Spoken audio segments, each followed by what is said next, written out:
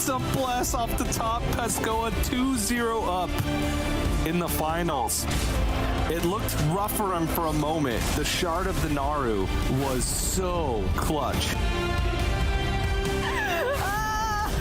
He tried so hard. He set up a lethal himself with the Void Shard and Shadow Form on the next turn, even if his Sethek got cleared. It was as good a plan as any.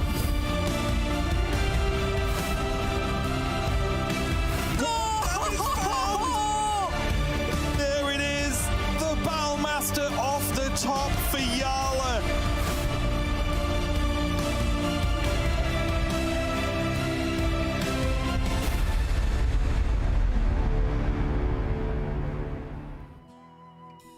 Welcome everyone to Championship Sunday here at Hearthstone Grandmasters Last Call. It's going to be an exciting day of action, all finding out who gets that victory and the full 5 points, getting themselves that little bit closer to the spot at the World Championship. Joining me here once again to close things out for the weekend is Lamby Series, who I'm now going to ask, how have you enjoyed your time so far on the casting desk?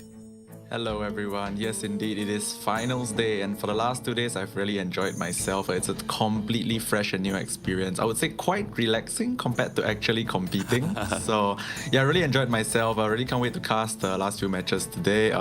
It's getting really tight, really close. The points race is it's so close right now. It's nail biting, it's refreshing, and it's intense, and I can't wait to see what's gonna happen today. Can't wait to jump into it. We've got some fantastic matches that Lamby and I are going to bring you to start off the day. First two matches with both the APAC players left in. What do you know? It's almost as if it was planned that way, with us taking a look at the format that we have for this week. Last week it was Conquest, and this week, Lamby, for the last time this week, why don't you explain what Trio is? Alright, so Trio format is basically best of 5 conquests with a twist. There's a few main differences. Firstly, there is no ban involved. Secondly, you can only play classes from a specific bucket. The buckets are predetermined. So for example, if you want to play Demon Hunter, you have to pair it with Rogue and Priest this week. There is no way about it. So some players would find it comfortable to play these classes, while some players would be like, oh, I'm not used to playing these classes together, but I don't have a choice. So it's just the nature of the format. Players have to adapt very quickly. We see some like sleeper picks like the Warrior, which we don't see anywhere on ladder at all. Habugabu yesterday giving us a taste of the XL Quest Warrior, which is an interesting thing. We don't see it often, but because of the nature of the format, we get to see all these unique decks. That's right, yeah, we've seen players really pushed out of their comfort zones, and I think some players maybe adapt to it a little bit better than others. For me, a couple standouts, who we are also going to be casting in this starting 2 matches, are Bunny and Blyze. I think their pick of going for the Paladin plus Druid bucket was just really inspired. Maybe the Paladin is seen as a little bit of a mid to low tier class right now, but they have proved that it actually does have some teeth to it, and alongside the power of Lightforged Cariel, can get some pretty good stuff done. But let's take a look now, I believe, at what our players are all going to be fighting for over the course of this season, with a breakdown of the prize pool. First place walking away with $22,500, and Bunny Hopper right now is in a fantastic spot to get all that prize money, with a first place last week through to the quarterfinals this week. It's within reaching grasp. You can almost touch it. Yeah, we really see at the end of this week, we'll see who are the real front runners. It's getting really close. The top 8 players are somehow shaping up right now, with Possessi flying the solo flag for APAC at the top right now with 5 points. Next in line would be Oka Shinsuke, but it's really quite far down. So every single point counts. I can't stress enough that because the next week of GM is the final week to gain points before playoffs, anyone that's not in the top cut right now has to really strive for that win and 5 points during the week. As you can see in the graphic here, first place gets you 5 points. Bunny Hopper won last week and currently still in it this week with already 2 points earned, way ahead of the rest of the pack. Closing in behind him, many 4-pointers could just need one good week, or maybe even like get more points this week to catch up to him and make it a closer race. Yeah, it doesn't take much at all, because when you get to these points in the season, a single point makes the entire world of difference. And for you as an ex-Grandmaster, I wanted to ask you, heading into Sunday, what are the emotions like? How are you feeling when you finally made it through to a top 8? Right, so last season I made it to Sunday and actually won my first week, so it was really exhilarating. I was really happy, but the nerves are definitely there because, like I said, every point matters, and because you're so close to the finals, right? Winning that 1 point every week means if you win that week, no one else can win that week, so you are the only one with that 5 points at the end of the week. So it is something that it's very difficult for people to catch you. So I think everyone left in the tournament right now this week, the top 8, really vying for that winner spot and extra points above everyone else. All right, taking a look back at the matches that we saw yesterday, we saw Bly's take down pretty clinically Mighty, not the best of performances from him, and then the same story with Bunny Hopper versus Chonsu. I think Chonsu was playing pretty well, but again, as I said, his lineup slightly letting him down. That Wig Priest maybe not going well so cohesively alongside his Warlock. But then in Bunny versus Bly's, I mean, what can we even say about this series? It was just ridiculous from start to finish. Yeah, this series was the one series where I feel like more mana was spent than a total of the entire week combined. It was insane. Like, I think 200 mana spent in one game, but Bunny Hopper clutching it out on top with the Mage, Paladin versus Mage. Mighty versus Chonsu. Wow, this one, I think, sadly for Chonsu, it didn't go his way, but Mighty really needed this win. Very motivating 3-0 start over Chonsu, getting 1 point on the board. So I think this was something he really needed to boost his confidence as well. Right, but in the next match, Bly's versus Mighty, sadly for Mighty, his run ended very short. Bly's just had all the tools he needed to beat Mighty in a rather convincing 3-1 once again. The Wig Priest letting him down, losing out to the Paladin in a 3-1 match. Yep, slightly better play though, I think, from Mighty overall. Even though he was just narrowly missing out on that spot at the quarterfinals, he can hold his head high. Moving on over to the other group that we had for today, we saw some pretty exciting moments with Habu Gabu, a true believer in Okani, telling everyone to put it in all their decks for weeks now, it feels like, and then managing to take the win over Dmitry Kazov. And getting to see a little bit of that warrior action was very exciting as well. Yeah, Flat versus Fury Hunter. Honestly, this one was it was very sad for Flat because Fury Hunter had the Ball Priest in his lineup, which was just a natural counter to most of Flat's decks. But yeah, now Fury Hunter versus Habu Gabu, something even it was way closer. This one, Fury Hunter, I watched it and he made a crucial mistake in game 2 versus Rogue versus Shaman, allowing Habu Gabu to deal an extra like 12 points of damage to his face, which made him lose that game and eventually the match. Flat versus Dmitry Kazov, also a very close game, but this match shows us that Demon Hunter's power level is really not there right now because Dmitry Kazov couldn't get a win with his Demon Hunter to close out the set, losing 2 games in a row to give Flat the match. And last but not least, Fury Hunter versus Flat once again. Fury Hunter having the natural advantage with the Ball Priest in his lineup, which is definitely a natural counter to Flat's Quest Priest. And as I mentioned, Flat's Quest Priest dropped 3 games and lost to Fury Hunter 1-3. Priest overall right now, it just can't seem to get a win. Like Boar Priest, if you're playing it really well, maybe, but even then, we've seen some games where it's just drawn absolutely miserably and can't seem to make anything happen at all. But there it is, our top 8 for the weekend. All of these players fighting to get as many points as possible at the end of this second week of action before we head into the third and final week in a couple weeks' time after a short break. But all of them guaranteed 2 points now, and every win they get just gets them 1 more point up to a maximum of 5. And for some players more than others, it is absolutely crucial that they carry on picking up those wins if they want to have any chance of making playoffs at all. And the main culprit I'm looking at is Oka Shinsuke right up there at the top. Yeah, Oga Shinsuke had a very, very bad first week. I think he was 0 points. But this week, he clutched out of his group, convincing 2-0 in actually some unfavorable series.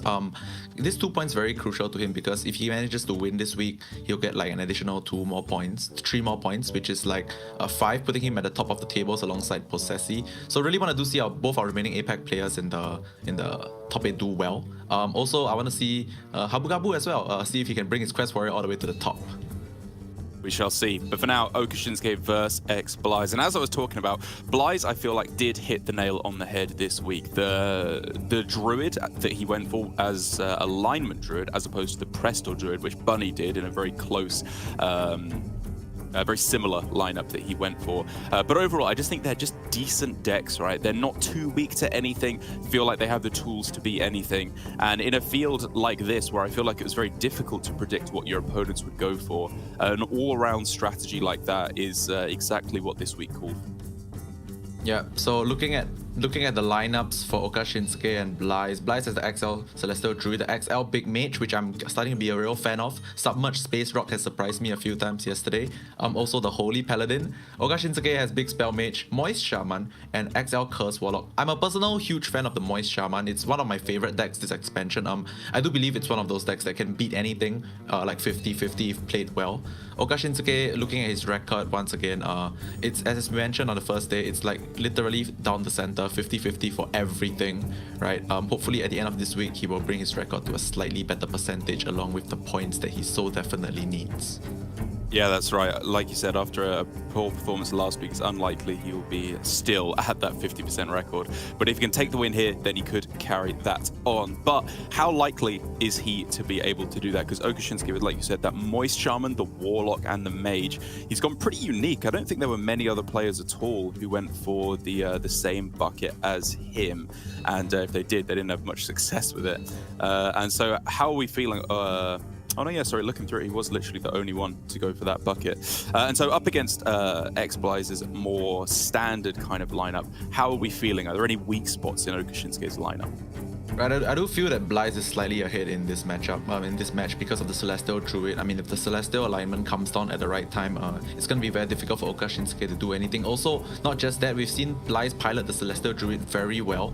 He took some very convincing victories by delaying his alignment, playing it only when it was safe, using the natural ramp of the Druid to just outpace his opponents. But of course, Oka Shinsuke, his Warlock, I want to mention a bit about his Warlock. Initially, I feel like Warlock versus Paladin is very tough for the Warlock. But Oka Shinsuke does have a Viper in there, and if you can hit it and hits the immovable object with it, I think he might have a chance against the Holy Paladin. XL's Big Spell Mage versus Big Spell Mage, that matchup is, in your words, a clown fiesta, I would say. I mean, any mage matchup is kind of a clown fiesta. But I will give the favor a little bit to Oka Shinsuke's Mage because his deck is a little bit more consistent. But of course, it's Blaze, right? Blaze draws the cards like a champion, so we will never know. It's a mage matchup if it ever hits that one. So I think overall, yeah, Blaze is slightly favored in this matchup. I wouldn't say by too much. I do want to see some insanely good Moist Shaman gameplay though. It's like I said, a deck that I really love. But yeah, first matchup, we won't be seeing that right now. We will be seeing Blaze's Holy Paladin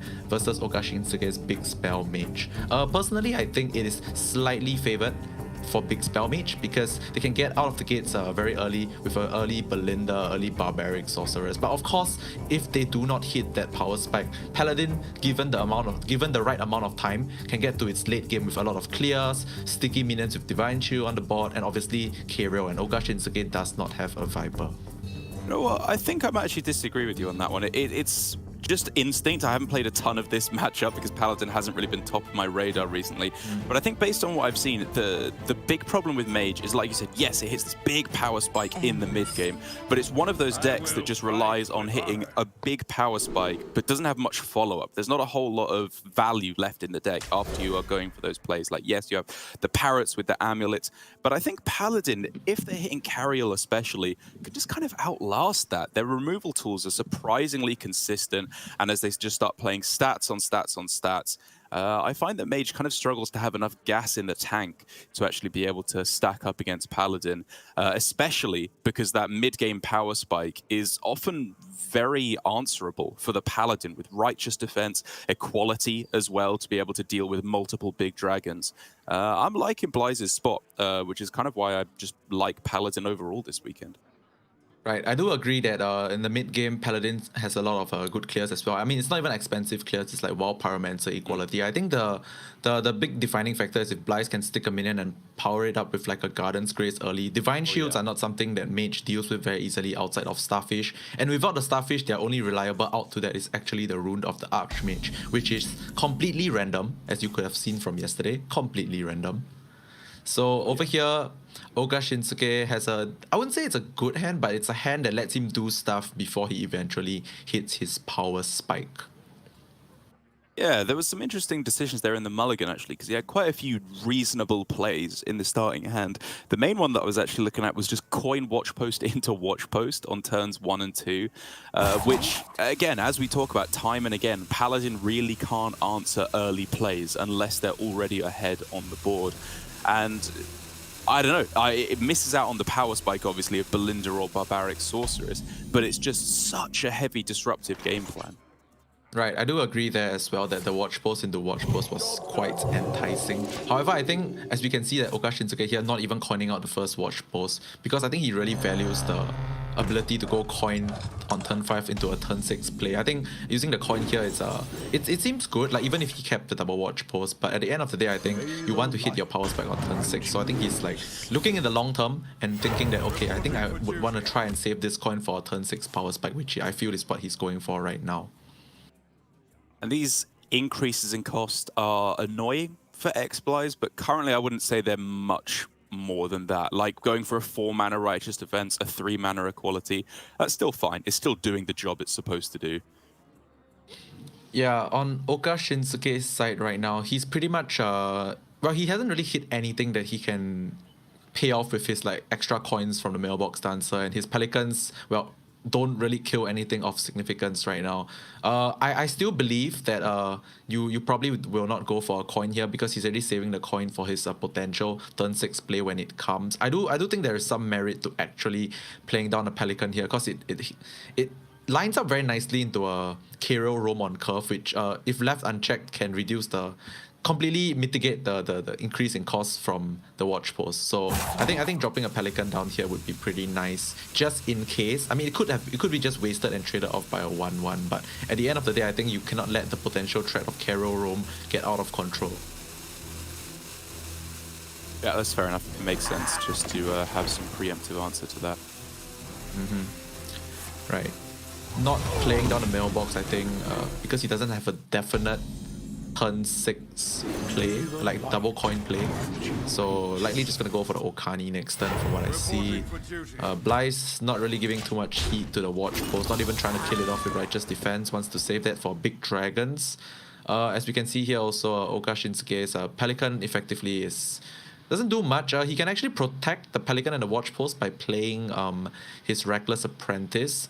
Obviously, he's still going to weigh the benefits of playing the Okani to negate something, but I believe that protecting this watch post would help him quite a bit in the long run, right? Because as we can see now, Pyromancer Equality is at minimum 5 mana currently, so watch post has done its work. And Bly's hand does look like it's a whole load of doing nothing right now. Just going to let the watch post continue to increase the cost of his hand. Doesn't have to overreact to this bot. And yeah, I mean, both players kind of have drawn a good load of do nothing right now. Like one of them, one side is just waiting for the other to pull the trigger before they react. And this is the problem, right? Because if both players are doing nothing here, that has to favor Bly's, right? The longer the game goes, the more time he has to find Carriel. He can get his Light Rays cheapened, his Garden's Grace cheapened.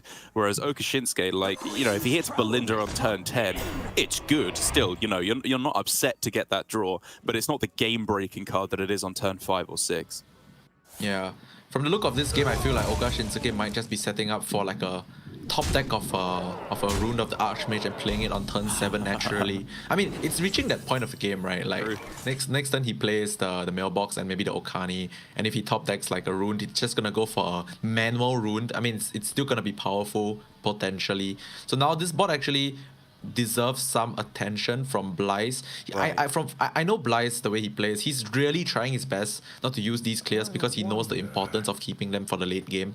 But how long can this go on, literally? How long can this go on? Like, is this turn good enough just by playing a Light Ray for 6 mana? I think there is some merit to just chilling and playing a Light Ray here. But then again, on the following turn, what are you going to do, right? You can't Leviathan on 7 because it costs 8. So Blythe, I think, decides to pull the trigger on the Equality. I'm very sure he does not feel good about doing this, but I think he sees that it is a necessity. No, I agree. I think I would much rather this than the Light Ray, especially when you have a Garden's Grace in hand.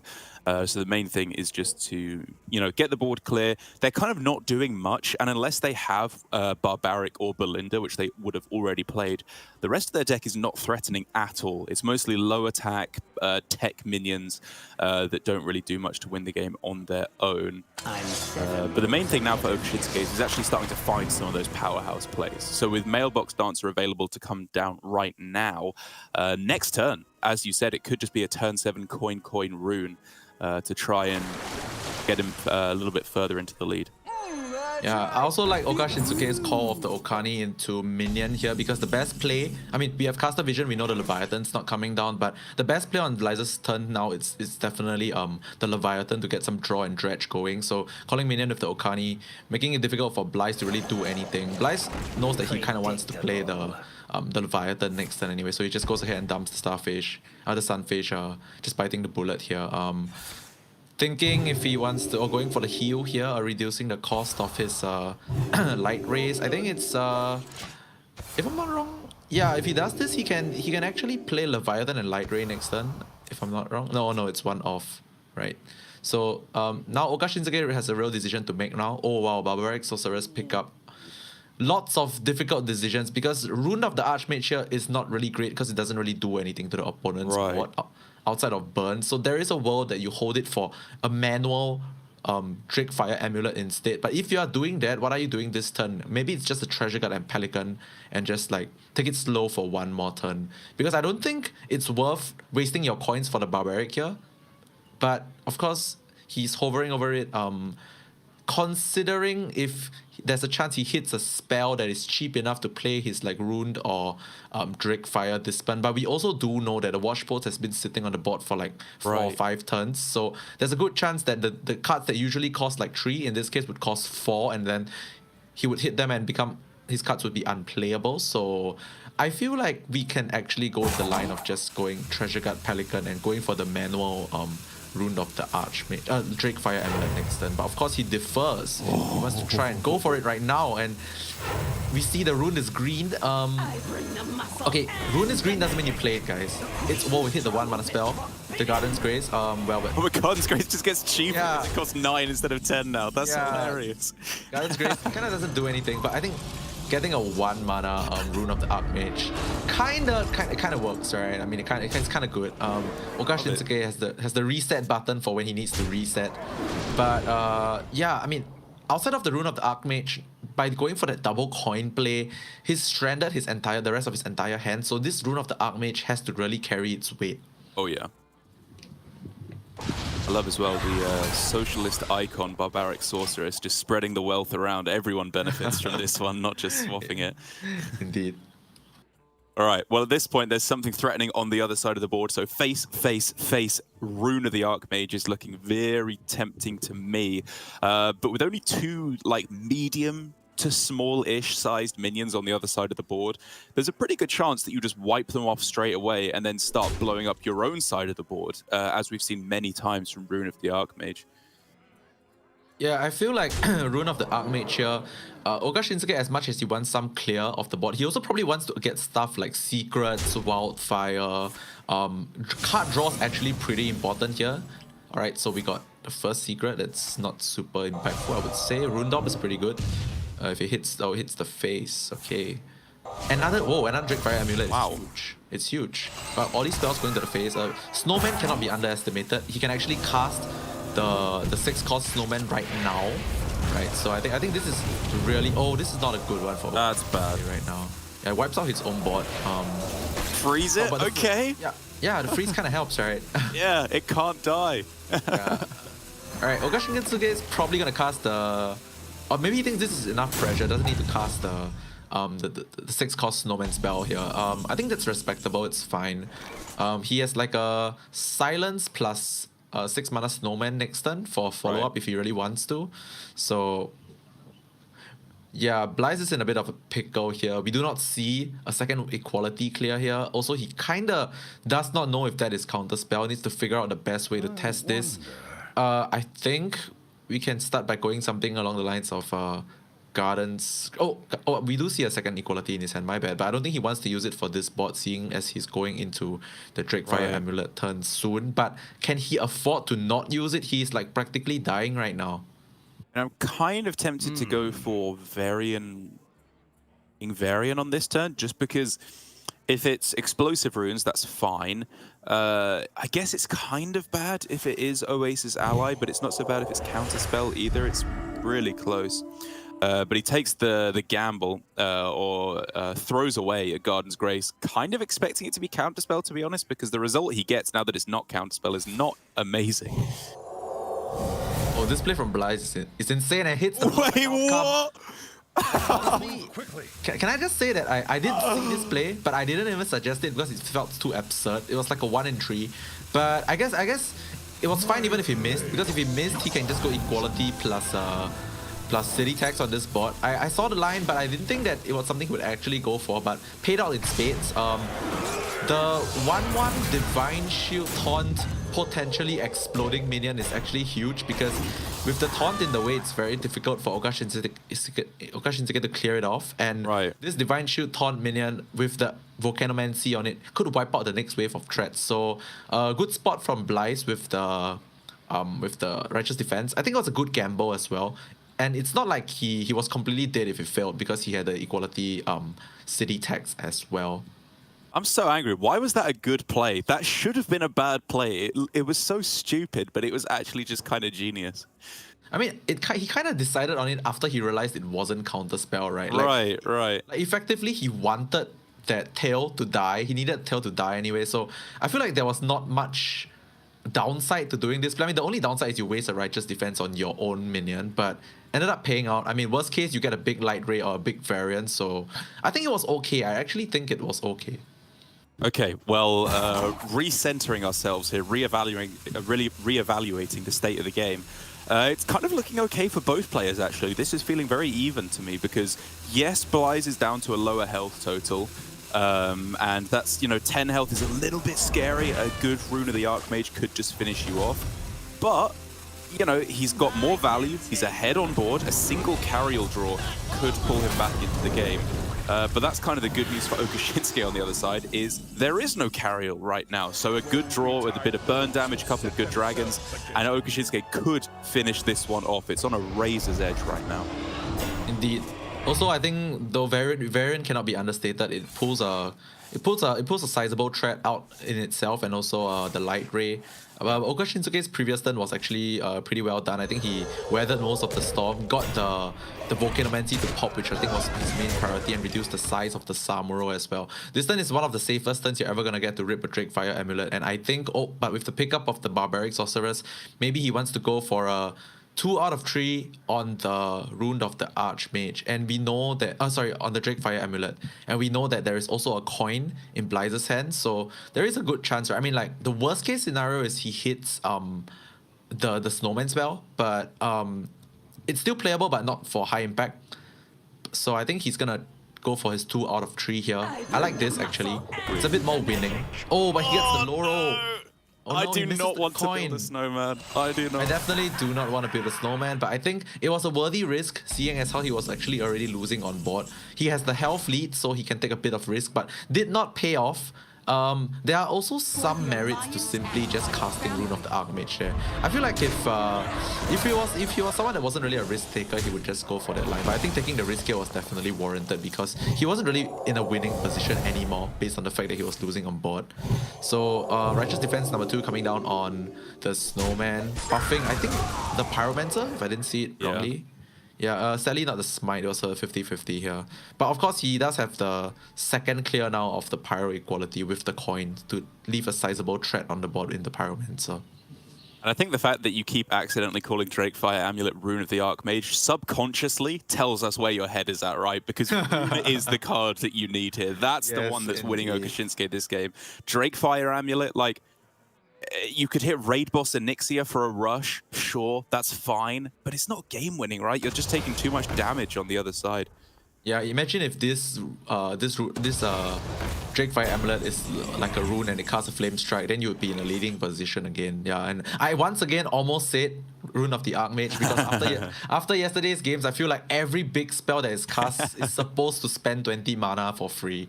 So yeah, clearly not the case this time. Oka Shinsuke, despite having the life lead, having 2 big dragons on board, does seem like he's on the back foot.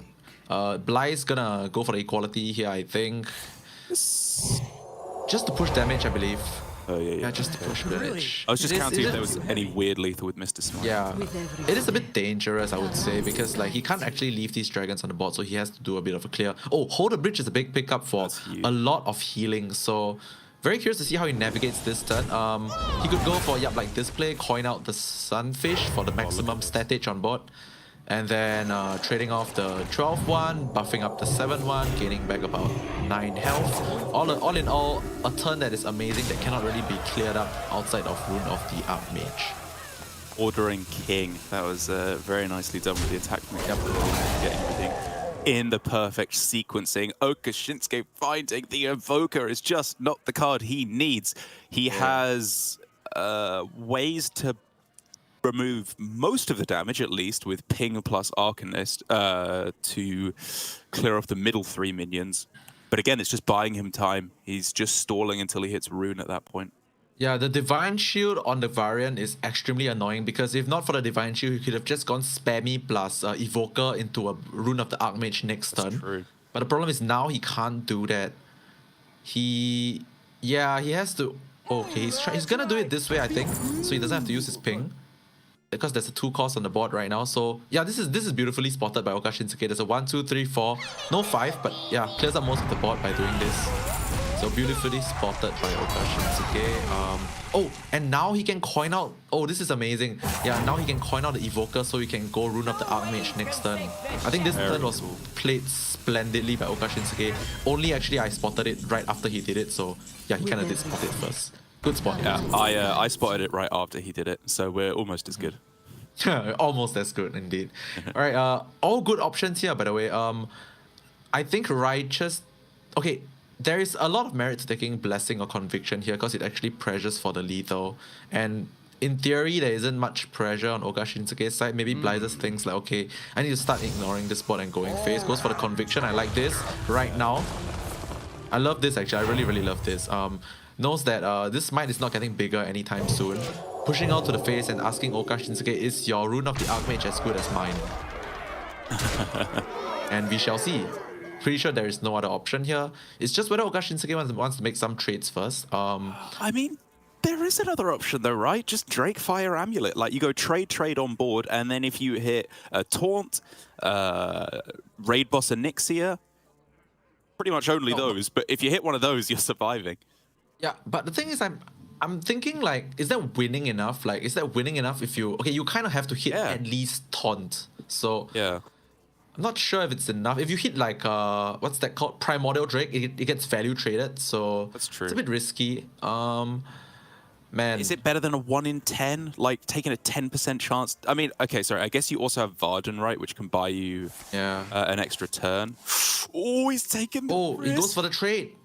Oh, but the Belinda doesn't do anything. Oh, turn too late. Turn too late. Once again, I also subconsciously thought that he already had Rune in his hand because he played Evoker. I thought that was like a definite Rune, but actually it was not. So now he's in this position whereby he actually just dies, right? There's nothing he can do. Oh, wow. Over, yeah. Oka Shinsuke taking the risk for the Rune and it did not pay off, giving Blyzers the win with all that pressure on the board. Firstly, I like Oka Shinsuke's play on the previous turn, trying to get the maximum chance he can play the Rune on this turn, but he didn't hit it. And also Blythe's play of spotting that his Smite had to come down and pressure Oka Shinsuke at that point in time. Also, I want to correct my statement earlier, and it wasn't about Oka Shinsuke whether his Rune was going to be good or not. Blythes actually knew that Oka Shinsuke did not get runed from the Evoker, so I think his play was quite warranted. I kind of missed it. I thought that Oka Shinsuke did get the Rune. Right, yeah. I don't know. I mean, on that final turn, It's another one of those positions, right? We've talked about it a couple of times this weekend where it's just napkin maths. You're just trying to estimate what the best likelihood is.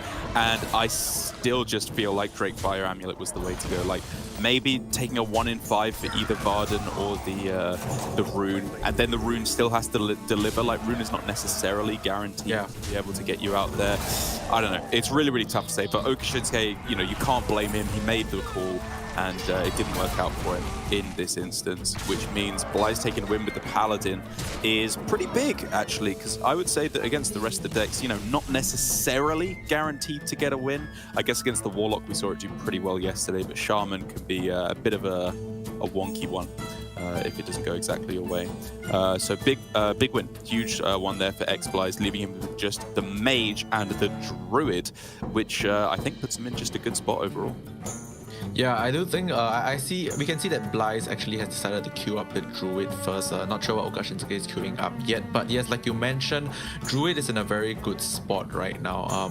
The alignment coming down. I mean, in general, Celestial Druid is pretty good versus like a Cursed Warlock, and it's quite even versus Moist Shaman. I feel like the Moist Shaman gets out an early Clownfish into Mutinous combo, and just for the simple fact that you can actually do things like tempo out Brand and Boner, and they might not die versus the Druid, and then you snowball from there. It's one of the ways that the Shaman actually scams a win very quickly versus the Druid. So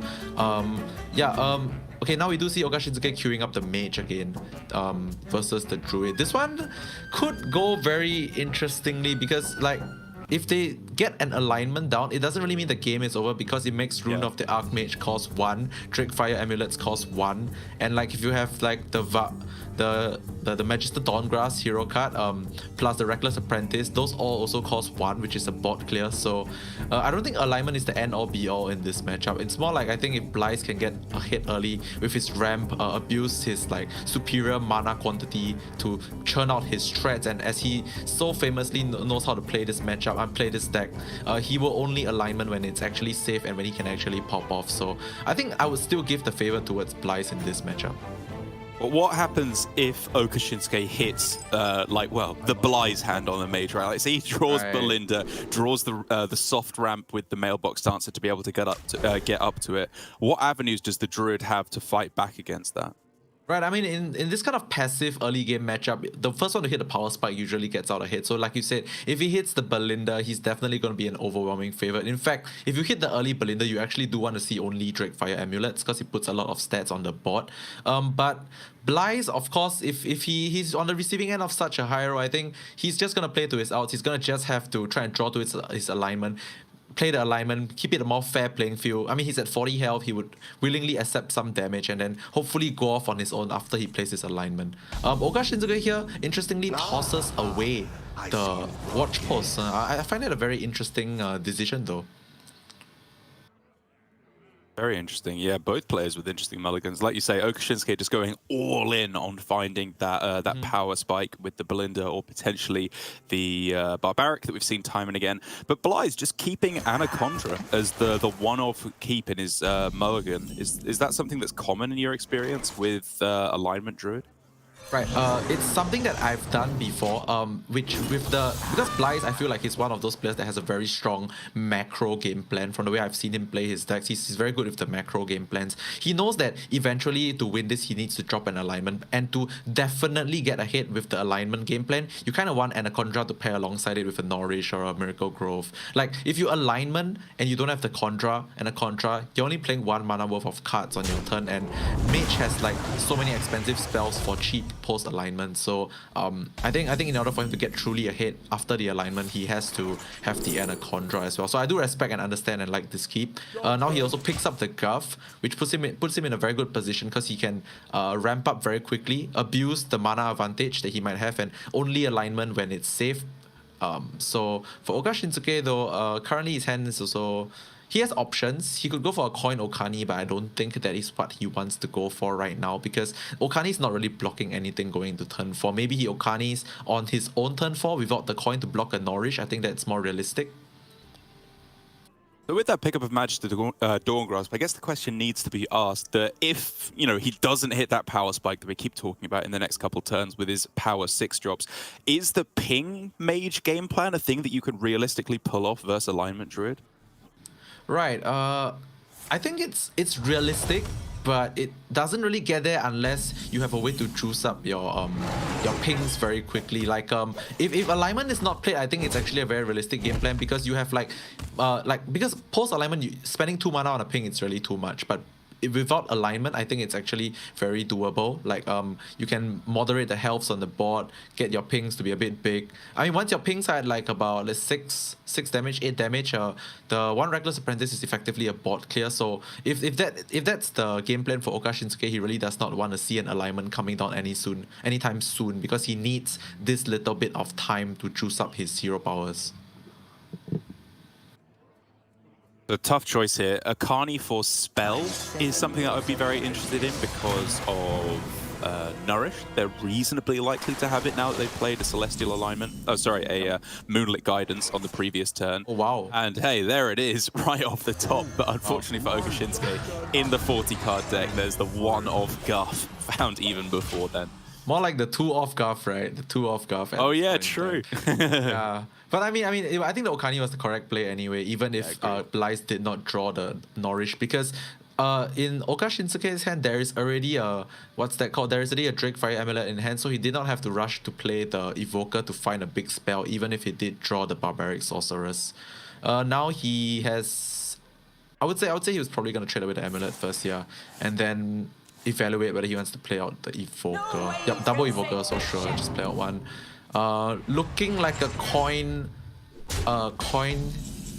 Magister Dawn Grasp game so far. I guess, yeah. The one thing that's making me think that I would deviate away from that is just the fact that you have Rune plus Grey Parrot in hand as well, which means you could just start doubling down on that pretty quickly. And, you know, even though they're not the best against Druids specifically, it's still not terrible. Yeah, it's not terrible indeed. I'm very curious to see what Oka Shinsuke does this turn. The pickup of the Aquatic Form from Blythe was huge, so he managed to test the spell immediately. Next turn for him, though, it's still not clear what he's gonna do. Possibly gonna Miracle Growth just to draw cards to... Oh, no, now maybe not Miracle Growth because he wants to get rid of the Watch Post before he does that. Might take a slow turn with the Panther. Oh, but... off the top, Raid Boss Onyxia solves all his problems. I'm just about to say Panther, kill the Watch Post and then draw, but Raid Boss solves all those problems immediately. Full clear on the board. Yeah, I mean, couldn't have had a better draw, right? It's a literal full clear. Perfect, and leaves an 8/8 body on the board. So yeah, Oka Shinsuke might have to not. Okay, yeah, I guess he can take this 8 and play his hero card right now, but it's very likely looking like he's gonna go for a coin Rune of the Archmage next turn, and those fireworks will start flying. I don't know if my tone up until now has necessarily reflected it, but am I right in saying that Oka Shinsuke is just like really far behind now? This feels really, really rough for him. Yeah, he's actually really far behind because Blythe has like so much mana lead, like natural mana lead. Like the alignment at this point, I think it doesn't even need to be played. The alignment at this point is meant to be played like together with the Anaconda on like at earliest maybe turn 14 mana turn, so you can fit it all in together, like with the alignment, the Anaconda, the Nourish, the Miracle Growth, and if he hits his Okani off that power swing, I think it's GG. So Blythe now definitely looking very, very hard for his alignment. Picks up, oh, 2 unfortunate draws, right? We really want to get the Nourish off the Jerry Rig, but sure. Now he, yeah, really is just trying to get to that alignment as soon as possible. Ramps up, plays a naked Jerry Rig without any effect. Really just trying to power through these turns. Present enough pressure on the board so Oka Shinsuke has to react, but at the same time digging towards his alignment to set up for an even bigger turn with the Anaconda and double Nourish. So Oka Shinsuke here, I feel like I don't have to say it. Yeah. I feel like it's just gonna come. We know. We both know. We both know, right? Like it's just gonna happen. No. Here we go. Some flurry plus shattering blastings kind of need to happen. Sounds good. A mass poly, take a leaf out of Bunny's book. Indeed, like too many mass polys. Alright, that's one freeze on the center. It's okay. Alright, good. Okay. Well, this is not bad, but it's not bad. He needs a bit more damage though. If he hits the right one, it's... Oh, nice. Okay. That's not the end of the world. Perfect. Oh, there's your mass poly. Yeah, the mass one. It's still gonna be great because Blythe is gonna have to build a big board eventually. Yeah. Nah, it's kind of lackluster right now. it's okay. Yeah, overall, I think a very decent Rune of the Archmage. I don't think you would want to ask for anything too much. I think it's fine. It could have gone way worse, like you and I know. Oh yes, we're well aware. The hot streak as well, not useless because you have double Drake Fire in hand, so you could play those next turn potentially if Blythe takes a relatively weak turn. Oh, but the hot streaks don't. Oh no, sorry, of course, yeah, just one turn. Sorry, I'm being a noob. No worries. Yeah, so Blythe has stopped going for the Ram game plan. As you can see, he starts the turn with a draw because he really wants to hit that alignment as soon as possible. His game plan is just set. Like he's not even trying to use these Nourishers because he knows that these Nourishers will be used post alignment. Oh yeah. Contemplating if he wants to protect the raid boss on Exia with the scales. Also contemplating if those are better left to clear a board, and he decides for the latter. Mordrash, I think far from being juiced. We have options here. We can see a manual Rune of the Archmage, or we can see a Parrot. I kind of like the Parrot because with the Parrot you have spare mana in case you need to like trade stuff or cast something in order not to overdraw potentially. That's true, but the only card you can actually play is the Treasure Guard, right? Which probably draws a card anyway, and thus you end up overdrawing. And I think I'd rather go like Rune this turn and have spare mana for Parrot plus like Varden in a disaster scenario next turn, or just Reckless Apprentice next turn. But Okushinsuke sides with you. Let's see what happens. I mean, one benefit to not going Parrot this turn is so because if you draw Brand, it's 40 mana worth of damage out of spells, right? Oh, counter spell pickup is huge. Fire not so much, but at least it kills off the Onyx here. Yeah. Actually, you can ping your own guy as well. Yeah. This is a pretty good self ping. I would like to see a trade of the amulet first to evaluate, but I think it's likely still gonna be a self ping. Yep. Alright, so juicing up the Reckless, juicing up the Mordrash. This is quite important because Reckless into Mordrash is like 2 waves of clear. Oh, finally hits the alignment. Beautiful, but no actual real good spells to test for the counter spell. Oh, well, this, right? Scale of Elixir as a 7 mana test for the counter spell. Goes to show where his head is at. The Nourishers are way more premium. Can consider going for the alignment next turn because he can do it all in one turn. Yeah, and I know, knowing Blythe, I think he's gonna do that. Might just drop a... Oh, he can't even drop a Panther because it dies to the ping for free. I think he's just gonna straight up flat pass, as you can see here. Floating 8 mana, Druid things. What a turn. Yeah. Ripping the Rune of the... I mean, the Drake Fire Amulet seems pretty good here right now. Getting some stats on the board. Okushinsuke definitely smells something fishy. Like Blythe just used 7 mana to proc a counter spell and then drew a card and passed with 8 mana in hand. 8 mana floating. So you can really, as Okushinsuke, you can really suspect something's fishy is coming up here. And so, like, is the response to that to play everything other than Drake Fire Amulet? Because even though, I don't know, like Reckless Apprentice, Varden, Snow Flurry is a lot weaker than Amulet, that costs 3 mana post alignment, whereas Amulet costs 1, and you could just play it straight up on its own. Yeah, I do agree there's the possibility for that, but I think his other plays, it's not like his other plays actually present any threats. His other plays are kind of do nothing plays as well, and like in a sense, yes, you're using 10 full mana right now, but post alignment, your hand is still kind of expensive, so you can like play 1 mana Mordrash, 1 mana Mass Poly, 1 mana Rune. I mean, it's all still good stuff, like, and good cards. The Caligos pick here is very interesting though. I think it's the pick, yeah, because 12 health is not easy to clear off. Aside from specific hands from Blythe. So picking the Caligos in case it sticks. Alright, this is the turn. Blythe is gonna go in on all the fireworks, I believe. Trying to figure out how he wants to do it. Yep. Alright, plays this. Possibly draws a card first. Yep. It's free, draws a card, nice, knows 0 cost. Expanding all his mana, I like that. Gotta go fast though. I believe Blythe will be able to do that. Going for card draw first. Blythe's going fast. Yeah, I think Blythe's going fine. fast. Yeah, he'll be really fine. Yeah, I feel like all these actions have already gone through his mind. I think we might skip on the Maligos this turn because it's no guarantee that we get anything playable. But he does have a full clear, which is kind of important, especially on the Kelly. Yeah, especially on the Caligos. That's huge. It means that Okushinsuke doesn't have access to a 0 mana spell. He can only like just play Rune and hope that clears, or just play Varden to freeze for a turn. Yeah, not dropping the no. Oh, I was saying not dropping the no here is kind of important because it juices up the Reckless, and I think he notices that at the last minute as well. Right, so The unfortunate thing is Modresh is not live yet, but we do have the mass polymorph. I think it's okay.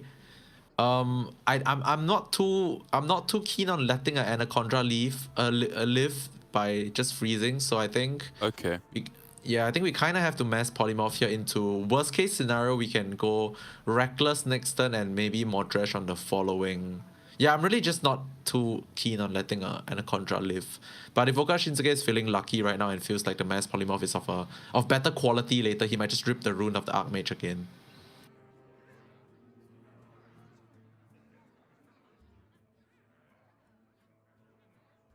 Okay, but I suddenly realized that a lot of nature spells have already been played, so Anaconda living is actually not horrible. But I think Oka Shinsuke does not want to take the risk. Fair enough. Decides like to go for the mass polymorph. A good middle ground, right? Because it Yeah. removes almost all the threat, but it means you can't develop that much afterwards because there's just no board space. Yeah. Near the end of Oka's turn, I was thinking like because if this is gonna end up being an eventual Kazakhstan game, so Mass Polymorph is pretty good with like the Kazakhstan treasures. Like if he gets like the Divine Shield Annoyatrons, or like the I forgot the name of the card, the 3 mana minion that keeps getting bigger every spell you play. Yeah, Mass Polymorph is pretty good there. So that's one consideration I was thinking about. So Bly is going for I think a very passive turn here, just ramping and playing a taunt to reduce the size of his hand. Definitely wants to go for a bigger Malygos push. I think his head is where it's at, whereby he wants to go for like what we saw yesterday. He wants to go for Okani, Kazakhstan, alignment GG. That's the plan I think he's going for. What about on the other side? How is Oka Shinsuke going to be fighting back against this? Like, does this demand a clear of any kind, or do you just let them sit there with a full board of sheep that don't do much? Well, we don't have survival of the fittest anymore, so this is clearly something that you can leave up.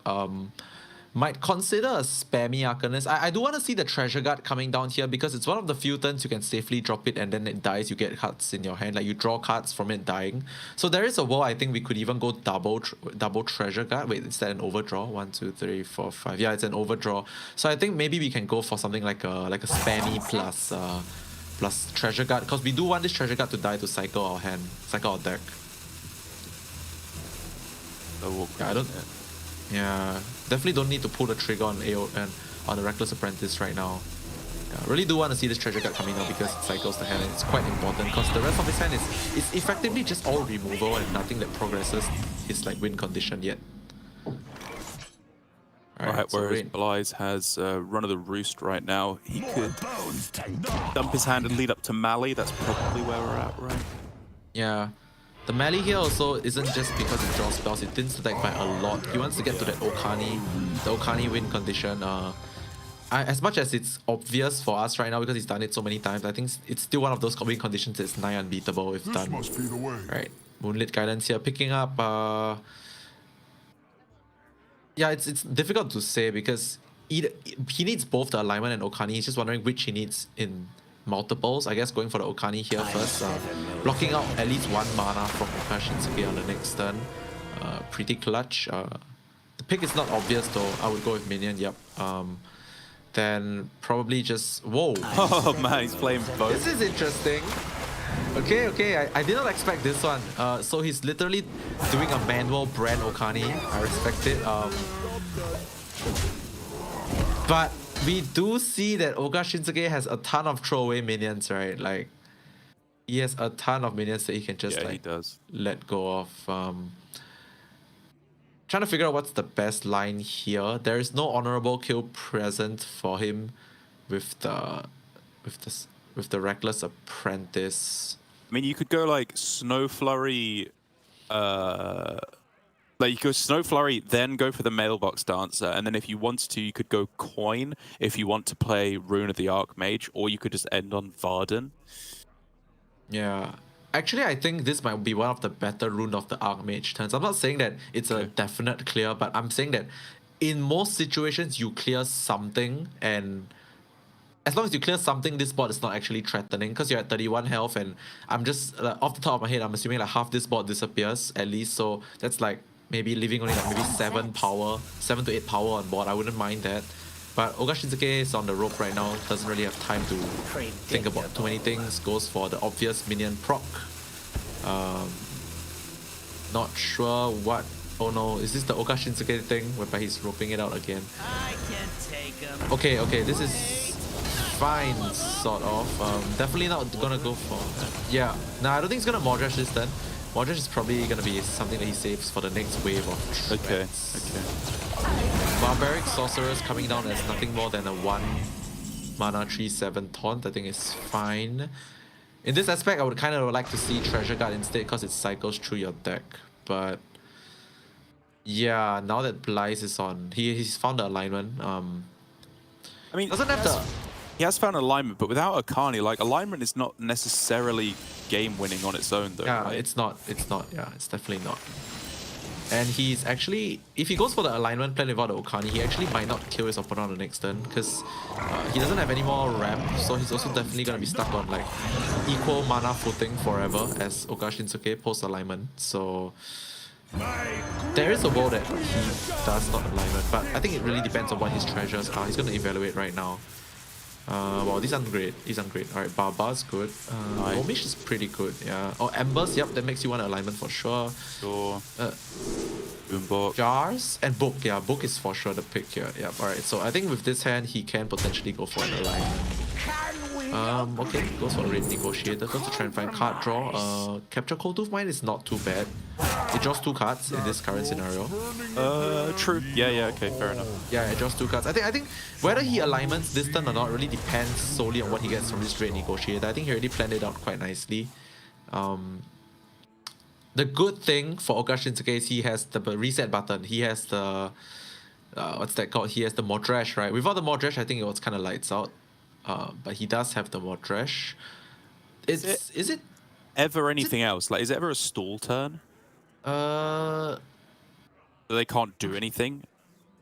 That's true. We could go for a freeze here because there's only 1 mana available to Blythe and he cannot play a Starfish onto this board. So yeah, there's some worlds that we do go for a stall line here. Is the last spell that was played Drakefire or Rune? It was Drakefire, I think. Yeah, it was Okay. Drakefire. This Rune has been sitting there for a long time. Well, in that case, what you could consider is like Varden this turn and then Mordrash plus Parrot next turn to just try and make the biggest board possible. And then if your opponent didn't get Wand of Disintegration, like, I don't know, maybe that's enough to overwhelm them. I think Oga Shinsuke's line ahead is where you're at as well. I think this is pretty well spotted by both you and him. Trying to space out the removals because he knows that. Okay, but this turn is interesting. You could just slam this right now, or take a turn off the ramp. Yeah. So Blythe is really considering this. I do think that. Okay, going for this play means there's a chance you hit the Book. He misses on Book. Oh Right, man, these so- plays are just so disgusting there, right? Like, you know, Yeah. you have the board clear here, right? With Mordrash or Rune or whatever, you know, Bran Mordrash. Yeah. But then you just go Jerry Rig plus Nomish and just everything's dead straight away, and you can even end with an Embers. Is Bran Mordrash better than potentially Bran Parrot for...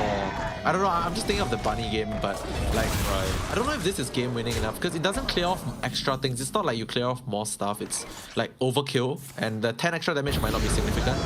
Well, Blizzard draws and Snap plays the Book. It is almost lethal with the Embers. There is quite a bit of merit to actually jamming Embers right now because it makes any Book top deck. Oh, right. Oh, Book for Okay, I see it. Yeah, I see it. That's pretty smart. Right, hits the Book. That's pretty smart. I mean, Blythe is really just Blythe, right? He spots these things so fast. Like it probably would take us like near the rope to realize this, and we would do it and still like win anyway. But like he spots it with so much time to spare, right? It's just a good player all around. Congrats to Blythe for winning this game. It wasn't an easy game at all. It was quite back and forth.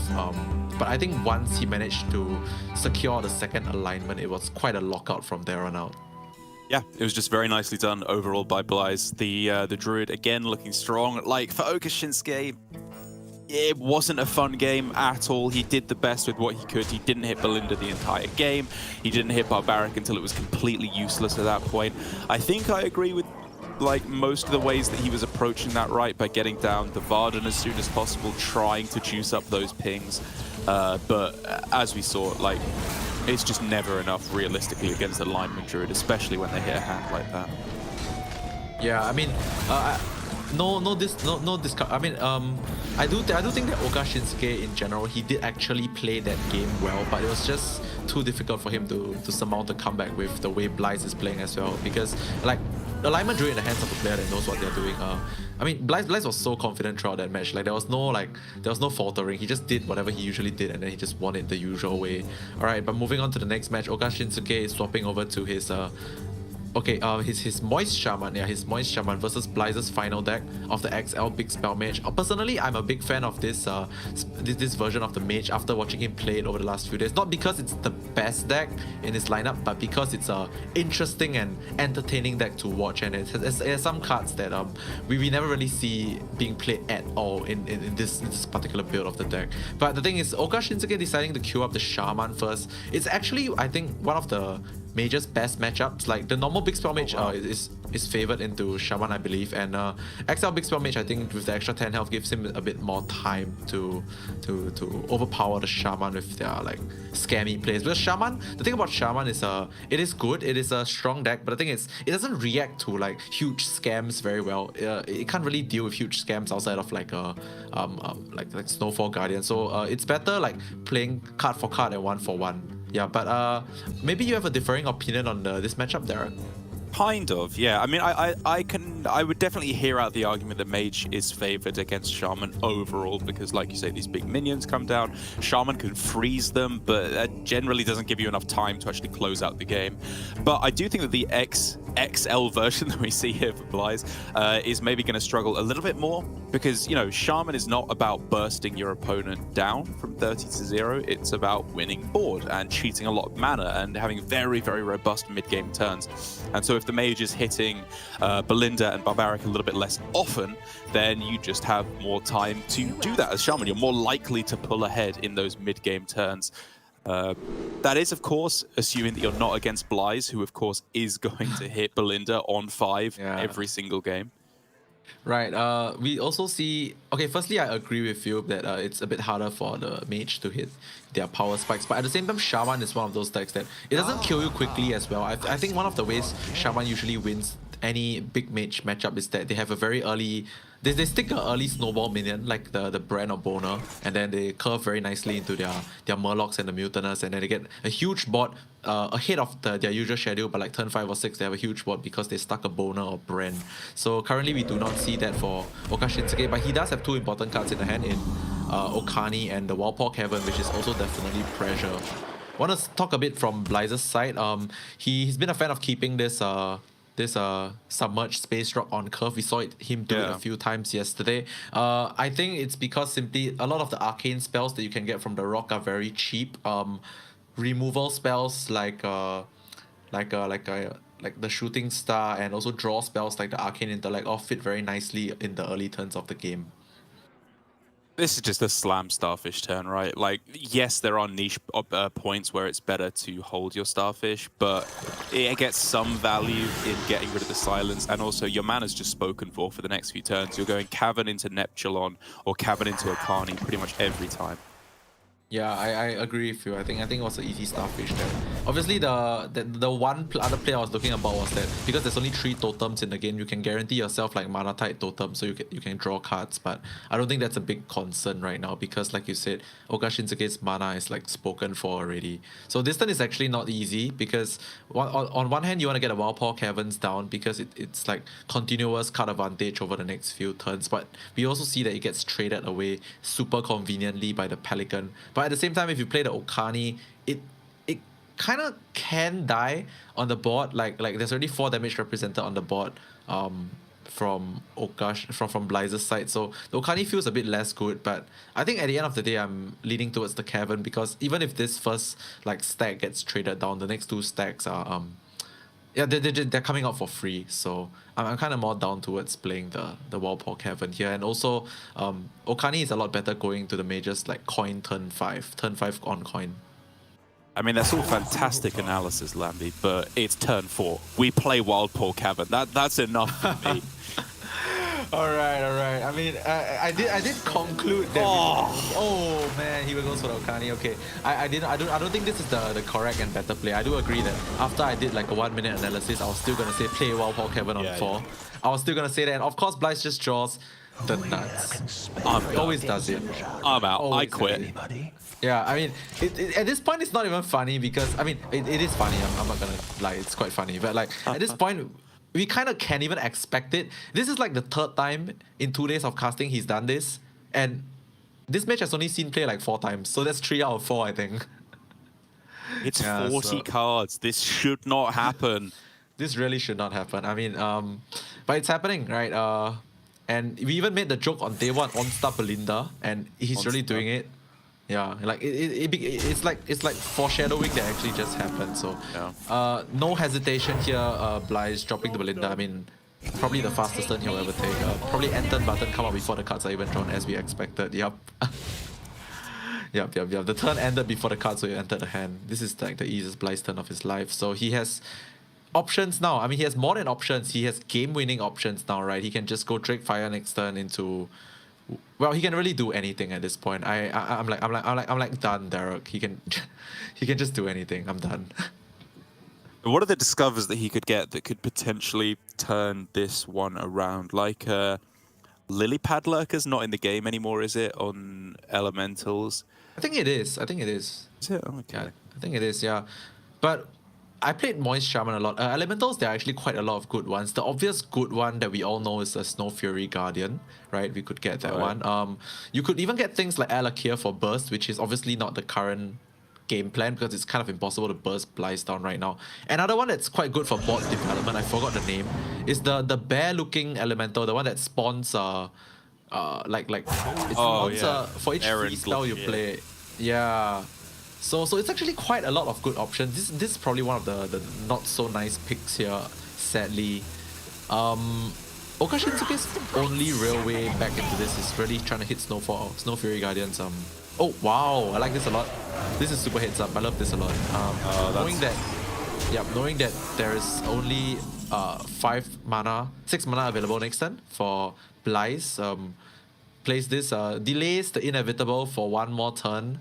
I think it's actually quite game defining at this point because now Blyce might consider having to trade with his. Oh well, he's gonna freeze so he doesn't have to trade. But yeah, delaying the. Oh, it's 2 trades. Wow.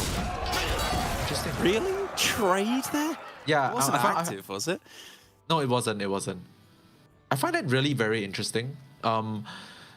Is this the best way to play around Snow Fury Guardian? Is reducing +1/+1 on Snow Fury Guardian stats worth trading here? I don't think so personally. I don't think so either. I mean, I'm mainly just surprised that Blyce did this. Like, he's the most face gamer ever, and just trading there. Not what I expected, especially with like Silence and Rune available next turn. Right. So we might get to see the world's first Ice Revenant getting buffed. I mean, world's first for me. I've never even played the card on a board before, I think. Honestly, when I saw it in the hand there, I kind of forgot what it did. I was like, does it draw a card when you play an ice spell? Does it give +2/+2? Does it get... yeah, I couldn't remember. I know there was a mage. There was a mage elemental that drew a card for every fire spell you play or something. Yeah, like the Chandler. That also never saw play. So, alright, so we're gonna see the world's a broadcast first Ice Revenant that gets buffed. What a day. And hits a playable card. Cool. Okay. Any reason you would actually... Oh, he might think of toteming. Okay, but I think it's no real upside to the totems here. Playing this down... I don't know. But I guess it's mana efficiency and dealing 1 damage on the Belinda. Yeah, spend your mana and like... just reduce the cost on the Belinda. The health on the Belinda. Okay. Okay, I guess he bumped the Space Rock in case he... I think it's more for the fact that he just wants to reduce the health on the board. Or maybe he's not planning to rune this. Nah, he on-star runes this. I was trying to figure out why he wouldn't do this, but he just does it anyway. Ignite, hitting the big guy. We want to see Flame Strikes here. Yeah, cheeky Flame Strike. Yeah, Flame Strikes, Blizzards are okay. Snowmans are... Yeah, why not? Yeah, not bad. Ooh. Okay. Kind of Bad. great, to be honest. Yeah. All in all, that was pretty meh rune. Like, it didn't really do much. He left 9 power on the board. Yeah. Wait. What? I think it has to be Brukan here. It's more like Brukan just is a bit inflexible to play down outside of this. And I usually, when I get a chance to play Brukan down, I do want to play Brukan. You can do something like a deal 6 to the face, summon 2 taunts, and just freeze the Belinda. Then the 6/5 goes face. I think it's not too bad. What was the last battle cry? I think it was Starfish? no, it was the wait, what was it? Let me check. I think it was Sleep Breaker. I think. Oh yeah. You're right. Yeah, at this point, I think it's not impactful enough. Yeah, going for the slightly more inflexible Brukan. It's like the best Brukan you're gonna get. Dealing 6, summoning 2. Oh. You can consider not even freezing the Belinda. There is merits to just leaving it there. Because I know this 6/5 goes to for sure. And Oka Shinsuke, yep. Oh, I love this as well. I really love this as well. It hits the hits the 6 damage once again. This is an actual race. Bly's feeling the pressure, goes for the second rune of the Archmage, Descent off the Parrots. Hits Drakefire, might not be that clutch right now. 10 mana. 10 mana sort of wasted. No clears on the board. Oh, Snowman is not what you want to see. We need to see a Flurry right now, a Code of Cold. This is not enough. Oh, that's not good. That is not good enough. Hits the wrong targets as well. That's Flurry gotta hit the... Okay. Oh, Flurry hits the good one. Flurry hits the one on the left. First Flame. Oh, this is not bad. Okay, this ended up being not too bad for Bly's. Good enough. Yeah, the traits. Oh, the face. Interesting. Now he goes face. Yeah, now he goes face. I'm just like, isn't this more of a time that you trade than go face? I would have gone face on the previous one, but right. So Watchful seems intuitive, but at the same time you're locking your board. I feel like if you're doing okay, right, decides to not lock his board, wants to leave himself the option to play a minion, like a Starfish to silence. I think this is very heads up from Bly's. Big problem here though, Yeah. still no Snowfall Guardian, right? Still no way to actually deal with all these big minions, and his face plan is starting to fall apart. I'm thinking in a perfect world, he gets 2 of the deal 2 damage to all minions. He clears up quite... Okay, he clears up quite a bit of things. Actually, even if he hits 1 of the deal 2 damage to everything, he already clears up 7 power. I think it's okay. Okay. Yeah, I think it's okay. Let's hope he hits it though. If he doesn't hit it, it's quite scary. Alright, nice. Nice. And fire? And heal... Not... Yeah, fire was probably just better. Alright, he can't hit it twice. I forgot there's only 1 parrot, my bad. So... Yeah. You can... he doesn't know what the secret is yet, right? Like, if I'm not wrong, he doesn't know what it is. Not runes. Yeah. I guess we just bite the bullet and play one of the piranhas here, because we do need to clear off this 3-1 for sure. Like, it's just... Yeah. Okay, it's not ally now.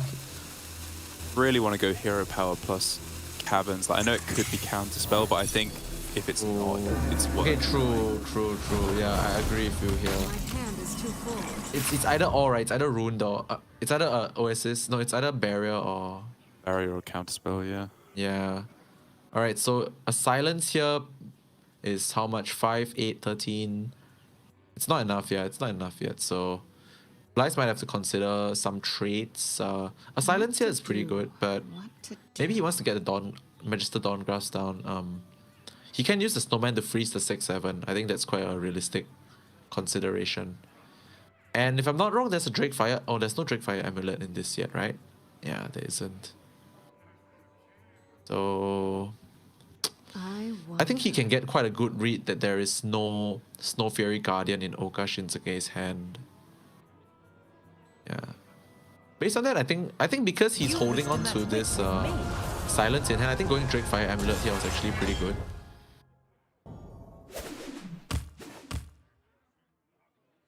Yeah, it does mean that you get it again with the Magister Dawngrasp next turn as well, doesn't it? Yeah. I mean, if you get 2 big dragons and you have a silence in hand, you can just like present lethal next turn. It's very real that you present lethal next turn. So And you're not really that afraid of dying, are you? Yeah. At 12 health. yeah, it's kind of hard. Like, yeah, it's actually quite impossible for Shaman to do that much face damage. Yeah, so I kind of like preferred the Rune of the Archmage. I mean, sorry, oh my god, I said it again. Rune of the Archmage. Drakefire. I kind of preferred the Drakefire amulet for like a very high chance of getting a lot of stats on the board into a Starfish Silence, yeah. But alright, but that is not the end of Oka Shinsuke's problems, right? Like even now he's in this position whereby he kind of, I feel like he needs to get this Gluck down. And okay, so how you win with Gluck from this position is you hope that somehow the Gluck survives, and then you play Command of Neptulon to add like 10 attack to the Gluck on your next turn. Yeah, I mean, the thing I'm looking at is being able to actually clear off this Akasan, but it presents some pretty awkward options because you could go command hero power, command piranha, but what that all means is that you're not playing the Gorlock Ravager, which I'd really be interested in this turn as well, so that you can start, I don't know, setting up like a Bolner draw off the top and then going like Bolner, Clownfish, Mutinous, something like that. And in the end, he decides it's worth trading away a huge amount of stats with a horribly inefficient trade just to get the Gorlock down. I think his head is where yours is at as well. He feels like he needs to go for a big wide board with the Gorlock Ravager. The Gorlock Ravager draws, but we do see this whole board's gonna get wiped out by the Reckless Apprentice. Even gets the buff on it. Setting up for a lethal next turn with the Mordrash because the ping is just so clean here, right? Even the ping next turn also will deal 16 with the Mordrash, which is already juiced up. So it's kind of GG right now for Oka Shinsuke. This was really not a matchup for the mage, for the shaman, considering Blyce even drew the Belinda on curve. Oka Shinsuke did a very good self frostbite play that delayed his inevitable death by 1 turn, but yeah, I don't see, there is literally no outs here because you can't heal. And none of your cards can stop a Mordrash from coming down. So I think it's lights out for Oka Shinsuke. Feels bad, but he's probably going to have to end this week with just 2 points. Does look that way. I can't really see an avenue out for him here. We have, you know, a reasonable enough command of Neptulon just to buy yourself a clear board going into the following turn. You might not be dead because it's just a 6 damage ping available next turn.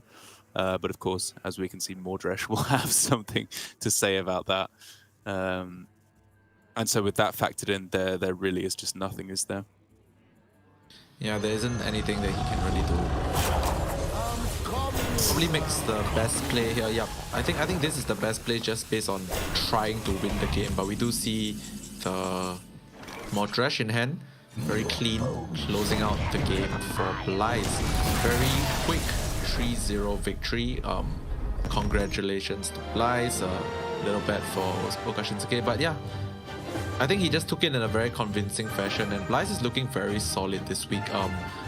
On the back of his lineup, on the back of his play, I think I wouldn't want to call it right now, but I think he's in a position to win it all. From what I've seen so far. So yeah, good job on Blyce. Yeah, I think if we take a look at the rest of the lineups, a lot of the lineups that he was potentially weak to have fallen by the wayside, because the main thing I can see him losing to is the Mine Rogue, Wig Priest, Demon Hunter lineup, right? Like, again, Wig Priest has been performing terribly, but it should still be, I think, reasonable against his lineup. The Druid, the Mage, it definitely has some chance to win there. But we've seen a lot of those players lose. Mighty out of the running, Judgment out of the running. Chonsu had a similar lineup with the Warlock instead of the Demon Hunter. He's out of the way as well. Like, all the aggro lineups that the Druid and the Mage could potentially be weak to have all just died to the other players, which gives Blyce, I think, a pretty clean run through to the finals here, if I'm being honest. Like, he's got Pun or Fury Hunter that he could be facing up against, both of which I think are kind of fine lineups. Like, for Fury, the Boar Priest is maybe a little bit scary, but the rest of them I really wouldn't be too concerned about. So like you said, clean play, very solid deck building, puts Blyce as probably the current favorite. Yeah, I'm looking at the rest of the lineups as you mentioned right now. There's nothing that really gives him too much of a problem lineup wise. I think he's in a really prime position to take it out, and his play, I mean, I've always been a fan of Blyce, but his play this week has really been even more superb than what I've usually seen. Maybe he's just in his zone right now. He's back in his void. So yeah, I think I'm looking forward to watching how the rest of the week plays out. As am I, but I believe when we come back from this short break, we're actually not going to be going in the order that was shown on there as Pun Fury Hunter. We're going to be switching things up a little bit to try and let players play as close to their time zone and to let us cast the world champ, our fave player, Possessi, as well. Awesome. As this is just a world-class caliber match, right? Bunny Hopper versus Possessi, two of the all-time greats in competitive Hearthstone, fighting for that spot in the semi-finals. So when we come back, the second match of the day will begin.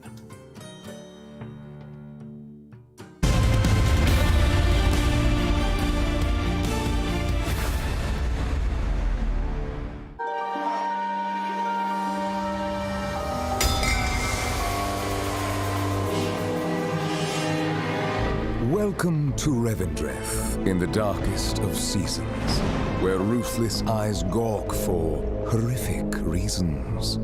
For a hidden hand has struck me down with such ruthlessness, so deep and profound.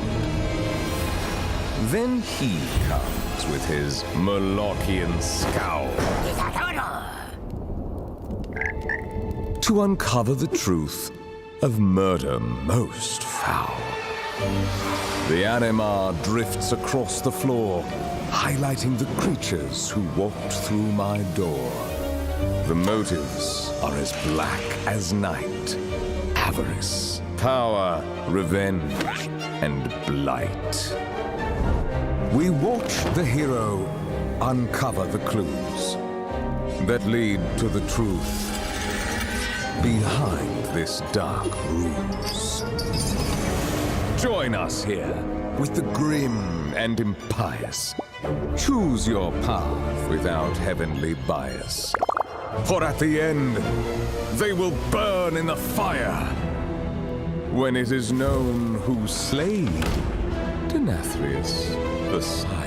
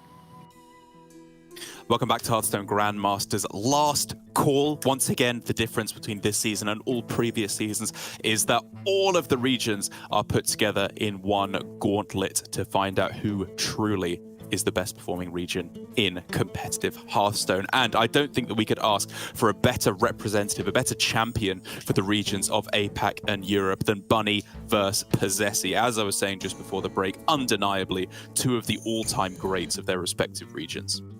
Right, of all the four quarterfinals, this is the one that I'm most looking forward to as well. Both of them have a super solid repertoire and legacy that they have left behind. Bunny Hopper playing very, very well this week as well, with probably the best lineup alongside Blythe, I would say, left in the tournament. Possessi, of course, our reigning world champion and also hailing from the APAC region. Solid play all around as well. I'm just a little bit nervous for Demon Hunter because Demon Hunter has been doing not so great in the last few days, which Possessi has. So, I mean, it does have some good matchups on against Bunny Hopper. So, kind of interested to see how this one pan out. But I think we are all in for a treat. These are two super high level players with like statistics to prove that as well. So gear up, guys. Yeah, Bunny Hopper's just been on absolutely fantastic form. I was talking to him a little bit at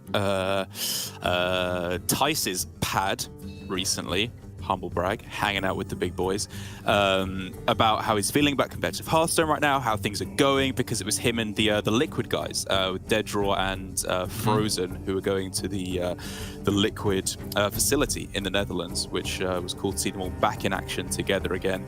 And they're saying that, you know, things are clicking for him here. He's clearly doing very well this season, and I think it just honestly comes from a slightly more relaxed mindset, because there were a few years there around like the 2018, 2019 period where Bunny was really starting to take off in like a big way. Like, you know, he'd been a competitive Hearthstone player for a good while, but he was winning seasonal championships. Things really looked like the momentum was speeding up for him, and he might be getting that spot at the World Championship. A lot of players were predicting him to even be the world champion in those couple of years. And so the pressure was very high. And even though I think he was keeping up for that for the most part in terms of his play, his mental game felt like it was maybe suffering because of that. Whereas now he's much more relaxed, he's in his zone, and you can see it in his play. You know, I think he's just playing very, very solid Hearthstone overall, and by not burning himself out by practicing a million hours a day, I think it's actually working very, very well for him. Right, I believe that as a pro player myself, this is one thing that is largely overlooked, because we are so absorbed and we are so focused and we are so we love the game and we love to win in this game, but we always overlook the fact that we are also human, and that actually taking a step back and not taking it so seriously sometimes actually opens up your mind and lets you play better as well. So this is something that we all need to remind ourselves. Right, but back to the game, we did see Bunny Hopper's XL Paladin being shown on screen just now. This deck, I mentioned yesterday also, it's a lot better than I initially thought. Like, it really is good at surviving, right? Compared to XL Big Mage, I think this is the better XL deck if you have to bring like 10 extra cards. The deck has quite a lot of draw, a lot of heal, a lot of clears, a lot of survivability, and then also the inevitable K-Rail. So Possessi queuing up his Rogue versus this Paladin, I would say Jackpot Rogue is one of those decks that's very similar to Mage in a sense. Like, a lot of its potential lies in the power of its Jackpot or Reconnaissance rolls.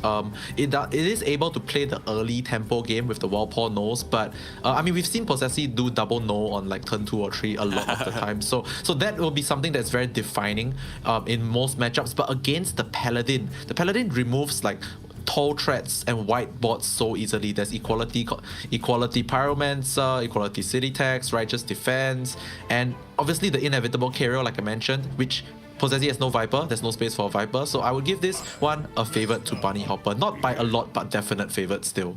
All right, let's go. I know when I was playing a lot of Boat Rogue back before Jackpot Rogue really took off, before Mr. Smite was nerfed, once they hit Cariel, it basically felt like the game was over for the Rogue. Unless you were killing them next turn, there was just no avenue back into the game because you just couldn't deal enough damage to kill them off. Jackpot Rogue is obviously a lot less reliant on burst damage. Is Cariel still the same death sentence it once was, or is there maybe some more maneuverability you have in a post-Cariel game plan? Right, there is actually quite a bit of more maneuverability, like you said. Yes. Yeah, like there's quite a bit more, because firstly, contraband stashes have a lot of value packed in them, and not to mention tests. Because the thing is, getting good reconnaissance rolls, good death rattles, like stuff like Maida, Pure Light. I'm trying to think of what else. Tyrion. Yeah, Tyrion's a lot of burst, a lot of extra damage and all that. Red King. Yeah, Red King is also something that grinds out games for in the long haul. So you don't exactly have to like try and smoke the Paladin. You do actually eventually have to kill them, yes, but there are a lot of good reconnaissance rolls, and not to mention jackpot rolls that will put you in a sort of a decent position. I mean, the one that I've personally experienced that gave me such a huge edge versus Paladin was I hit like Celestial Alignment off of Jackpot. So I built a board and I played Alignment, kind of like what Druid does. And yeah, they couldn't do anything with like one card, so I just beat them to death with my Rogue. But obviously, we do not even see a Jackpot in the hand of Possessi right now. We do see a Reconnaissance, so this first Reconnaissance will be a huge indicator on where the direction of this game is going. Right. There is... Ooh, like I mentioned, there is the Tyrion. Yeah. Better than pretty Najak, sure. Though? I mean, if we go for Najak, okay, the thing is Possessi doesn't play Shadow Step, so we have to consider how powerful are the revives here. Like, if you play Contraband Stash, would you rather see a Tyrion or would you rather see a Najak? Yeah, and Tyrion 3 times is like 9 swings of a 5 attack weapon. That's 45 damage potentially, and like 3 Divine Shield taunts. So I really would like to see the Tyrion here. And 45 damage, that's like half of the Paladin's health. Yeah, that's like about half of, in a good situation, it's the whole health without Kirill. But yeah, so the hand is a little bit slow right now. There is some considerations to going coin Trickster into Blood in the Water, but I'm very sure Possessi's head's at I want to drop Tyrion on 6 no matter what, which makes a lot of sense. So you could see either the Okani or the Trickster Blood in the Water next turn, which I think both have their merits. In terms of keeping up the tempo here, Bunny obviously wants to be playing down the Myrmidon, but are we comfortable with just using like a one-off Mackie roll just to draw 1 card? Or would you rather try and squeeze more value out of that? I think firstly because we are not into turn 5 yet, Wicked Step is not 4 damage, and because we also have double Flash of Light in hand, I think going for Myrmidon and draw 1 is actually really okay. It's just like it's enough. It puts a Maskill minion on the board, and it also is not super easy to remove because we also know that Possessi didn't have Nulls here. Right? If he had Nulls, they would be down by now. So Bunny Hopper can get a very good read that it will survive. But I think he decides that he wants to gain more value for the Myrmidon, decides to just play this Flash of Light. And as we saw yesterday, I think it was Bunny, not Blythe, really valuing this Paladin hero power. Because with the Paladin hero power, it makes equality good on its own without like a Pyromancer. Yeah, my man's been watching his Trump teachings, making sure he values the hero power. Yeah. Alright, so I mean, if Possessive Snap plays this, it's definitely the Blood in the Water, right? Like, I'm wondering why he paused, maybe just re-evaluating and trying to bluff multiple options or whatever. But yeah, very clean turn here. Would potentially cause Bunny to have to react a little bit. We could maybe see a preemptive, like an early Righteous Defense. Of course, Bunny knows that there's a Death Rattle minion in hand, and since it hasn't hit the board yet, he can realistically assume that it's either a reactive Death Rattle minion or expensive Death Rattle minion. So the good expensive Death Rattle minions are like, let's say Tyrion, Gigafin just for the stats, yeah, Mountain Bear. So based on this, I have Caster Vision, so I would say I was going to hold off on the Righteous Defense, but I think for him it's like I have nothing better to do, so I think I'm just going to do it now, and the rest of my hand actually clears up boards anyway, so why not? Right, and at this point it kind of just has to be the Tyrion, right? You set up for the Contraband Stash so nicely as well. There's not any specific cards you're looking to deny with a Blade Master Okani going into turn 6 either. Yes. I do believe that in many matchups, Contraband Stash is really just used as the 5 mana revive 1 minion a lot of the time. But in this matchup, I think you have to grid it out a little bit. Right? I don't think it's enough to just go Contraband Stash for 1 Tyrion. So I mean, you could do it. It's not like backbreaking or like a punish. It's not like horrible. But I think in this matchup, there's a very good chance that it will drag for quite a while. So this Contraband Stash might need to be kept for a little bit longer. The pickup of the variant gives Bunny Hopper some play for the future. I feel like this turn is one of those turns whereby you have to take some damage and try and draw some cards. I think Myrmidon and 3 draws here, it's quite good because you don't have to worry about like dying anytime soon, and you have the clear already in hand. So Bunny Hopper looks like he agrees, goes for the 3 draws here, hopefully hitting some additional clears off the top. Another Righteous, not bad. Yeah, it's pretty good. Defensive plays as well with the Immortalized in Stone. Like, it's no Cariel yet. That is still by far the most important card he can hit in the next few turns, but he's got a lot of ways to buy him time until he does find that. Yeah, like we talked about in the Blythe match just now, even though it was just a normal Paladin, giving the Paladin time is dangerous, right? And I think the fact that this is a 40 health deck and it contains so much removal, draw, and threats and all that as well.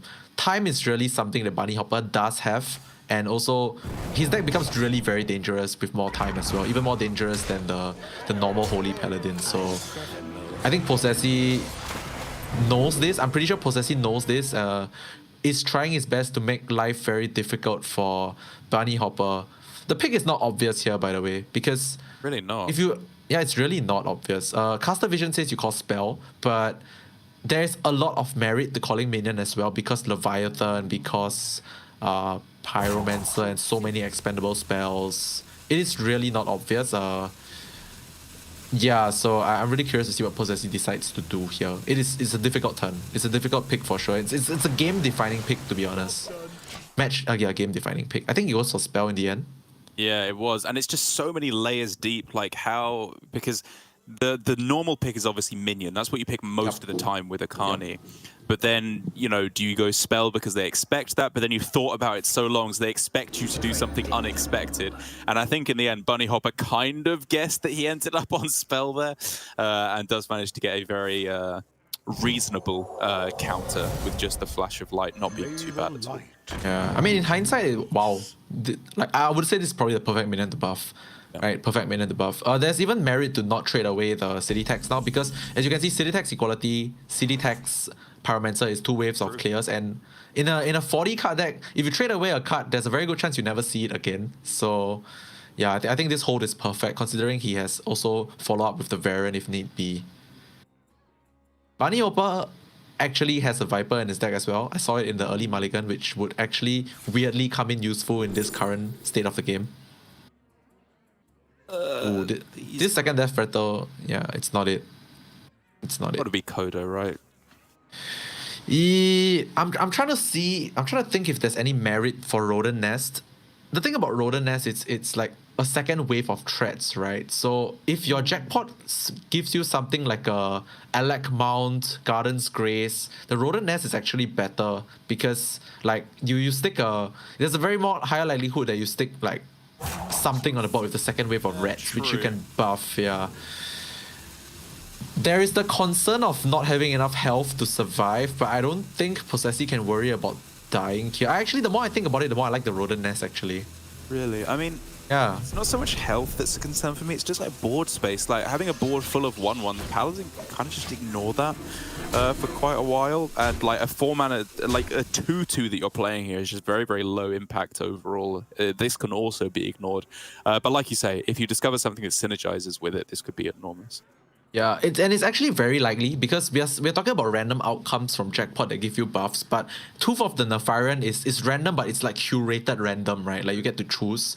So Possessy's game plan here, I think he knows that the longer this goes, the more he's likely to lose. So I think he's just looking for like, okay, I'm gonna have to try and top deck a jackpot into hopefully a buff. If not, my Tooth is hopefully gonna give me a buff and give me like multiple waves of sticky bots before I let rip on the stash. I guess that's where his head is at right now. So on Bunny's side, I mean the variant is overdraw. I don't think he can play the Light Ray for 0 mana yet. So it might be immortalized in stone, right? Like I think it's just quite clean here. It could be a Leviathan as well to kill off the Tyrion. But killing off the Tyrion is kind of bad because it increases the overall power on the board. So really I think it's just a stone, yeah. It might just be immortalized in stone and not bump the Tyrion. Alright, no time, Bunny. Got it to go. Alright. Okay. Goes with this line, doesn't want to give power to Possessy in terms of the weapon. Prep pickup is kind of huge. He can fit a lot of things in this turn. Really wants to get his Tess and Crab. Yeah, it's mainly Tess and Crab. And sorry, Krabatoa, yeah. Keep calling Crab, but yeah. Tess and Krabatoa out ASAP. It's a very good chance he hits either. Is it Prep Shroud then and not like Prep Tooth? Try and juice up your contraband? It really depends on what you want to go this turn. I feel like we can take a turn off the Tooth and go for the Prep Shroud because if we hit Krabatoa, it's very clean. That's true, yeah. Yeah. So many options. Yeah, Crab is actually really good. Yeah. Shroud, well, you're not wrong. There are merits to going for the prep on the Tooth as well. Actually, we can do both, right? We can go prep for Shroud and see if we hit Trickster. If we hit Trickster, we can just play the Tooth and see if we get a big spell to play together with the Trickster. Wow! Yes. Wow, but this is something... Wow. Wow. Okay, did not expect this, but there is a lot of merit to this play because by replaying the Tyrion, his stash, Test, and second stash all have double Tyrions in them. So this actually makes a lot of sense, right? Like you get back like double red the double red pack of rodent nest, right? Oh, red pack's another card, right? But yeah, you get back the double rodent nest and you get back double Tyrion if you have time to play them down. So I think this is okay, right? Okay. Like, Yeah. and you get 2 extra mana every turn. That's true. Yeah. The nulls you get immediately are a pretty big deal as well, yes. right? It's not like he lost a lot of tempo. Yes, already sort of demands an answer here because this is like what 14 power on the board. Yeah, And Bunny Hopper, as we can see, does not actually have a lot of healing. Goes for small bit of healing of the city tax. I would like actually to see Cycle here. So I'm looking for Bannerman plus what's that? Plus 9 of Anointment here because the taunts really don't do much. I really believe that we need to cycle through our deck a bit more. Yeah, getting to that Carriel. Not this Carriel. 5 mana 4/8 taunt. It's pretty big, but I guess like you said, Carriel is the winning card. That's what you want. This is the wrong Carriel though, but it still thinns the deck. So, wow, really valuing this hero power. Over here, I'm not too sure because I think cycling the deck and putting a 2/2 on the board is slightly better. Oh, greedy, man. Yeah, very, very greedy. Really valuing that hero power, but in this spot, I don't think it's necessary. Oh, straight up going for the Tyrion and the Shroud. Feels very safe to take it a bit slow here. Yeah, I think the reason why he played this turn so fast was because I think he already mapped it out on the previous turn. Very nice spot for the double Tyrions. It's not so much about wasting one of the weapon charges, one of the weapons if he gets cleared. It's more like putting like a lot of Divine Shield taunt minions in the pool. And I really like where Possessy is going with this.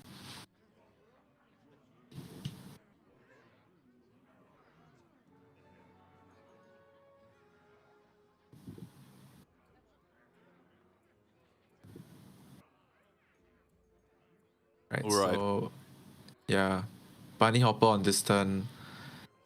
Like Many you options. have the Leviathan, which is at what 5 on the main body, 5 attack, and then 4 attack on the tail, which gives you a clear on the Tyrion with a card draw as well, should you so desire.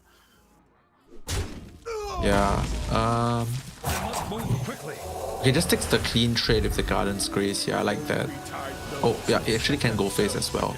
Yep, fit in a light ray if he wants as well. It's a lot of tempo. Pretty sure it's free at this point in time, or at least like 1. Yeah, it's free. Very nice. Plays another sticky minion in the Divine Shield taunt, I believe. The 1-drop Righteous Protector. Nice. Yeah, this is a lot of pressure, right? And we know that Possessy does not have he doesn't have a jackpot to even give him a chance to find like a removal spell. In fact, he hasn't seen a jackpot the entire game. Might have to try and maneuver things to find a tooth right now. It's tough. This turn has so many potential options. Oh wow, what is this? Divine Shield. What is this play? Oh, he's going for the Queen. He's straight up going for a Queen high roll here. The other option was you swing into the 8/8 and then you tooth it. You swing into the 8/8 and you tooth it for an option. Okay. But this way, I feel like he saves 8 health, but he gives himself 1 less option. I'm not sure if he has the luxury to do that. I kind of think that you want to evaluate a tooth option first by swinging into the variant. To get like stash. Double. Yeah, that gets you 4 Tyrants, by the way, which is it's kind of a lot. Yeah, and we did see the one-sided clear in Equality plus City Tax already, so very likely the next one is not really going to be a one-sided clear. Alright, Possessy sees the lines, goes for this. Oh gosh, this is a lot of Tyrion. Oh, besides not... Yeah, this time's not easy. There was merits to this play as well as double Tyrion. I think going for a quadruple Tyrion, by the way. But I think he goes for this play because maybe he wants to block out something like a Samuro that we see in the hand. But Bunny has the very, very cheap test with the Knight of Anointment. Doesn't really have any way to get an efficient clear though, because he obviously, if he can get this damage face, it's lethal. But if he goes like a quality Samuro, it's 1 health. Wait, is it not lethal with equalities? Oh, wait, the Summerow's not buffed, isn't it? It dies, yeah, it's just a one save. Oh, yeah. I was counting the lethal with the Summerow, but yeah, you're right, because it's not buffed, he can't really do that. I think, okay, I believe that the play here is, if you cannot push for lethal or like do a full clear, at least you want to like kill the Tyrants, because the weapon charges, you don't want to give them like all these weapon charges. I think Bunny Hopper might just decide to, alright, I'm just gonna like relegate myself to just wasting your Tyrians. I think that's fine. But he's gotta go fast though. This rope is not gonna be helpful. I think he's gonna rope this out. There's no way he makes this. Right, there's no way he makes this. Oh, did he pick the carrier? I don't think he got the 7. Oh, he got it. Nice. Alright, nice. He got a 7-6 swing in as well. Oh, he missed no, he it. did miss! Oh, Missed the swing on the 7-6, yeah. Because I know that the animations for Leviathan is super long. Like you, firstly you have to think. Secondly, you have to hit with both. It's a lot of manual plus like automated actions. So it's not easy, but it's not very consequential, right? He did clear off both of the Tyrants, which is the main point. I mean, that could have gone face. It's 7 damage face he missed. Like, that's huge. Yeah, it could have. I saw him like poke into like the Okani, so maybe he didn't intend on doing that. But yeah, if it had gone face, that was like it's like a lot of damage that you just kind of missed. So Krakatoa here. Oh man, remember at the start of the game we were talking about like what, like 45 damage worth of Tyrian weapons. Now it's like for every 3 charges you swing one time, equivalent. It kind of sucks, but I don't think he really has a choice. And now he's gonna waste. And okay, I mean, it's not really a waste. It's kind of a necessity. So yeah, setting up for the second big board here. Double Tyrian again.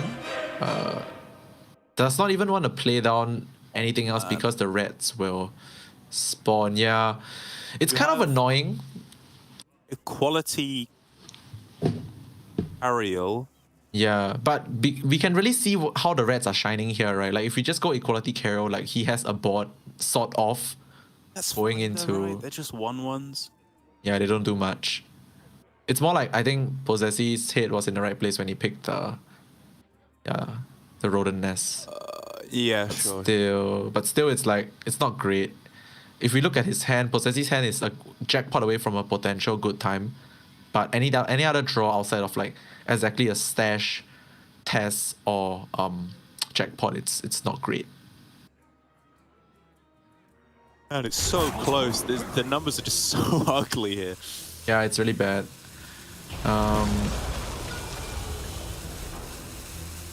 You could actually, I'm just thinking along the lines of how likely are you to die if you just K-Rail.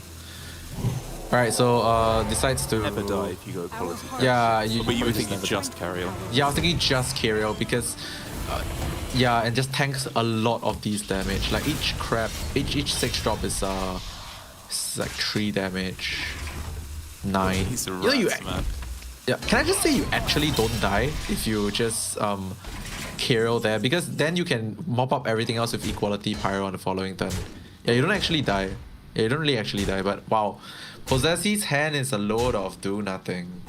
Dude, is Ratnest the counter to Carriel? These are doing full damage.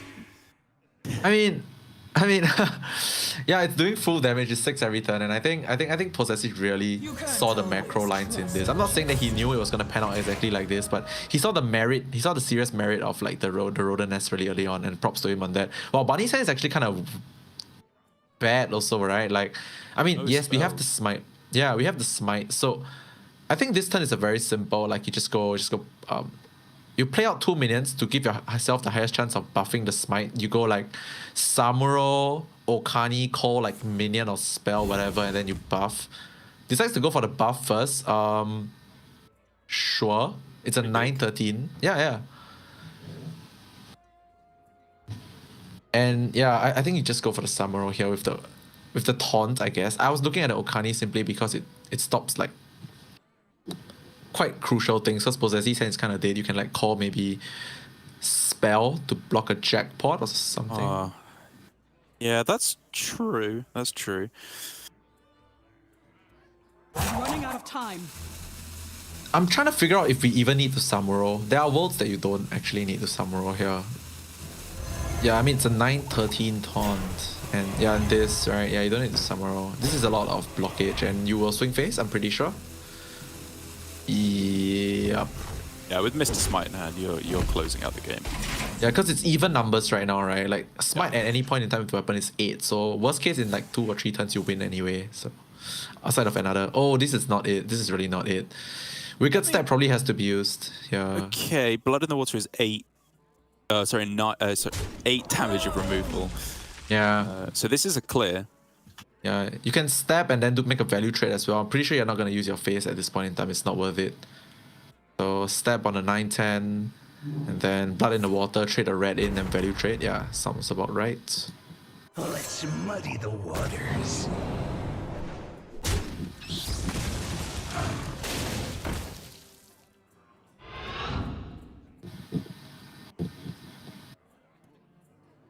Right, trying to figure out the trades. Yeah, he's gonna probably eventually just go for this.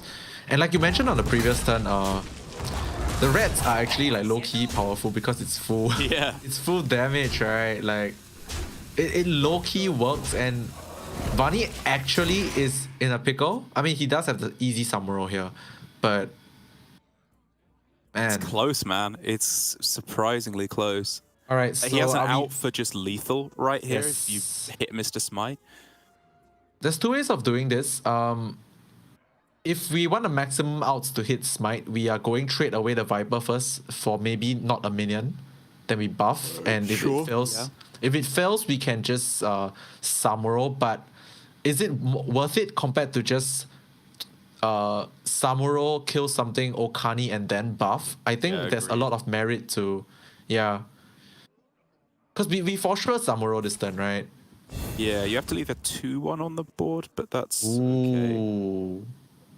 Okay, big Okani. Yeah, I kind of like actually playing the Samuro first because we don't really need to buff this Samuro at all. So I wanted to play the Samuro first to reduce the chance that we actually, yeah, we just do it like this and then we buff.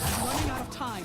But I mean, we got the buff on the minion that we wanted to play anyway. So Okani here, I would call spell personally because the only minion that you are afraid of right now is Tess, and everything else is a okay. spell in the deck, right? Because Jackpot has not been played.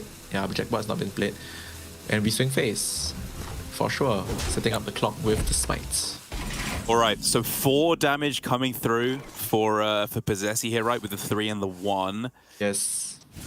Oh, no! He definitely called spell, right? I'm pretty sure he Yeah. called spell here. And we will see the concede right now. I'm pretty sure. Oh wait, technically no, because 9 health. Technically no, yeah. Yeah, but we know what's up. We know what's up. We know it's over. Weapon goes face for sure. There's a vote that you probably maybe trade off this 1-1, but like we nah. I mean, we know that there's no difference. In Possessi's mind, there might be a difference because Did he tag? it's not Does that go guaranteed face? smite. I don't even remember. Wait, is this lag? Oh no, he has not ended yet. All right. Okay. Anyway, yep. So easy game for Bunny Hopper here. Well, okay, I digress. It wasn't actually easy. He was actually running out of stuff if you think about it. Close, yeah. It was a Yeah, he was really quite tough close, game. yeah. Like, you know, like I said, against Boat Rogue, when you play Carriel, you win the game. It's just over at that point. They literally cannot win unless, like, the most ridiculously outlandish scenarios. But in that case, Carriel came down and it really didn't feel like the game ended on the spot. Bunny had bad draw after bad draw, missing the important buffs with the hero power. And if, you know, he hadn't hit Akani, I don't know, maybe he brain farts and goes with the minion instead of the spell there. There were outs for Possessi if things hadn't gone quite so well for Bunny Hopper. But overall, I think just a very, very cleanly played game by Bunny. There were a few turns where I think you and I can agree we would have played them differently, where he was like really prioritizing the hero power in the early turns. But his overall matchup understanding, I think, was very spot on. Yeah. Since you already talked about Bunny Hopper, I really want to mention Possessi. I keep going back to this rodent nest, but it did like what? It did 10 damage to a Carriel, which is like 20 damage from any other thing, because the rats hit like 10 times. So wow, world champion pick indeed. But yeah, couldn't get there. I believe even if he hit a jackpot. He had to roll really well in his current situation to get him back into the game. So the Okani just snuffed that out. But yeah, even if he did get to play a jackpot, it had to roll really well. All right, on to the next match. Next game. Bunny Hopper with his Prester Druid. This deck, I feel, compared to the Alignment Druid, like if I were to bring a Druid to this tournament, I would probably just go with Alignment Druid because that deck has more clear-cut direction with what it's supposed to do, and like it's more polarizing and it wins the games that it wins a lot harder. But Prester Druid is just like in the middle ground kind of thing. Like it does okay versus everything. I don't actually know what is a bad matchup for Prester Druid. There really isn't, right? Like a straight up bad matchup for Prester Druid in my opinion. Yeah, I mean, I'll tell you what's not a bad matchup, according to another ex-APAC GM, Tyler, who recently tweeted out, after hitting rank 1, you're all noobs, farmed the rogues to rank 1 with Prestor Druid, and posted his stats that he had, 68-28 against rogue with the Prestor Druid. So we'll take him as our analyst in this instance, a very abracious one, making some pretty mean comments. But at the same time, I think that I can agree that if a noob like Tyler can get a win rate like that, it has to be favored. All right, Tyler's someone that's kind of close to me as well. We used to hang out a bit back in the day when we could travel. I saw his tweet. I'm glad he's back in the game, but I'm also very glad that he made such a statement that Druid beats Rogue super hard, because I wasn't fully decided on this, but well, we'll see it in this game. It's truly the case. I mean, if it's a 68-28 win rate, surely some pro like Bunny Hopper could make it even more convincing, right? Yeah, exactly. Someone who knows how to play the game. Well, an interesting start here for Possessi, where he's got some of the tools that you want to go for the scammy jackpot kind of win condition. And who knows, maybe Shroud could help him find the others in the form of the Trickster, or maybe even just pivot to a more traditional Maestra Rogue game plan, right? Where you go prep Shroud or coin Shroud and then just hit a couple of nulls. Yeah, I would say if you draw exactly Trickster off the top this turn, you are definitely going jackpot because it's the highest chance for high roll.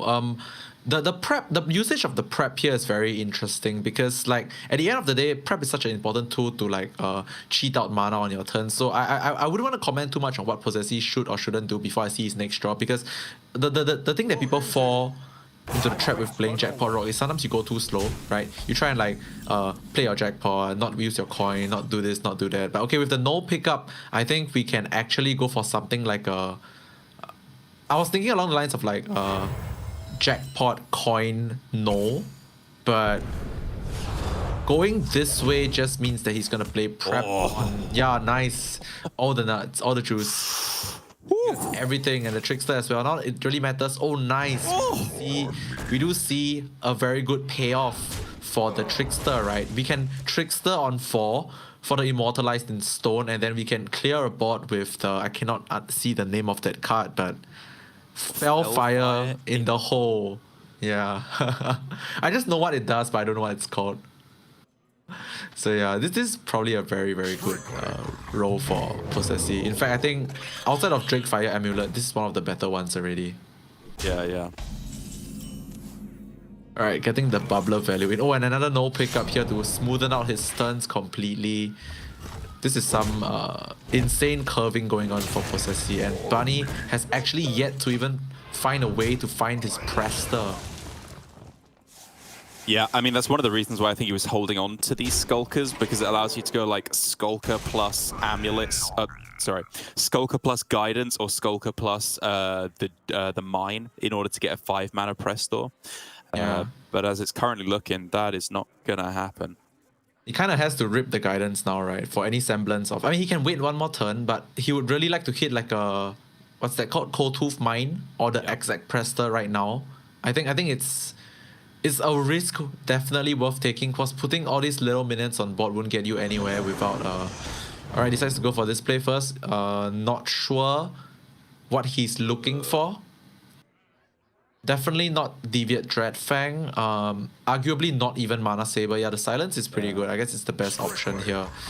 Really trying to delay his Moonlit as much as possible. I guess because he's on 37 health anyway, it's okay. Right, but over here I think it's the easiest trick to Immortalized in Stone of Possessi's life. Uses the dagger life as a resource to kill off the 2-1. 3-3, no, not even trading. I can totally respect. Trade. No, I mean, yeah, it really is.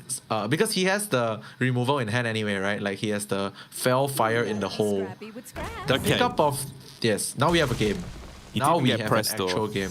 But he got the next best thing. He gets to spend all his mana this turn just drawing up into Presto, slam it down next turn, and then with a Moonlit Guidance in hand as well, plus a Starfish. Like the Starfish that he picked up off of the Amalgam is now looking pretty clutch, right, to beef up his dragons once they come down. Like you said, this is very much a game now. Yep, it's very much a game now. There's a lot of options for Possessi this turn. He could just straight up go like smart game plan and okay, right, he just does this, yeah. This is what I was thinking about as well. But there's also merit there's also merits to like playing the reconnaissance to put a Death Rattle minion in the pool. But I mean, you already have like 3 taunts plus sort of removal in the pool now. So I think that's fine. There is this one is a bit awkward. Let's count it. 6 damage, 9.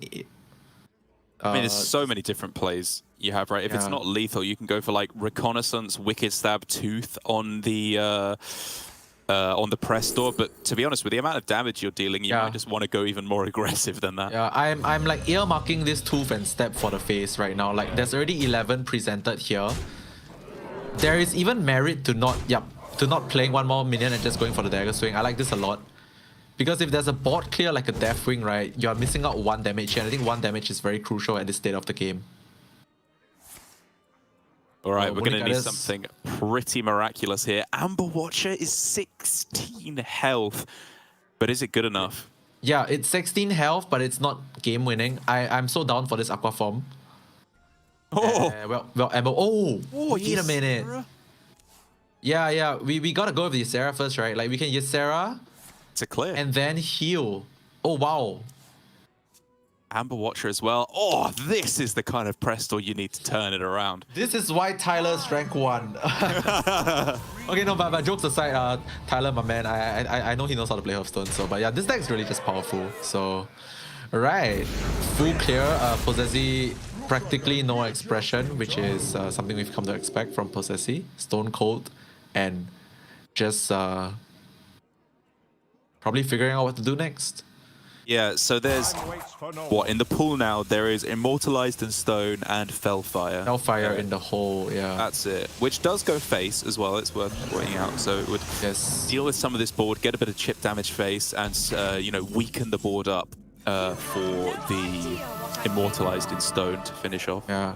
I love this play. This is perfect understanding of that this matchup and this deck is not just a value deck, especially in this current situation. Going for the test for and the just Kodo. and the Kodo, yeah. Going for the test for just like 3 cards. I would say it's it's not something people would notice, but like in this current position, this is a lot of stats, a lot of tempo, and we just did see a big removal come out from Bunny Hopper. So I really like this play a lot. The follow-up, of course, if somehow he hasn't won the game next turn yet, we could see something along the lines of like Reconnaissance plus Krakatoa to clear up anything extra. But obviously, I'm getting ahead of myself. Bunny Hopper first has to deal with this board, which is actually not easy right now. Yeah, I do think it has to be Guff on this turn. You could then follow up with Dream to send back the 4-8. You could follow up with Deathwing if you want. Right. Now, I'm trying to figure out if there's a way to set up a composting here, but... there isn't, I think. Maybe composting for 1. Is it worth it here? Just a composting for 1. And then what? You're destroying 6 minions, so you'll destroy the entire rest of your hand, guaranteed. Well, technically, you're destroying 5 if you trade in the... Oh, sure. Yeah, okay. Yeah, it's a lot of ways of doing it. Me, personally, I'm not going to be doing it. I'm not going to play my composting here. It's not worth the risk and not worth the... Yeah. Oh! The Starfish survives? Yeah. Is it ever just not... 12-12? Yeah, it's 12-12, right? It's 12-12. I love 12-12 here, yeah. Because if it's not 12-12 now, the dagger kills it and you will never see the 12-12. So like, yeah, I think this is perfectly good. So now Possessi has to rebuild. It's not difficult to rebuild from this position, but I think he needs to get a bit more value from this stash. Might have to take a turn off. It's either we go for the Tooth or the Reconnaissance, but Possessi disagrees, right? He goes straight up for another board. He really wants this tooth to go face, huh? Like, I mean, it's fine. It's totally fine. Like, it's pushing a lot of damage actually. Yeah, gets himself another contraband stash as well, and Right. clearly valuing the 3-2 over just like stab and wicked tooth, like tooth and Nefarian. Yeah, just based on what I'm seeing here, if with the Ember Watcher pickup, things change, isn't it? Okay. Things change a lot. Things change a lot. Okay. Ooh, Moonlit Guidance. Probably. Yeah, you could do it this turn because the full costed Obsidian Watcher, Onyxian Warder is not that great. I think going for the Moonlit this turn is probably just better. There's a lot of good hits that you can get. Yeah, Alex, Anixia, Yeah. Ali, Sarah. I want to see composting, to be honest. Like, he Sure, needs draw, yeah. he needs the second composting. Bunny Hopper decides that maybe he just wants to spend his mana as efficiently and as guaranteed as possible here, clearing up most of the board. I think it's fine because the Ember Watcher gives you some time. Yeah, I guess this is fine as well. You do use 5 mana to clear off like a 2/4 taunt, which doesn't really sit very well with me, but I guess he thinks that he has enough time to use the Moonlit later on. So there's still the potential for just another contraband stash here because the Yes. Spellfire in the hole is again pretty good. I think we have to hold off on this one because we Okay. have to we kind of have to abandon the smog game plan right now. Going for a trade into the 12/6 Deathwing and going for the Tooth to evaluate your options is something I would like to see. Probably go Krabatoa after that, or if you feel like you want to take a bit of a step back on tempo, you can go for the Queen this turn. But Possessi once again disagrees. Once again, he disagrees. Just goes all in on this. I don't think it's even. Yeah, I don't even think it's wrong. By the way, I don't even think it's wrong. I think it's actually okay. So Okay, putting all the statage on board. Prep blood in the water now. Too soon. Yes. Is decent enough. Trying to figure out what this trade means. I think we can very easily clear off the death. Oh, he wants to. Okay, he wants to do it like this. All right. Wow. This is gonna be a value trade. I know it. Possessi is all in on the face plan. Yep. Value trade. Imagine leaving 12 attack minion on board. Imagine. Alright, but Bunny Hopper low road here. Didn't really get too many amazing hits with his Moonlit Guidance. Capture Cold Tooth Mine seems like the obvious pick right now because he really needs to get another scam ASAP. Cheap, I guess, right? The lowest cost card. Yeah. Oh, I guess the fear is that you get Innovate. Yeah. But you kind of have to take some risk. You're really losing. Aquatic's good. Oh, Deathwing. Oh my god. It's just Deathwing, isn't it? I mean, you have to figure out how you want to abuse this Deathwing, but Yeah. You What? just I play don't- it and then draw afterwards, right? is there any another Innovate in this deck? If there is, then Oh, you tutor that out first. yeah, we could draw the Innovate first and yep. This is perfect. Yeah, we go Deathwing again. I think Possessi might have a reaction this time. Nothing. Come on, have you watched Nothing. APAC GM? I've played it. I've played it a bit. I would have probably reacted in this spot. I think most people would have probably reacted in this spot. Alright, here comes the Queen. We have to remember that there is no more stash in the pool. Whoa! And of course, Possessi Lethal? spots the lethal straight away. Yeah, it is. It is. Just lethal with the stab, tooth. Man, I would like to say that like there were a lot of alternate lines that could have been made, and I do agree that there are a lot of alternate lines that could have been made. But Possessi is just making us look real stupid here. Like we talk about all these lines like more value, regrouping, whatever. Possessi just slams things to the face and gets there. Like I really think this is what sets him apart from a lot of players, right? Like, I don't think many people would just spot these kind of lines and go for it straight away. He just knew, right? He just knew. Like, we were thinking of like, how do we build another board? He's just like, nope. Clear your board, deal 2 to the face, and set up for more damage to the face with my little taunt guys. What do you know? Got the job done, and a huge win there. Making us look stupid, making Bunny look stupid, losing a 99% favored matchup apparently in Presto Druid versus Rogue. But with all that said and done, it does mean that we are back to 1 game up here. The Rogue out of the way. How important is that in the context of this like kind of conquest style series? Was the Rogue a weak spot for Possessi's lineup, or did you kind of expect that to win at some point? I would say that the Rogue would potentially struggle against the Paladin, which it did and kind of lost. But this win over the Druid is huge because then you don't have to take like a bit more flips against the Mage as well, right? Like Mage versus Rogue can get a bit like you said, a bit Clown Fiesta-ish sometimes. So getting the win against the Druid, I think was the deck that he really wanted to win against. So it was kind of important. It's kind of important that he got this win because now he's lining up the Demon Hunter, right? He's lining up the Demon Hunter into Druid and Mage. Demon Hunter versus Mage, definitely a good matchup for the Demon Hunter, but we won't see that first. We'll be seeing Possessi's Demon Hunter versus the Druid. Prester Druid is like a token deck at its core. Like it's a token deck that actually has a decent chance of fighting for board versus Demon Hunter. So I would say it's gonna be like very easy for Possessi to get a win here. But I do think that if Bunny Hopper doesn't get the hand with lots of like early 1-drops, rushy minions like Druid of the Reef and the Silence and stuff like that, and if he doesn't get those kind of hands, Possessi could just snowball his early minions and take a very quick win despite Bunny Hopper having 40 health.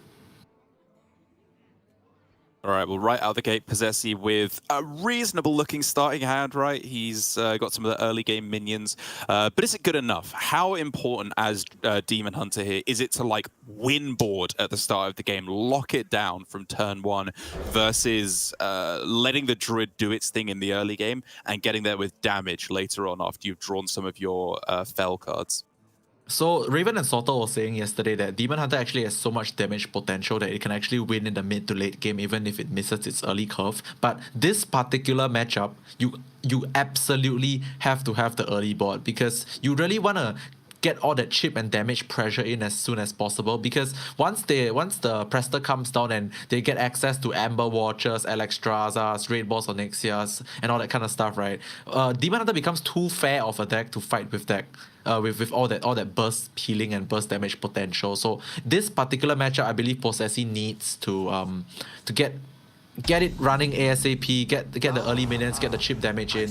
And on Bunny Hopper's side though, this is also one of those matchups where I feel like you can actually consider keeping something like a Claw Fury Adept, because it deals with like it deals with like the Battlesworn Vanguard so easily. But Bunny Hopper disagrees. Full mulligans for the potential early Prester game plan. And in terms of his starting hand, it's looking pretty good here for Bunny Hopper. No guarantee of finding the Prestor yet. But I would say, you know, with a hand this robust in terms of the 1 and 2 drops you have, Prestor can hold off for the moment. This could get you into a very, very good position with stats alone. So this play from Bunny Hopper, I kind of like. It really only loses to... Yeah, you can't even Chaos Strike this down. It has to be specifically Fury to get rid of this. Oh, and he doesn't even get rid of it. Just goes for something like this. I like this a lot actually, because next time you can just go for Battlesworn Vanguard and Hero Power to clear off the Watch Post. And now you actually develop a 3-4 on board, which is quite important. Bunny Hopper's Gambit, I guess, kind of failed. Now he's stuck with facing down a 3-4 Taunt Murloc with a lot of weenies in his hand that don't really do anything. And because the hero power of the Demon Hunter is so efficient at clearing up this 1-drops, I think Possessi is going to start running away with the game. Need for Greed, kind of good but not great draw at this point in time. Yeah, it's kind of fine because it gets costed up to 4, right? But you're probably just going to trade it away anyway. Yep. I like this not trade of the Watch Poster. Possessi knows that this matchup needs to end as soon as possible. Giving them time to get to Prester and their big dragons is not the way this should go. And I think he values the 3 damage phase over actually trading his 3-4 into the 2-1 Watch Post, which would let it get destroyed by the Squirrel. So I like this play from Possessi here.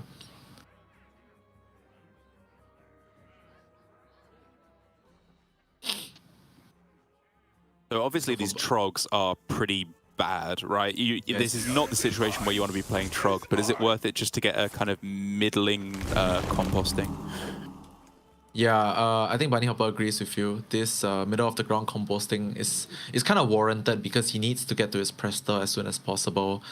Even contemplating making a trade here against the 3-4, I think he's gonna decide against it at the end of the day. But for Possessi, does it? Maybe he's just trying to hit some squirrels. Don't think that was necessary because what's the chance of hitting more than one squirrel at this point in time?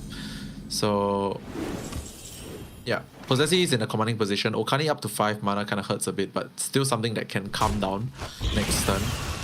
Now kind of has to trade away the Trog because he wants to play Chaos Strike plus another one of these Metamorphins, which curves very nicely into the Okani next turn if he chooses to play it.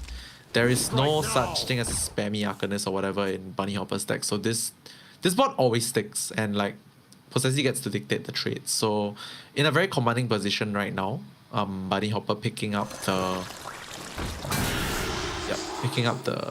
Jerry Rig, but decides to go with the Silence instead to reduce the amount of damage on the board. And so the long and short of this is that Possessi is like definitively winning the mid game right now. Like the early game towards mid game is definitely going his way. But can Bunny Hopper pull this back? Now that he's found Jerry Rig to hit the Lady Prestor, is Possessi going to be able to kill him in time before the Prestor comes down and you're able to swing it back with big dragons? I believe it's possible. I wouldn't say kill, but I would say that like maybe on turn 6, going into the Prester turn, Possessi can present the board that could potentially be lethal on the following turn. I don't think he's able to win this before the Prester actually comes down, but I think he can make it so that he can win after the Prester drops, which is like essentially the same thing. So this turn might not be the best Okani turn because unless you read specifically Innovate into like Prester, you might not wanna. Yeah, you might not want to Okani this turn. There is merit to trading away the need for greed and very likely get a playable card. But it's a risk, right? Like if you trade into an unplayable card, then it's kind of a slow turn. And like you said, because the fear is what? Innovate Prestor, or they go for Capture Cold Tooth Mine into Lady Prestor. Both of those involve a spell, so I would kind of be tempted to just go for a Carney spell there because in a few different ways, that can stop them from going for Prestor next turn, which is a pretty big deal to me. Right, so basically going for Okani's spell just means, yeah, I can see that. I can buy that. Because it's at the end of the day, it's sort of delaying Prestor by 1 turn anyway, right? And, you delay the Prestor. Again, the upside here is he gets to play Akani into turn 6, so it's more likely to directly disrupt the Prestor on the next turn. But it means he's playing off mana. Again, yes, you can fit the hero power in. And it meant that it was a very, very low developmental turn here on turn 5. True. But it gets paid off, right? Like now because Possessi has held off on this Okani, he at this point is 100% calling minion, getting himself able to push another 1, 2, 3, 4, 5, 6 damage. Yeah, and this Jace is not relatively juiced, I think. I think it's like Chaos Strike, Fury, and Multi-Strike, that's about it. Yeah, it's okay. Yeah, he really needs a draw to pull all this together. Oh, Bunny is just like, oh man, not this time. The one time you do not want to see the Okani. Yeah. I wonder if anyone is ever going to pick spell going into turn 6, where they're like, you always pick minions, so they never play the Prestor anyway. Yeah. I don't know. So basically you're trying to say because everyone thinks you're going to pick minions, so you pick spell and then they start with Moonlit Guidance and it gets countered, so they can't play them. Exactly. I mean... Right. Oh, the Innovate pickup! And yes, this might be the turnaround here. No clear way for Possessi to win right now. In fact, this Fury is not really... I actually think it's you not just bad cash... though, right? Yeah, it's not bad. It's not bad. You cash in the Fury here, go face with everything. I don't even think you afford to trade the Prester because like it's effectively less damage, right? Because you're it's the same. It's the same. Oh, it's the same. It's the same. Right. My bad. Yeah. You kind of can trade the Prester because you still do the same amount of damage. But Possessi disagrees. Possessi just says like, I'm just winning next turn if you don't get specifically a heal dragon. All right, let's That's a go. very realistic possibility, yeah. This Fury is 3 damage. The previous one was played for 2 damage, so that's 5. Chaos Strike is another 2, 7. Okay, that's a taunt. Sleep Dragon is another taunt, but I agree it's got to be Acorn because you need the healing that can come from Brasswing, but there's no 2 health minions. Yeah, there's no 12 minions. Oh my gosh. And I just counted it up. There's exactly 10 damage from hand. With the chase next turn. I think unless I missed out a certain fell spell, but there's about 10 damage from hand. So this aquatic form has to be big. Composting is not it. I mean, it usually is, but now it's not. Either is Sleepy Dragon because you just have multi-strike. Yeah, and mana is now something that that Bunny Hopper does not have. I think he's just gonna settle for Sleepy plus Onyxian Drake plus the removal with the Brasswing, right? I think he has to go with that. But that is still lethal, by the way, because I counted 10. Bad. Yeah. I counted 10 and there's a multi-strike in the pool, so that's it. That's it. I'm pretty sure that's it. Oh wait, no, double taunts. Wait, no. One multi-strike is not enough, yeah. One multi-strike is not enough. This 1-1 taunt, this 1-1 taunt effectively saved Bunny Hopper from losing this game. No way. Yeah, because there was like multi-strike with double Fury, 1 Chaos Strike in the pool. It's like... And even though the Brasswing didn't heal, it had to delete literally every minion to keep him alive. But it actually did it. We're finally seeing some emotion from Possessive because this one is a heartbreaker. Because I think even before Bunny's turn ended, he was already counting. He was thinking like, okay, so maybe there's a taunt, maybe there's a clear, but I can go through 1 taunt. But there was 2 taunts. God. And yeah, this is so sad for Possessive. Not even sure Bunny knows how close he was from just dying. Maybe he was. I think he has an idea. Yeah, maybe he was. Yeah. Okay, but this is quite interesting. He's just gonna pass. Yeah, he's just gonna pass. 6, 7, 8, 9, 10, 11, 12 plus 2 extra from the Brasswing. That is 14. So 14 damage is not lethal. But Moonlit Guidance might be. Alex, let's go. Ysera. Oh, none of these. Giga. Oh, but it's taunts, Derek. It's taunts. Oh, more taunt. It's taunts. It's enough. It's enough. Our champion has cracked his emotions have shown. The claps. Oh, man. I mean, in Bunny's defense, at this point, there was actually like so many lethal outs instead of just tauntage. So like, I mean, there was also just the play of going for Guff. Off of. Oh no, sorry. Is that the? I think it's lowest. Is that low? Oh, okay. Yeah, the first one picked the Prester. So, well, I mean, you kind of feel sad for Possessive here, but at the end of the day, yeah, that's just the way the deck is, right? For Prester Druid, he could have just actually been dead this turn Possessive, but with the taunts in the way, and now the composting, which I think he feels very safe playing now. This looks like a lockout. This looks like a lockout from. Wow, even it's not a lockout. Health. It's not a lockout because you can hit Need for Greed into like double predation. Right. Okay. So maybe that exact scenario is why he valued the hero power over going for the composting there. He's really trying to hit the face, huh? Oh. He's really trying to hit the face. But well, too many taunts in the way. What a pity. Possessive so close. Prester Druid just getting there, right? I think the defining factor in that match was Bunny Hopper drawing the Innovate off the top right when the Okani was... Oh yeah. That was literally the game-winning play. I mean, it was the game-losing play if it was any other card, but he hit the Innovate and yeah, kind of just snowballed out of control there. The extra taunts Bunny calculated, I would say calculated it maybe quite well going into that crucial Jace turn. Huge stuff. Very, very big deal, which means that Possessive is now a single game away from being eliminated from the week, and Bunny Hopper a single game away from going through to the semi-finals 2 weeks in a row. That will guarantee him 8 points after 2 weeks of play minimum, which again just puts him all but guaranteed in the playoffs already after just such a strong 2 weeks of performance. Just has to get a win now with Lubig Spell Mage. And he's going with the classic version, right? Not the XL version that you've been partial to, that Belize has been playing. And I think for me, up against the Boar Priest that Possessi has going here, it's pretty undeniable, right? That the slimmed down 30 card version has to be better against the Boar Priest. Yeah, I do agree. This version of the deck it's just meant to beat up on these like slower combo-y decks that don't hit you in the face, because your deck is smaller. I mean, it's the standard 30 cards, and your combos are more likely to be drawn early in the game. Getting hit by a back-breaking barbaric sorceress at the right time could just be lights out for the Boar Priest. And we did actually see something of a super hero in day one, where Oka Shinsuke did the same thing, did that to Possessi. So if Bunny Hopper does this again, Possessi is probably gonna be a bit pissed. But I mean, what can he do, right? It's just like mage things. And I did look back at the statistics from yesterday.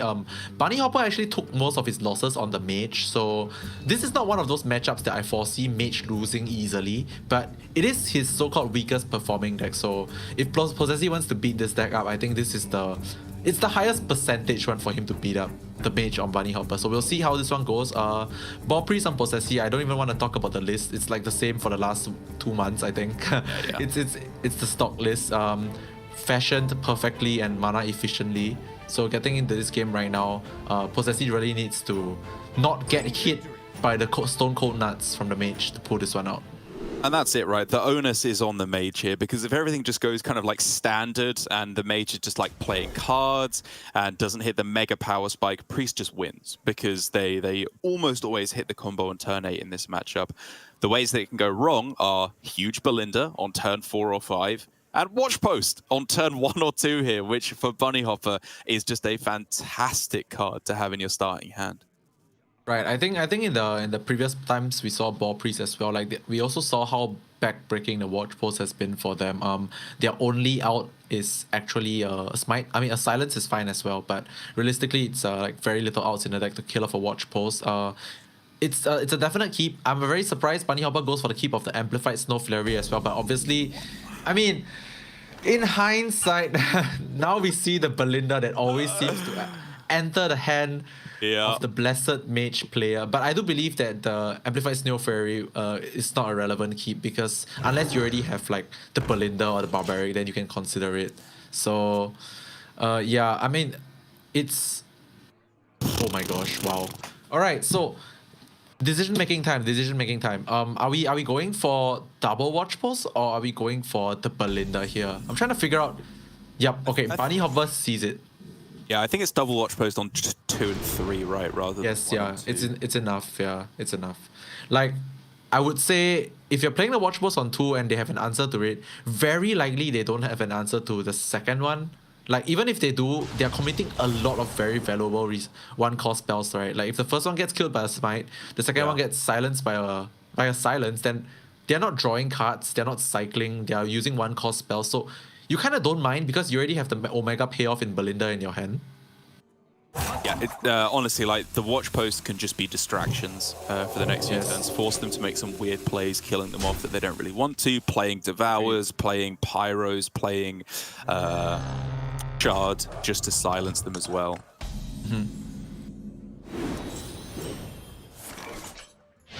Whoa. Okay, interesting. I think Possessi sort of maybe expected this. I'm not sure if there was a better pick at that point in time.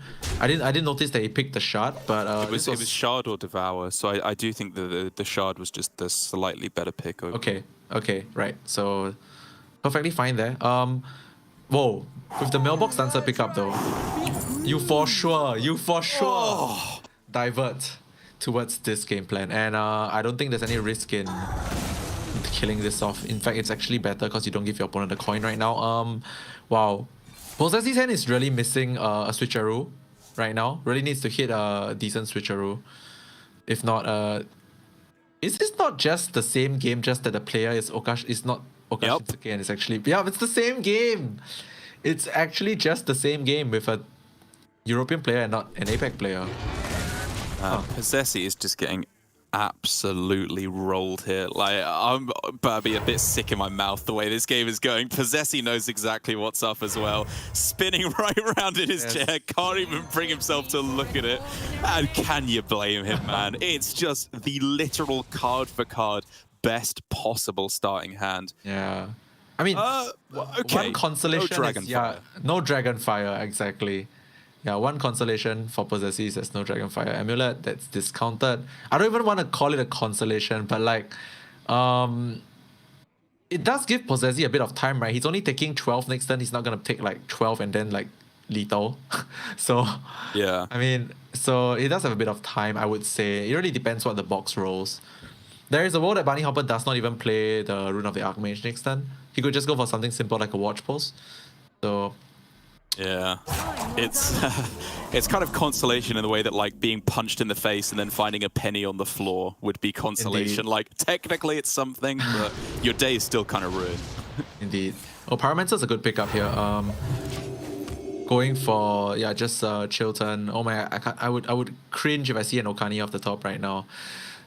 All right, so Bunny, I believe, definitely does not have to go for this Rune of the Archmage here. Yeah. Would like to see something along the lines of a Watch Post plus Amplified Snow Fury, probably trading off his Amulet first to see if he can get something better like an Okani, or maybe just trading it off to see if he can get another option first. Yeah, I'd be pretty interested in playing Snow Flurry at some point, and I think now that we get into it, I start to see his reason for keeping Snow Flurry in the first place. It's not because he wanted to play it on turn 2 necessarily, it's because he guaranteed wanted himself to have it before the Priest goes in, because we've already seen from Bunny Hopper vs. Belize, I think it was last week, where if you ping them, going into turn 8, freeze their face, it doesn't matter if they do the Boar Priest combo. They can't swing. They're going to die next turn anyway if they're not clearing the board as well. And so playing the Snow Flurry but not pinging is something I'm very interested in doing in the near future, just to get that mana spent and be available to ping them going into turn 8, even if they somehow manage to get the combo ready. Yeah, I totally agree with the utility of the Snow Fury. It's definitely meant for a ping on like turn 7, 8, or 9. I think my counter argument is just that this only seems beautiful right now because he hit Belinda on 6, right? So like if he did not hit the Belinda on 6, I think there was a good chance that the Snow Fury could have been another 6 drop like Barbaric or the actual Belinda to get him into this current spot anyway. So I think there's room for maneuvering with that. But right, so Possessy now facing down the Watch Post, doesn't really have a choice, has to go for his draw turn with the Watch Post still on board. Wait, there's a way. No, he can kill it. He can kill it. He can kill it, yeah. Yeah, he can kill it. Yeah, he can do this. Play out the coin. Play out the coin. Yeah, That's this nicely way. done. Yeah, play out the coin. Either that or the Desperate Prayer. I think the Prayer is probably better. Coin is quite important if he needs to. Yeah. Right, so alright, here we go. 4 draws on the rope. Dangerous times ahead. Valish though, oh my gosh, so many things that can be done, but I think wow. Oh, Valish Hero Power Flash Heal. You could coin Flash Heal. 1, 2, 1, 2. Yeah, I actually kinda like that, right? That's like 2 draws. It's like 2 more draws. There were a bunch more draws available there. Like you could have gone Coin, Flash Heal, Valish, Holy Smite, Handmaiden. Like there was a lot that could have been done after that turn. I think it was just like Possessy didn't have the time to do this. Oh, he played the box. Cool. Did not expect that though. I mean, he got himself the Ice Blood Tower, right? Trades the amulet back in. He's guaranteed to get himself 2 more dragons here as well. They're not bad ones either. That's no Fairy Dragon plus Amalgam this time. Those are actually really good ones, by the way. Yeah, I guess the payoff for, like you say, getting the Fairy Dragon and Amalgam back yesterday, or like Karma or whatever you want to call it. But yeah. So with the Valish in hand, realistically, he really wants to hit the Zyrella right now. True. Yeah, this could definitely be a board clear. He kind of has to really hit it right now, right? It's so painful. Oh, still 1 more shot to hit. Wait, he can. Yeah, he can, right? I think it's 4 spells. 1, 2. Yeah, it's more than 4 spells. Like if he hits the Zyrella now, it's beautiful. Come on, World Champion. Oh no! Okay. Wait, it's he has five spells used. 1, 2, 3, 4, 5 spells. He can play this Valish and trade. That's his only out, right? That's the out. I mean, He's not dead. Yeah, he's not dead. he's not dead. He doesn't have to do that. And the argument is potentially that he could go for the combo next turn. I don't think that ever happens because he has to like trade, draw them both, board. Yeah, he hasn't even traded one amulet even once, I think. He's traded Maybe once. Once. Yeah. He traded once, yeah. It's a long shot, right? Ooh. Oh dear, on the rope. Oh dear. no! Oh dear. This... Switcheroo, okay. Wait, what did he play? He played the ball over the switcheroo. I think if he had more time, he would probably have played the switcheroo, I think. If there were 2 minions left in the deck. Or is it only 1? Oh wait, he's dead. No, he's not. Right. I forgot about the whelps respawning. 17, 18, 19, 20, 21. Oh, he's dead. It's just 26. Yeah. It's just dead. Wow. Right up there. I think Possessi also... Okay, I mean, like, even if he remembered, he couldn't do anything about it because he didn't hit the Zyrella. Yeah, I mean, exactly. It was all in on Zyrella. He missed it and he did the best he could. It didn't matter what he did because he was dead anyway. But there it is. Bunny Hopper taking the win. Possessi, a defeated man, both figuratively and literally here, as he looked pretty dejected there at the end. But Bunny Hopper, a classic wry smile on his face that we know and love, as he goes through to the semi-finals 2 weeks in a row, looking unstoppable in the start of this season of Last Call. Yeah, he really looks unstoppable. Like, look at Blythe in the first match, and Bunny in the second match as well. I'm not saying it's just because they brought this lineup, but the two people that brought this lineup are gonna face each other possibly in the finals, and both of them are playing super well. So Bunny Hopper now firmly at the top of the standings. Probably can just like take a rest week on the 3rd week of GM. No, I'm just kidding. Like he's gonna play for more points for sure. But yeah, he can chill. He really can chill, enjoy the next few weeks going into the playoff week. Because I don't see any way he's ever gonna be over like not in the playoffs at this point. So congratulations to Bunny Hopper and Blythe, both bringing the almost same lineup. Both from the European region, well, but playing really really well. Congrats to them. Semi-finalists, well deserved for sure.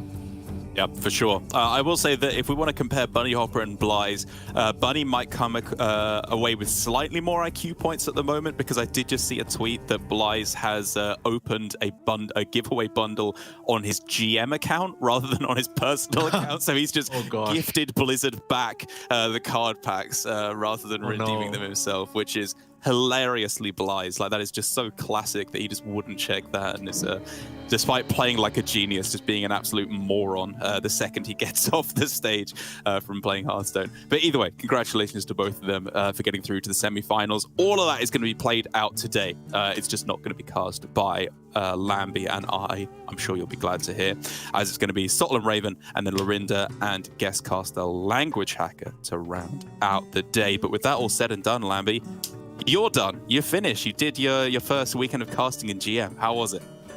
Right, I had such a great time, guys. Thank you for some shoutouts. Thank you for A-Bar and Nimsh for getting me on this broadcast. Thank you to my co-caster, one and only Derek Brown, carrying me through this first experience of casting on the Grandmasters broadcast. It was a really interesting experience. I think it's not really replaceable in the sense that as a player and a pro player and not a caster before, I think I'm seeing things from a new light right now.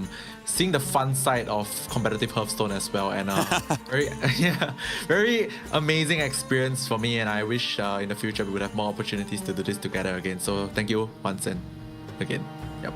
Oh, I'm glad you could join us, but I've got to take a stand there. Competitive Hearthstone players having fun playing Hearthstone? Nah, that can't happen. That just does not sound right to me. Best of both worlds, man.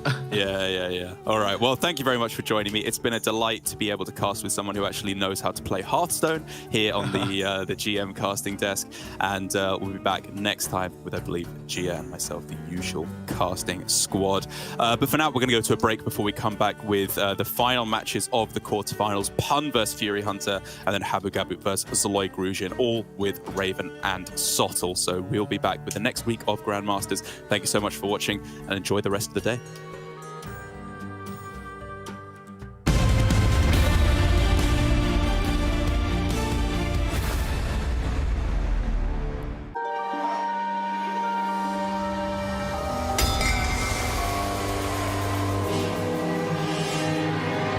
Welcome to Revendreth, in the darkest of seasons, where ruthless eyes gawk for horrific reasons. For a hidden hand has struck me down with such ruthlessness, so deep and profound. Then he comes with his Molochian scowl to uncover the truth of murder most foul. The Animar drifts across the floor, highlighting the creatures who walked through my door. The motives are as black as night: avarice, power, revenge, and blight. We watch the hero uncover the clues that lead to the truth behind this dark ruse. Join us here with the grim and impious. Choose your path without heavenly bias. For at the end, they will burn in the fire when it is known who slayed Denathrius the Sire.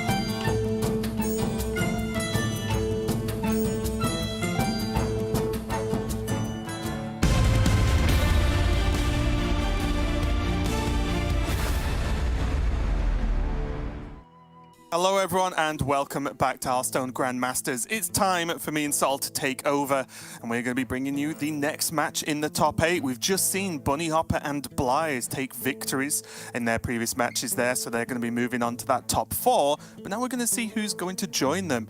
Kicking it off, Sottle, with Pun versus Fury Hunter. Yes, indeed. Both of these players had their trials and tribulations, I would say, through the previous day.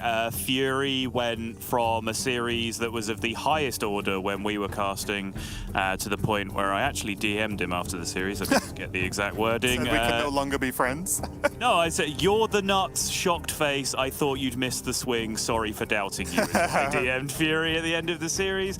But then the following series he played after that was genuinely pretty shaky. It's a couple of pretty crucial mistakes, particularly bad one with Glug, just literally brain switched off, made the trades in the wrong order. Glug grew out of range. And, you know, he said kind of cracked under the pressure on Twitter a little bit. So interesting to see now whether he can recover from that. And then Pun on the other side, I think, has been very solid, growing into position as Grandmaster. You see a initial season, 57% success rate to even be here in the first place, positive win rate in Masters Tours as well. But of course, the other wrinkle that we have to throw into this series is, of course, Raven and myself have entered the fray. So the Quest Priest shall also enter the fray at the same time, because that is simply how it works. Yeah, we've just added an extra person to our pairing, which is me, Sottle, and Quest Priest now for some reason. We're back to tri-casting desks. But yes, Pun doing pretty well so far. And one thing I do want to ask you about, Sottle, is how much of a surprise to you is it that in Trio this week, we have 2 players who are running that Warlock in their lineup making it to top 8, and obviously one of them will naturally be making it to top 4 as well. Yeah, no, that is a really good point. And I did look at those buckets in general, the Rogue Priest buckets. I will confess, I'm not going to change my mind after the fact here. I think I said this on day one anyway, that I was looking at the Rogue Priest Demon Hunter bucket, which is what the majority of our players looked at as well. I think 8 people in total chose from those buckets, but in general, those Demon Hunter players have just been eliminated from the tournament, and it's the players that have done other things that have got here. So this version of the bucket with the Warlock has shown to be more successful. The Druid bucket that Blyze and Bunny have, for example, has also proven great success rate, just in terms of percentage of players that have picked it that are still in the tournament. But in general, I think the Rogue Priest combination is just so outrageously powerful in terms of 2 classes out of your 3 in your Conquest lineup. Personally, I'm of course a much bigger fan of the way Fury's gone about it with Rogue and Boar Priest as your priest deck of choice, but as we have seen, and honestly as Possessi has constantly tried to remind us, Boar Priest is a very, very dangerous deck to bring if you are not an absolutely top tier Boar Priest player. So I can understand why not too many people have gone with the Boar Priest this time around. But yeah, I really like this bucket. Would have got it wrong at the start. Having seen the tournament play out, this looks like it might be the bucket, honestly. Well, let's see how the series. We did just check out Fury Hunter's stats, of course, an extremely well-accomplished player, and we just mentioned it. He had a bit of a shaky ending to the day previously. He did sort of tweet about it, but I do think his just sheer number of tournament and competitive Hearthstone games he has played has definitely given him the experience to just say, okay, I didn't play great at the end. I'm just going to shake it off, refocus for today. And I expect good things from Fury. We are going to be kicking it off with the Rogue Mirror as well. So pretty much anything can happen here, Sottle. So let's see where it goes as we get into game 1 of Pun versus Fury Hunter. Null in the opening hand from Fury Hunter, always nice to see. Gives you complete freedom to be holding on to tradables, which is generally a thing that you will be doing anyway. Pun on the other side does have the same tradable, but does not have that promise of illustrious riches, or at least discounts to that Wild Paw Null coming from that extortion. But I imagine it will be held on to anyway, and yes, Whoa. It is. We need some kind of referee check on this opening hand, because I'm not sure it's legal from Fury Hunter. It's all looking quite good to me. Got the tradable for the knowledge you mentioned, and end up with Jackpot and Trickster in his hand on coin. Mm-hmm. Ridiculous. Yeah. Yep, Jackpot, of course, was going to add 2 other spells to the hand and 1 more natural draw as a Paladin, which could end up discounting the Null as well. So this could, depending on how these next couple of outcomes go. Yep, there's Contraband Stash for a discount. There's a double discount from the Jackpot. That is the literal perfect Jackpot Rogue opening, everybody. There you see it. Yeah. You know, Pun. I suppose second Null would be the one thing making it better, right? Yeah, and weirdly enough, even the spells, you could argue they aren't top tier spells, even though I literally just before we started this, I was playing Jackpot Rogue and got Pyroblast, and it helped. But even this Glacier, right, is more than good enough. It's just plenty of stats on board, you would imagine. Devour person. I mean, it looks pretty good, and right now, it's no weaker than anything else. Fury going for the Moag. No faith. Yeah, Fortune is reasonable. It's already an 8/8. Obviously, Devourer would take 2 spells to get up to 8 power anyway. 2 spells are currently not being played next turn, so it's a couple of turns before that gets up to an 8/8 anyway. So not a great deal of difference, I think, between the 2. But it could get bigger. It could, yeah, absolutely. But yeah, just go, and also the armor does help, because in these matchups, it can get very aggro-y very quickly, can't it? Like because you both rogue, you can suddenly blink and go, oh, we're both on like 12 health. What happened?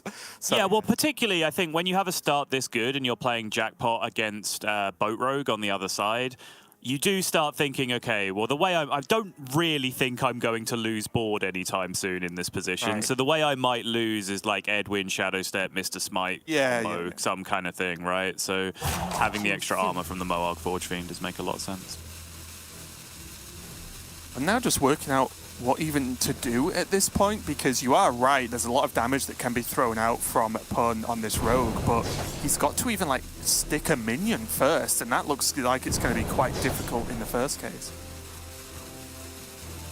Oh yeah, fireballs, pyroblast. This is the Hearthstone I want to see, Sol. Oh, another contraband. Midar as well. Okay, it's probably going to be Bear, but I just like it. Midar's one of the few Priest cards I actually like, because you don't play it in Priest, you play it in Rogue. It is a far better Rogue card than Priest card, yeah, that is very true. Yeah, Mountain Bear is sensible pickup. I think the ideal there would have been 4-drop Death Rattle just to play right now, because then you could feasibly just curve straight into your contraband stashes and just feel pretty okay about it, right? With the amount of stuff that you were getting back out of it, just straight up out-tempo the opponent. But this is fine too. You can now just go ahead and play the Bear on 5 and rebuild from there going forward with double stash in hand. Yeah, and weirdly enough, depending on how Pun reacts or plays this turn, Fury Hunter could decide, you know what, I'll actually just play a contraband stash to end up with 2 Moargs, if that's the way the board's looking, and then play the Bear the turn after with the other contraband stash. Well, the stash would just play Glaciate, right? So you don't know which minion you're going to. Oh, so sure. I keep thinking it's just Moarg, which is obviously incorrect. But still, have faith. Yeah. But yeah, probably going to load up the Bear now that I've been corrected on my stupid assumptions. There is, though, the Krakatoa Subtle, and we do know Krakatoa solves all problems in life. If Punk can just hang on long enough. Listen, I've got some real lofty crab expectations, okay? That's a wonderful sentence. So I said that, I was like, wow, I love that sentence. Lofty crab expectations. Like, what does that even mean? Well, but even in this scenario, this might be a shade too far for Krakatoa. Blasphemy. But yeah, we do play this game now again as casters of things you never thought you would actually say. And that is definitely gets on the leaderboard at somewhere, some kind of ranking. But the thing is, like, I don't know, it would require very specific circumstance, right? Like, maybe we were going to some sort of, like, marine exhibit, right? Or at SeaWorld or something, and there was like, some crazy famous crab that you had to queue up for 2 hours to meet, you know? Like, in that scenario, if I was then disappointed, I think I would say the words, I came into this with very lofty crab expectations. It's kind of why I liked it so much. It genuinely sounds like something I would say. Very specific circumstance. I mean, like obviously, yeah. For a start, is there a famous crab in this world? I don't know. Someone will have to let me know if there's any. Hold on, I'm just going to meditate for a second. We'll find out.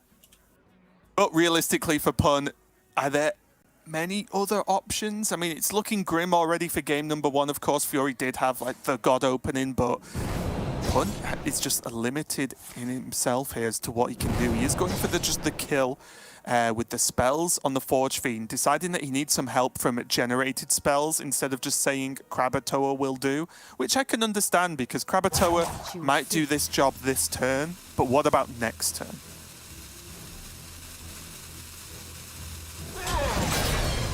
You can't always. Yeah, definitely wasn't listening. I have not found any instances of any particularly famous crab. All results for famous crabs are like fictional crabs, you know, as you expect. It's unlucky. And if I don't know, a marine place had a fictional crab on display that was real, then we could. Well, then I would have lofty crab expectations. Yeah, exactly. Right? It would all make sense. Come on. Yeah. Glaciate. Fine. 7. That'll do. Of course, second Trickster would just be insta-lethal here, and it will be lethal for the majority of this game outside of exactly scabs and no more damage being dealt. Yeah, I mean, Fury's winning this game from all angles right now. Like, this board just wins. Then if this board doesn't win, the next board just wins. And then if he's still alive on turn 10 or draws a Trickster or a Prep at any point, he just wins. Like, this game's kind of over. Wow. Yeah. Really great start, though, for Fury Hunter. And again, with some shaky play and maybe going into today thinking, please just play better. It's a great first game to have, right? And I don't want to take anything away from Fury, but that game kind of played itself, right? Yeah. There was a very few sort of options that were realistic in any way. It just had the Great Curve, and he played the Great Curve, and it got there. So he's going to go to a quick 1-0 lead. And suddenly there is just that Warlock and the Priest left for him to get a win with. And it looks like Soto, it's going to be Rogue again for Pun. But Fury Hunter's going to jump over to the Warlock. Yeah, and Warlock has definitely been the sticking point for Fury. Don't get me wrong, I think he's played it very well. Something that always surprises me about Fury Hunter, because when I watch Fury Hunter's stream, when I talk to Fury Hunter about the game, you know, sometimes we're in calls and he's just screen sharing games that he's jamming on ladder. Like this just happens.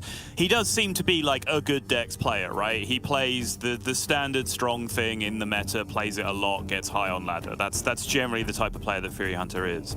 What consistently surprises me is when he comes into a tournament with a 1 or 2 twist decks in his lineup, something that I wouldn't really associate with him playing. He understands that deck so quickly at such a high level. I'm just like, when have you found the time to play like the 100 games of this that you clearly have played to understand this deck at this kind of level, which is, you know, just a testament to his overall quality as a player. So he's piloted the Curse Warlock very, very well, I would say, throughout the tournament, but just by pure nature, like, it is the downside choice in this bucket, right? Yeah. Like, straight away, it just is. It's the sacrifice you're making in order to play the other classes. So this is definitely going to be the rough one, I think.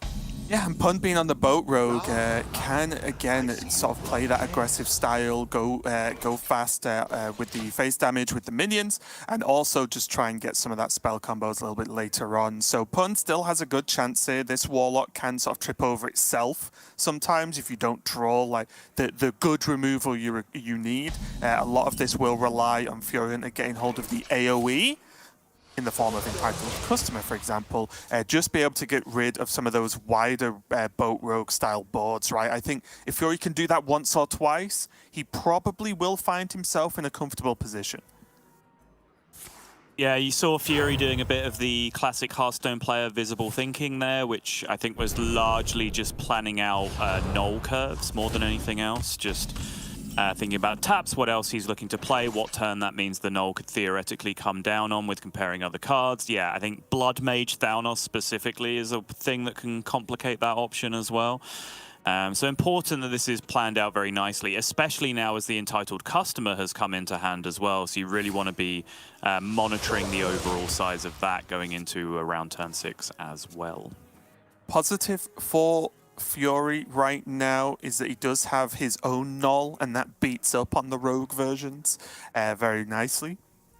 He does have an answer if a null came down this turn. We can see it's likely that Pun gets to play too.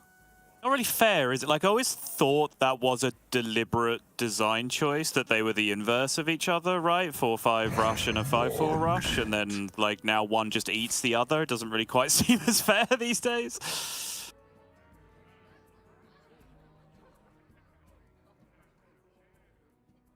Especially considering one's a neutral card. Yeah, tell me about it. Gonna get them both out, though.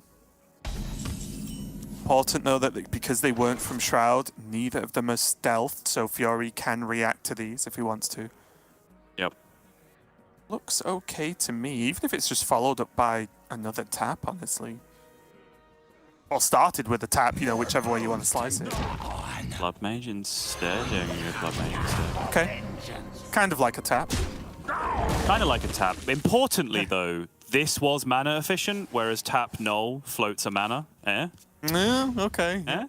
Eh? Paul's advice how to play Hearthstone: make worse turns. If, yep. Just if they're mana efficient. If you were gonna null tap there, you straight up played null first and then tap, just so that you could look yourself in the mirror when you're in the bathroom ready to go to bed. You know that you will not be able to look yourself in the mirror, and then you will not be able to sleep if you do it the way that's better but floats a mana.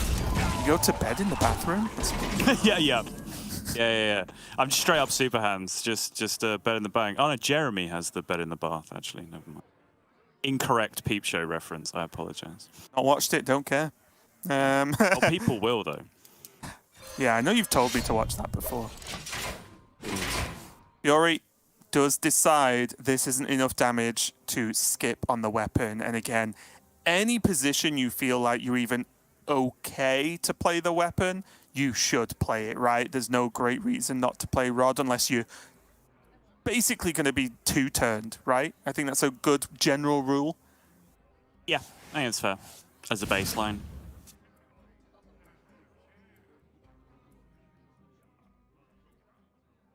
Can't prep out the Krakatoa, though. Soon. Soon you can. But the nods there from Fury, and this is what I was talking about, right? Just having just AoE at all for this turn is huge. And Fury, of course, has double entitled customer at the bare minimum.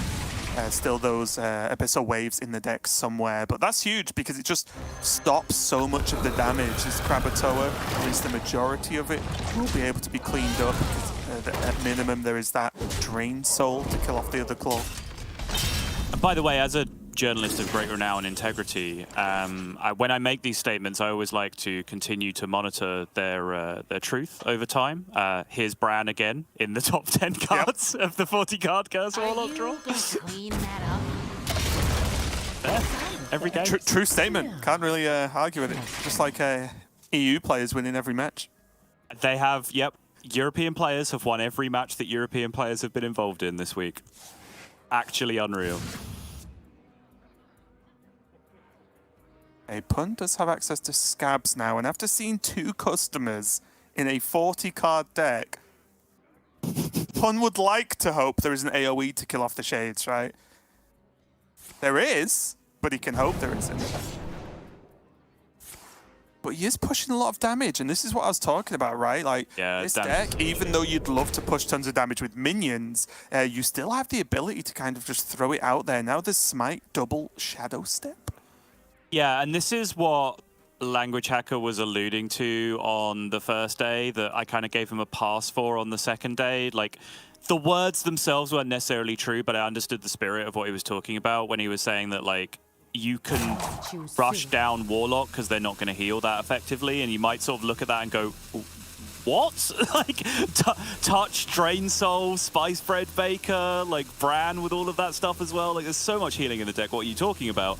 Problem is, if you're throwing out a bunch of minions for them to have to deal with, their clears cost like 4 and 6 mana over and over again that they have to keep throwing out. So they're not going to be able to do that, and Spice Bread Baker and Bran and everything else all in the same turn. So if you can keep them focused on clearing boards, they can't really efficiently heal at the same time, which is what Pun is currently doing an excellent job of achieving right now, really putting Fury between a rock and a hard place in terms of dealing with board or just stopping themselves from dying.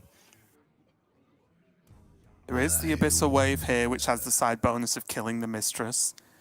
Fury does need to decide if he wants to tap, because if he's really scared, he could do the wave, but Drain Soul first as well, right? To just go absolute max heal possibilities this turn, because I think I would be a little bit afraid on 13. But maybe with just the Mistress, that's enough.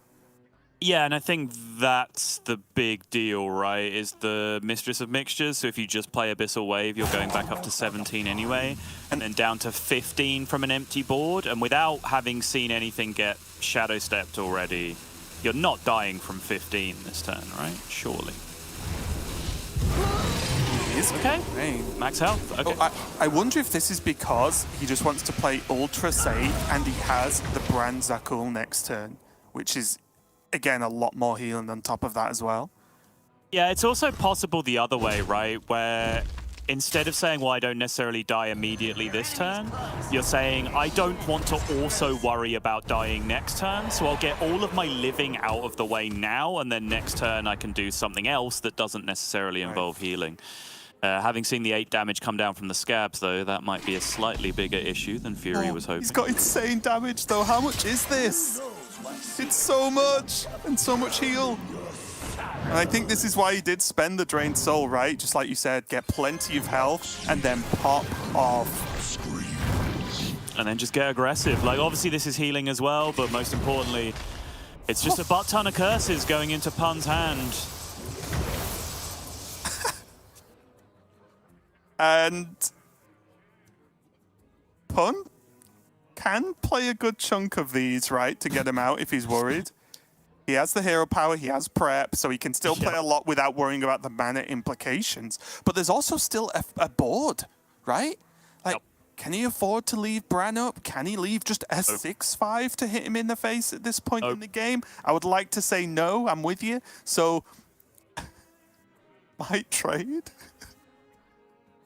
It's so grim. Like, we talked about this before, right? When you were like, you know, your glass half full philosophy on life. Like, well, you know, whenever you're Scabs, you get to play one of the curses for free anyway, so it's not that bad. And like, that's still 2 mana you don't get to spend on something else. It's still 2 mana deleted from your turn. Like, Scabs prep one curse, prep another curse. Like, what are you even doing with the rest of your turn from that point? Like, Pun's not got a lot of stuff to do outside of get rid of curses right now. I mean, my point exactly. The glass half full approach of Alexander Raven Baguli. Well, it's not that bad a turn because I didn't have anything good to do in the first place. Stop saying my name wrong on broadcast. It's fine as an in-joke between our group of friends, but not on broadcast, Sol. This is thousands of people. Come on. I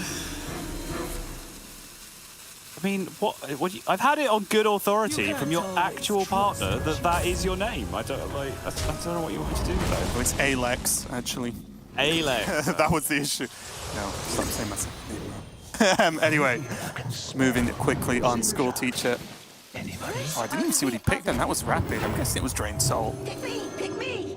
Hey up! Yeah, Drain Soul was just too Look clean. Look at this. Back up to near enough 40 health. Ouch.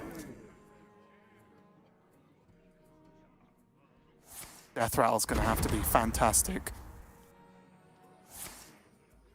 Just a little field work. It's not. It's a fish.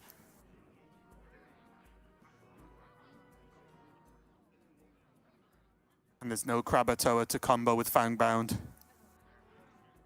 Nope.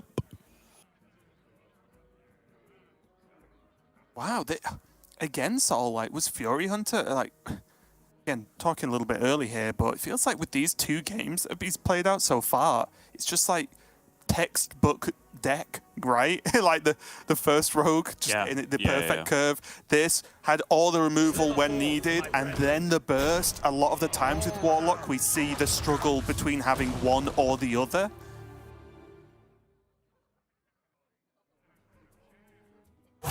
To be Trey, going to take off the most damage possible, step it back, and just hope at this point. There's currently 4 damage that can get pushed. We can see, from Pun's side, we can see Drain Soul, of course.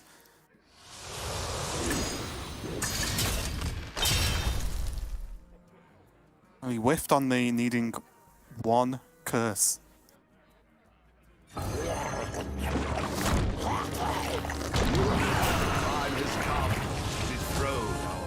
Just going to boot max stats here for Furion to make sense, right? Scabs is already active, there's no bounce available. He knows 1 card in hand is Smite, and he probably at this point knows the other 2 aren't great. Never bring a sword to a fish fight. Fun. The classic rogue ender, of course. Yeah. Do nothing. Show them your cards, and Fury getting off to an absolutely rapid 2-0, and that's a bit of a surprise when we're talking about a Jackpot Rogue and a Curse Warlock game, taking those 2-0s, and it means now Fury only has Boar Priest left, and Pun also has Curse Warlock. He has the Rogue that we've already seen, and he has Quest Priest, a deck that I feel will suffer greatly against Boar Priest.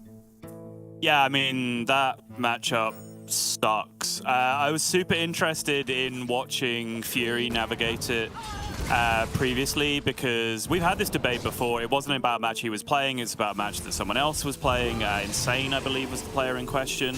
And Fury was sort of talking to me after the match about how, you know, the idea of playing a boar in a situation where you might lose the game to a small percentage out, or holding a boar in hand for that kind of situation, is sometimes too focused on, and sometimes it's higher win rate to just spend the mana on doing the thing when you need to do it, which is something that he did against Quest Priest in a particular spot last night on the Americas portion of the broadcast, where it was vulnerable to Najak Hexam, but Najak Hexam wasn't an instantly lose the game card, and there could have been a counter swing coming back the other way, and yada, yada, yada.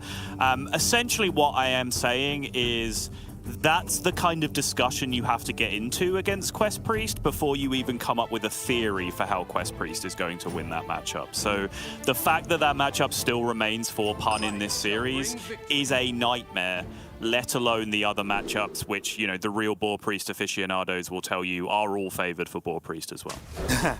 Yeah, I mean, it's the circle of Hearthstone strategy, right? On one side, you learn that, yes, You just play the game, use your mana well, progress your own game plan. Then there's all the fancy plays to get round stuff, but then it ends up all the way back to, but what if I just play my game plan and try and win the game like I should be doing? And then there's Fino, who never even bothered to progress out of the first phase, and then so because of it is now a genius because he never had to unlearn all the bad habits. Yeah. Send Fury another message after this series, Sottle. He's playing Anduin.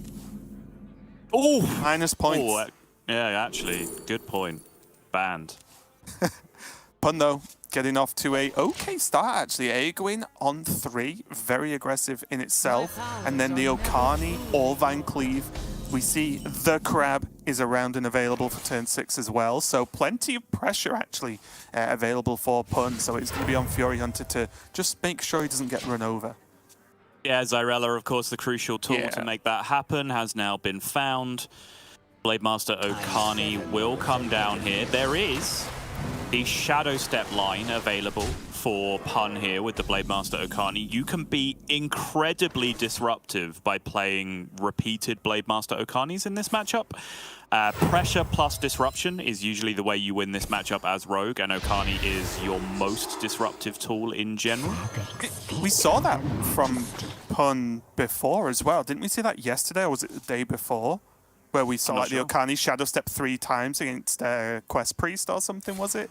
It was, anyway, we saw a lot of Shadow Steps on Okani. I think it was one of Pun's matches. So yeah, definitely something he keeps an eye on.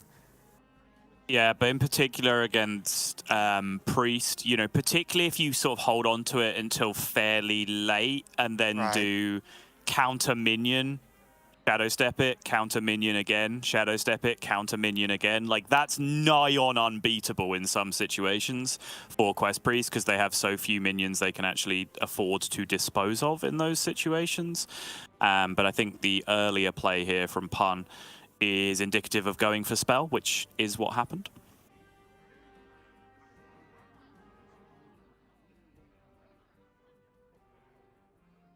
Just have to make that choice soon, unless he wants to like trade the Aegwin.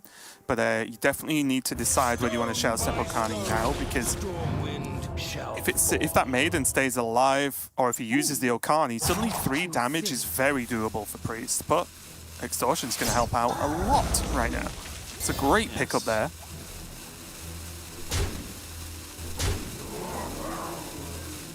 The Aegwin is silenced as well, which is a big deal in itself. Maybe does fly under the radar a little bit sometimes, but that spell damage when Rogue has, you know, some of those like Wicked Stabs, for example, can really stack up late game.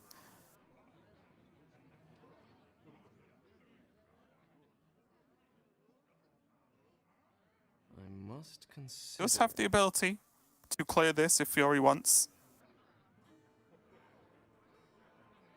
It's expensive though, right? It costs a prayer and a gift.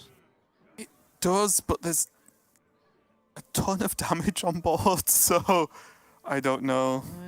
Yeah, I think alternatively it could just be the Pyro turn instead, but the Pyro Cleric turn is actually a little bit awkward in this setup as well. It's what I've been sort of looking at in silence from now.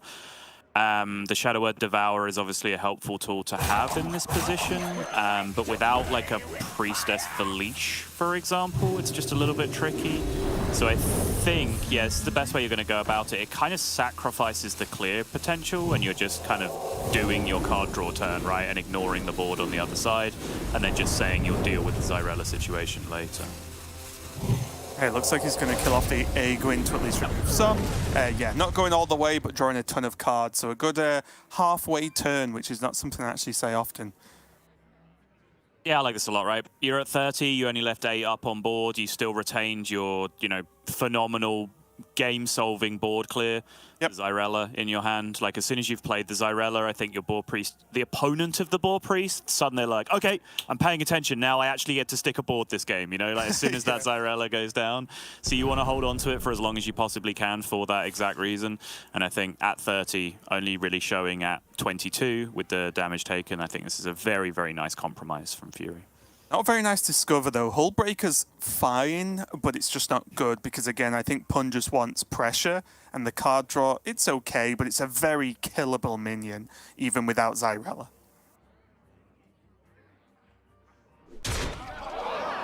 We can't be seeing a no crab turn, right? Of course not. Would have been ridiculous. I have lofty crab expectations this turn, Raven. Nippity snap. Nippity snappity, give me the bappity. There it is.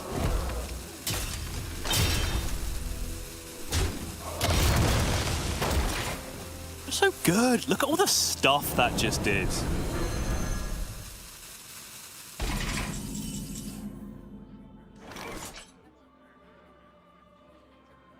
All right, Amulet's finally found again, which is, of course, very useful. That is 2 to 3 now on the original Amulet. Yeah. You'll note boards played. You're in a slight predicament now that he has to expect Okani and almost certainly into minion next turn. So is there any value in, say, picking a cleric here to have a minion to throw away? Oh, sorry, pick switcheroo, right, which is just better because it'll draw you minions. But regardless, he has to just prepare for having to play a minion that isn't Pyro or Boar, almost certainly. Right, but he also, so this is the power of the Okani as well. Depending on if the opponent uses all their spells, for example, like say they've had to use a bunch of Devours on one clear, they used a bunch of spells on the other Pyro turn, and they're down to limited number of spells in the deck, well then suddenly Okani, Shadow Step Okani for spells can actually lock them out of playing their amulets as well, depending on what they end up with left in their deck. So as the Boar Priest player in this situation, you have to have that, you know, mental maths meme running through your head of all the possible things that your opponent can do to disrupt you and how you play around all of them, while also solving the more simple equation of how do I continue to stay alive in this game against the deck that's trying to throw damage at my face. No surprise here.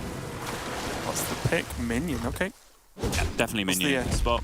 Yeah, plenty of spells still left for Fury. Choose soon. The question is, will Fury just play the switcheroo, or do you think he'll throw something else out first? The prayer, maybe. Depends where anything is, whether anything is truly expendable, which I don't necessarily think it is. I think you're incredibly confident that it is minion, but if you literally had a useless spell in your hand, you would of course get rid of it first. But in this position, I think all of these cards are actually more useful than zero. So I think just the immense confidence that it is just minion that's being countered does make the most sense here. Don't want to get laughed at by Okani saying predictable. Exactly, yeah. That's the key goal. Just getting the Handmaiden active, I imagine, here, yep. Tell me, Minnow. Are we just doing it this turn? Is this lethal Fury? I confess I didn't look this turn. I know, because of course, no, the Valish has to get countered, right? So yeah. I was gonna say, using the Valish to counter, play the Maiden, now both balls available. Quickly. Only 3 cards left. Again, I say it every time, but why is there only 3 cards left in the deck on turn 7? It's disgusting. And so now, yeah, like this, they get the 2 balls in play, because the possibility now for the opponent, right, is Shadow Step again into minion counter, but you do have that checked, sort of, if you're Fury Hunter, because you have the Nausea Cleric remaining as the final minion. There's a big play from Pun available, though. Yes, go on. On the Dentist. Gonna use a tooth. There are so many cards he could get, right? Just any transform effect. Yep. The old Poly Jelly out. Does sound like something a Dentist would use.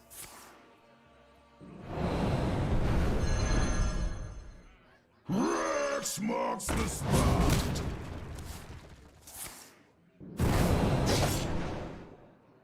Finds a wicked stab, and this needs to be not those Hearthstone cards. And now he's just dealt loads of damage to himself. It looks very silly now, even though it was correct. Fury can breathe easy now. There was that one moment he was praying, but there was no shenanigans. Yep, and since the Shadow Step was used on the Breaker and not on the Okani. That means that this draw does not have to be Cleric, for example. You can just throw the Pyromancer straight out, no counter necessary, and you are absolutely chilling here. Wow, what a series. Because I'm believing this is effectively lethal, even though it's not strictly lethal. And what a series from Fury. If there's ever a way to come back from being a bit unhappy with your play on a previous day, it's to absolutely destroy your opponent 3-0 in the next one. Bit of a rough one for Pun though. Like, in this series and the way the games went, I honestly have no clue what Pun was supposed to do at this point.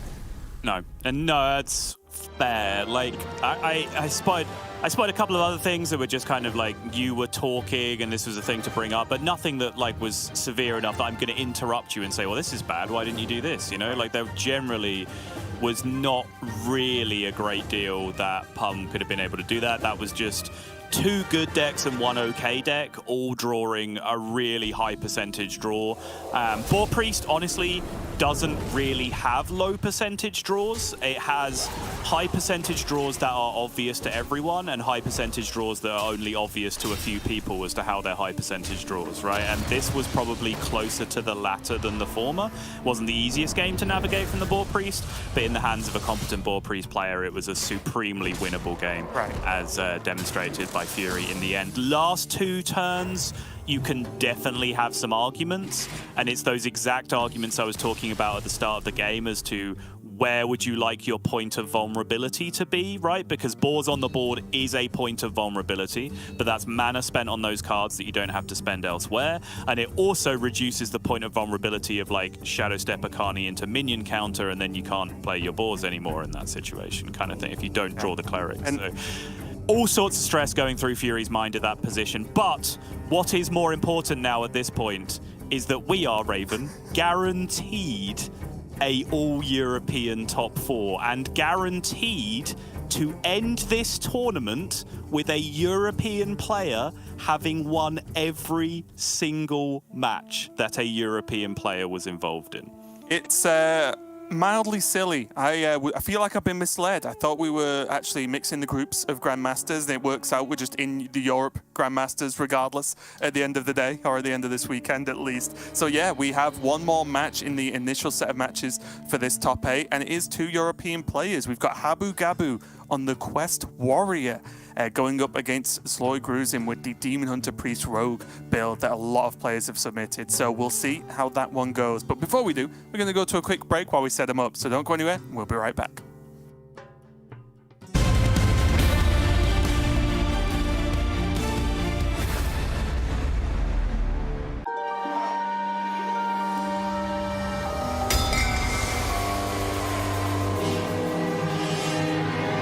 Welcome to Revendreth, in the darkest of seasons, where ruthless eyes gawk for horrific reasons.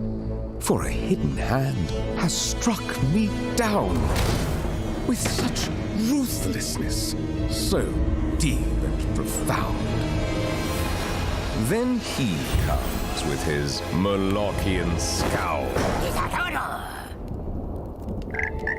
to uncover the truth of murder most foul.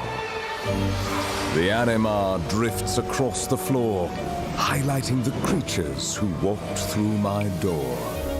The motives are as black as night: avarice, power, revenge, and blight.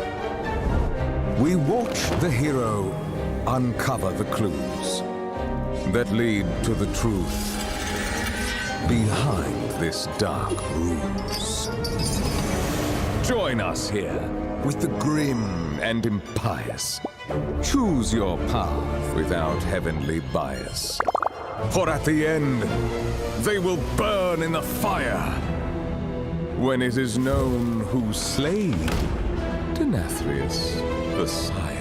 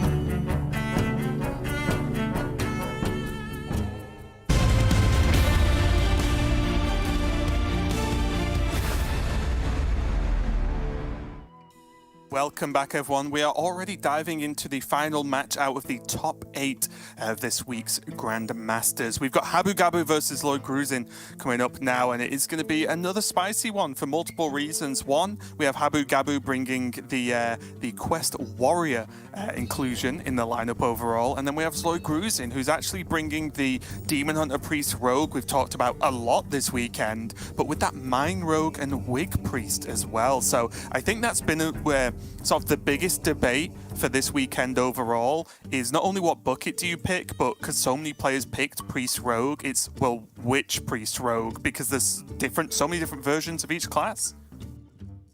Yeah, absolutely. I think Rogue in particular has a number of different directions that it can go in. But in general, like, I kind of feel like the people with the Demon Hunter bucket that are here by default, just by the fact there were so many of them that just statistically some of them had to make it to this point, right? But overwhelmingly, the players that have dipped into this particular bucket have crashed out in the group stage. As Lloyd Gruzin, one of the last remaining holdouts, I believe the other one was Possessi, who was then dispatched by Bunny Hopper as well. So is Lloyd Gruzin the last Demon Hunter left standing, and we will see whether his particular take with the Mine Rogue thrown in there is the secret to making this Demon Hunter bucket work. We're just checking out Habu Gabu, of course, having a fantastic year so far and continuing to impress. It's going to be kicking it off on the Quest Hunter, a deck I think is the #1 deck in his lineup and like the reward, I would say, for picking this bucket. Again, everything looking strong here, especially when we consider I believe Lloyd Gruzin is going to be starting on the I think it said Miracle Priest then, I guess. But the Wig Priest is going to be his first deck. So how do you feel about that matchup overall, Soto? Wait, sorry, which matchup? I got confused by Miracle Priest. Yeah, Wig Priest versus the Hunter. Wig Priest versus the Hunter, sure. So, generally, I do think Hunter is a very, very good deck overall, and the default is just to say that, like, if Hunter does well, it's going to run over most decks. What Wig Priest has the ability to do, which a lot of other decks don't, is if one removal point gets missed, right? Say you play one minion and the on-curve removal is not there, you can suddenly make that one minion massive to the point where it's beyond the level of removal that Hunter is then able to throw at it. So that's kind of your out in that position. However, the factor of then freezing trap, ice trap, all these various other things that can then factor into that and stop you from doing those things and making your minions massive is kind of disruptive as well. So I do think Wig Priest has game in this one, but I do think the Quest Hunter can generally survive very, very well for a very, very long time, especially with the extra health that they have now with the Renathal version of the deck. And honestly, I think this is one of the better matchups for the extra 10 cards that have come in to fill out the Renathal package, which is largely the Secrets and Double Darbunker alongside that, right? Which are all rather strong in this matchup, I would say. And we'll get ready, Subtle, for slight levels of anxiety to kick in, because Lloyd Gruzin is on camera with the earphone cable. So yeah, thanks for the warning. Habu, though, already taking a quick look at the opener, but outside of the quest, I think he's going to be throwing this one away. Like, Wound Prey never really gets it done against this Priest. Piercing Shot, high damage output, but a little bit slow considering, as you mentioned, there are much higher priority cards like the Bunker, probably being priority 1, honestly.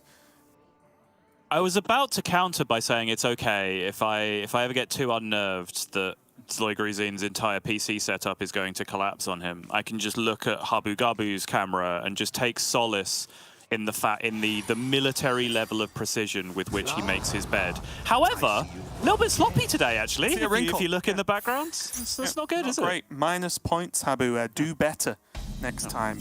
But you can't say do better about his hand because he did get the Dumbledore Bunker available, which is just perfect as the opening. But Lloyd Gruzin, outside of the wig, or the lack of wig, should I say, has a pretty solid opening himself. Early Slither Spear, still has the school teacher as well to maybe get going with some extra spells.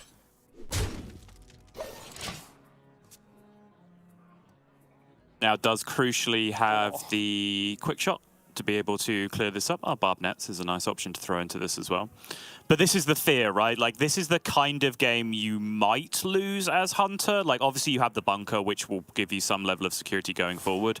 But say this comes down, you didn't have the quick shot here, right? Then suddenly there's questions to be asked. There's some lines that the priest can take to try and play around some secrets, try and get that big minion consistently out of range of what you're throwing at them, get a second small minion in alongside to maybe play around the freezing trap. Like, you need a platform to build from as the Wig Priest in this matchup. And for as long as Habu can deny that from happening, then Zloy's going to stay in trouble. I was thinking about whether he wants to go for the Priestess. Again, he'll gain some mana to try and play the school teacher at this point, potentially. Oh no, he'll be way off what am I talking about? He only cast 2, so yeah, not going to be enough there. Going to hold. And actually, weirdly, maybe even slightly disappointing for Habu because he sat with that mark shot and piercing shot. Yeah. He might have actually been very okay with Zloy Gruzin committing a minion to the board this turn.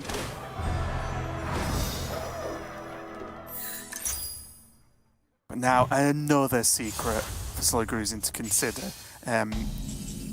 Painful because it could still be freezing trap, could still be explosive.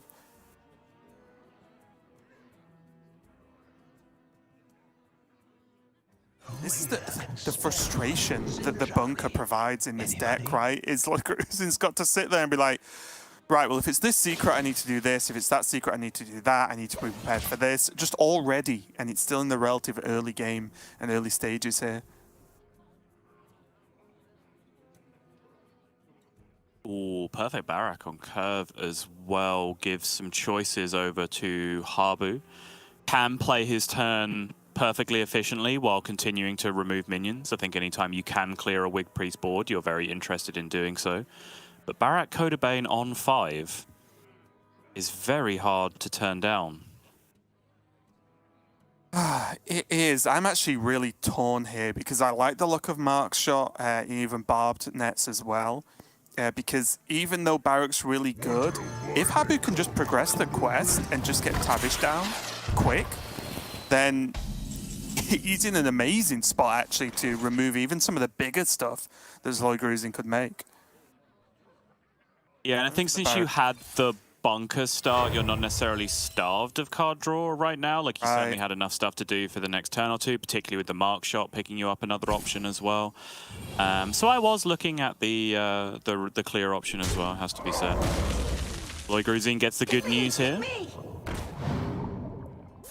He gets to attack with the minion, no freezing trap currently in play. Gift to the Naru being chosen on the Nargling over a Bless, by the way. I do believe Bless was an option from that Nargling. Zloy Gruzin just valuing that extra card draw. And now the Wigs can start to go to town. And I think I talked about this on day one, right? I think one of the most difficult matchups to really appreciate where your buffs have to go and to get all of those decisions right, because you need to simultaneously be making minions big enough that they play around the removal that your opponent might have in hand, but then also at the same time making extra small minions that can play around freezing trap, but not too many small minions that die to explosive trap. It's really difficult to get that spread of things right across the board. What did you think about the Maiden over just playing, for example, the Scribe and playing another 2 Wigs that turn? I think that is part of what I was talking about, right? Like, Zloy Gruzin wants multiple options for minions that are good to freeze. Particularly because you've seen Dumbledore Bunker active, you know there's one Dumbledore secret in hand, and then there's a 2-mana spell that's been drawn off the Kodabane as well, right? So the chances that Freezing Trap is in hand is very, very high. So I think if you just play potentially smaller minions down in this position, or just minions that aren't particularly good Freezing Trap targets, it makes the turn slightly easier to navigate for Habu Gabu. Whereas in this position, he can't really play a freezing trap without killing the 2 minions on the left, right? Yeah, sure, with buffs, yeah. Because the explosive will go off first. The explosive is in play first, yes, but it's like a single wig on either of them. Yes, and you can attack and proc the freezing, right? So it's still a nightmare. Abu is going to kill the big target for now. Commit some damage here. Does remove 2 of them. Oh, that's a slip up. Oh, it was right. He missed the damage. How so? He piercing shot first, but then Oh, I see. Yes, overkill for one, yes. so he missed Yeah, one damage to face. Yep, for sure. But Slow Gruzin, we saw earlier, very happy with the elemental draw because of exactly this, right? Has just plenty of mana now to play the spells and throw the Naga out as and when. Oh, there's the Bless. There is the Bless. And there is the Priestess coming back to the hand now as well, which means this is infinite juice this turn. Yeah, this is actually disgusting. I don't think it's 40, but it's a lot. I mean, there's still plenty to do this turn. There is, but is he getting to 40? I think so. Just a Crush Claw in terms of additional generation here. So yeah, I imagine not really possible. Yeah, he can go still the Queen's Guard, right? And still bless.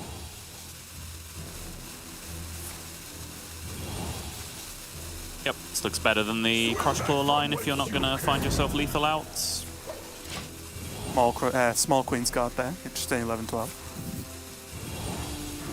Go 23, damage. 25, and 27 with the Bless. Yeah, and a good spread as well, because it means Habu somehow has to not only clear the other small minions, which is relatively easy to do, honestly, as Hunter, but kill the 11, 12 and have the mana to play Freezing Trap. That is a big, big ask, unless you can discover the poison. All your spells have poison, which would be incredible. Nope. I think that was his only realistic outright. Yeah. He needed to discover the poison generation there, but Slow Gruzin takes a win, and a big one at that. And I think you can just see the relief, because that is a tricky matchup. Unless you get the big turns like Slow Gruzin did, like, you probably do just get picked apart, and then Tavish comes down, and guess what? Your life gets even harder. So really big win there for Slow Gruzin on the Priest. Means that Habu's Hunter is going to take a loss. Yeah, and big deal. Honestly, the game really snowballed from the point where Habu played the Barret Kodabane, which I'm not saying is wrong in that position, even though we were talking about the other line at the time. But that was the point where I was saying from turn one, right? Get yourself a platform, and then once you have a platform, you can build from that platform. And that was the turn where Slow Gruzin started with a minion in play, which, you know, Wig Priest, probably more than any other deck in the game, wants to start each turn with a minion in play. And then when Slow Gruzin was able to do that, he got the great news that there was not already an existing freezing trap, so he got to take the good trade, be ahead on board, and then from there it was just a couple of incredibly solid turns with double Wig and Priestess, and then having the Zola available as well for the follow-up turn. Meant a quick 1-0 for Slow Gruzin in the end, picking up the win with Wig Priest. And as mentioned, Wig Priestess seemed like a fine deck, unless you play in the morning and are cast by the APAC casters, in which case they manifest this idea that Wig Priest is just the worst deck in the game, and then you lose. That seems to be how it's gone so far throughout these first couple of weeks. But speaking of manifesting something as the worst deck of all time, Habu Gabu's 40-card Quest Warrior. Yeah, I prefer to think of it as Control Warrior with Quest, Sol, because there is that big Clutch Shield Shatter combo in there that we talked a lot about yesterday. But yes, 40-card Quest Warrior is going to be on the menu for the next game. And Habu, currently 50% win rate with it, right? Did we 2-1, I think. Oh, sorry, yeah, there was one it. more match, wasn't there, after we were done? Yeah. So, yeah, still doing okay with the Warrior. Is going to be going up against Slow Gruzin on the Rogue, though. And this one, I'll be honest, Sol, I didn't test much of this Quest Warrior versus the Mine Rogue. So we'll just have to see, at least from my end, unless you have any great insights for us. No, I mean, it's predictions. The exact... What about predictions? Yeah, I mean, my prediction is that this is the exact perfect matchup to tilt me off the face of the planet. Like, I will happily be floating on tilt around the, like, circumnavigating the globe in orbit, just rotating ranting about how stupid it is that Habu Gabu drew every single armor gain card in his deck to stay alive long enough to win the game with the Rakara quest reward in this matchup. Is that a good enough prediction for you, Raven? I'm not sure if that's just a prediction or a fact, sort of, at this point. We'll have to see. But yes, it's just like the Bran in the first 10, it's armor in the first 5 for Habu. We'll have to see. Kicking it off already, Zlogrusin will, of course, want a very speedy win here because, again, the sort of factor we don't talk about too much with this quest deck is that it does have that sort of infinite value, right? Once the Rakara ship comes out. So Zlogrusin will not want to be stalled out and play some kind of late game. He will want this to be over very quickly indeed. Habu, though, and that's why... terrible start. Habu's going to have to find the balance here, right? Because he does need to pressure as if he's a pirate warrior, because if you don't put pressure on a mine rogue, then they're just going to be super greedy and set up like ridiculous damage combos, right? Like 64 damage combos or whatever else they can put together. So you need some sort of curve to be able to make things happen, but at the same time, you are probably going to need to gain some armor over the course of the game to be able to resist the big old burst damage coming out the other side. Particularly now with this hand from Zlogrusin, we are a trickster away from absolute chaos currently for Zloy. I love this, yep. Yep. Deal the 3 damage, but most importantly, because of the Gone Fishing draw, you activate that draw now by doing the 3 damage to phase. Otherwise, I still think trading is a very reasonable thing to do there, but because you want to activate the Dredge, look for that Trickster, see if it's on the bottom of your deck, firing it off at phase makes a lot of sense. Habu gonna just play the curve out, and he does have a solid curve so far. Does have the Amalgam. The Brawl, useful against one attack pattern from Zlogrusin potentially here, and less useful against the other one. So against the mines, obviously Brawl doesn't really achieve much, but against the taunts, it's going to be pretty good. Zlogrusin though taking a bit of a slow approach. Yeah, Dagger on 2 is interesting with this particular hand because you do have a lot of damage net potential now with Snowfall Graveyard, and so not spending any mana on any of those things this turn means that you can't go counterfeit Blade on the following turn. So just committing to taking a little bit slower here. And I think this is working out fine because he's not really being counter-pressured to a significant degree right now. So looking to set up something far more akin to a single-turn OTK here, which might actually be inherently possible in the coming turns. Yeah, Habu is starting to pile on the pressure, though he hasn't really whiffed yet in terms of just on-curve minions, which is probably the best he was going to hope for, right? He does have the heavy plate in hand, but the double Brawl not looking so great at this moment in time. And now with the mine procced, Zlogrusin does have the option to go with the counterfeit blade on this turn. Ooh. Oh, wow. Forsaken Lieutenant. Yeah, this is going to That means 27, weapon swing goes down to 23 on the following turn, and then with Snowfall Graveyard, he would have to allocate 2 mana to the Snowfall Graveyard, so he would only be able to play 1 Lieutenant and 1 Mine, so he would only have 2 Death Rattles going off twice for a total of 16 damage on the following turn. Only. Backstab would be a lethal draw, though, I believe, from this position.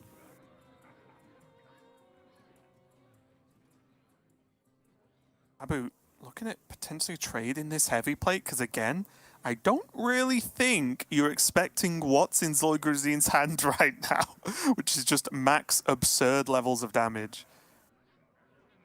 I actually don't mind play heavy plate, play a minion as a turn here, honestly, because the weapon swing takes you below 24, and 24 is a breakpoint. The breakpoints are 8 against this deck, right? Very deliberately so, and you can generally plan around that. So if the weapon swing is taking you below one of those 8 damage breakpoints, I really like getting yourself back up above it. Yep, oh, okay. I love this line. Yeah, really like it. Good play. Oh, incorrect. Played 2 minions, so. All right, yeah, good point. As always, Habu bringing out the just extra good plays here. And he's pressuring a lot here. Yes. it's basically setting up lethal. He has the weapon in hand, has the freebooter, so even if a couple of these minions die, he can make up a lot of that damage regardless.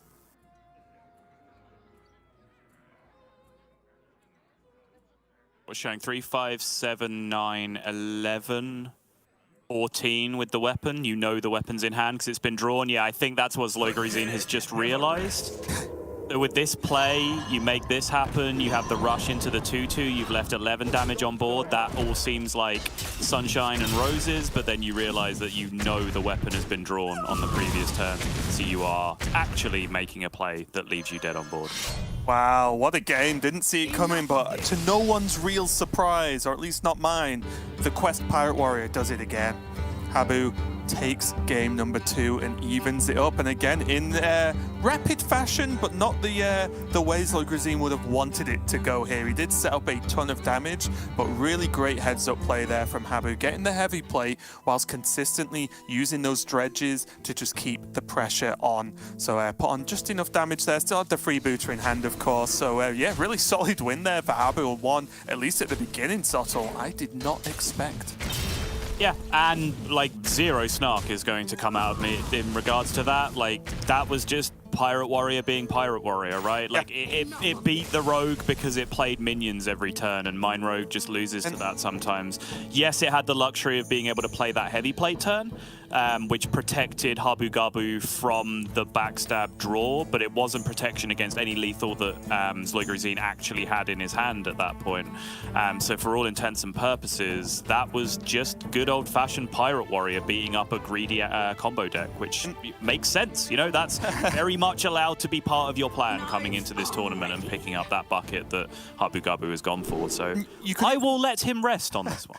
And you could even say he sort of paid the price for the 40 card version in that matchup. He had 2 brawls that did absolutely nothing in his hand as well. So yeah, not too bad at all. We are going to quickly go into game number 3 though. Habu back on the Hunter, Zloigrazine sticking on the Rogue for now. So again, another tricky one here, because although the Hunter has 40 health and there are some great tools available, like once again, Dumbledore Bunker for Habu Gabu, but it is one that can really snowball out of control as usual for the Rogue, right? Because yes, Habu can get a lot of work done with the Hunter, killing off sort of these other minions that aren't the bomb combos. Oof. But beyond that, you can struggle.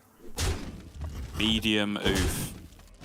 Double prep Wicked Stab draw, not really ideal. Smokescreen in hand is a surprisingly good and reassuring card to have in your early hand, believe it or not. Oh. Yeah, they mean exactly. For that reason, exactly, because you know you're at any point potentially one single card draw away from winning the game. Zloigrazine, if this Trickster Smokescreen combo goes well, could just end up being winning this game as quickly as he lost the previous one. And also the prep can be pretty useful too. Yep. Because he can just, if there's a secret played, he can just say, well, okay, I'll throw prep at it, find out if it's Ice Trap. If First, it is or very importantly. yes. If it yes, of course. If it is or it isn't, then he moves on with his day anyway, right? So yeah, pretty good to have exactly prep available for next turn. Yep, very strong. What does Habu want to do? He's going to just go for the uncurved minion, actually. Just play the Prince Ranethel out. Say, you know what? Start pushing some damage, start killing some minions. Let's muddy the waters. Well, Zloigrazine now obviously doesn't have to test with the prep. No secrets were played, which means he gets to just go. Oh no. Oh. 5 cards is 5 cards, you know. Oh, it's fine. It's never the end of the world, but it could have been so much better. Yeah, of course.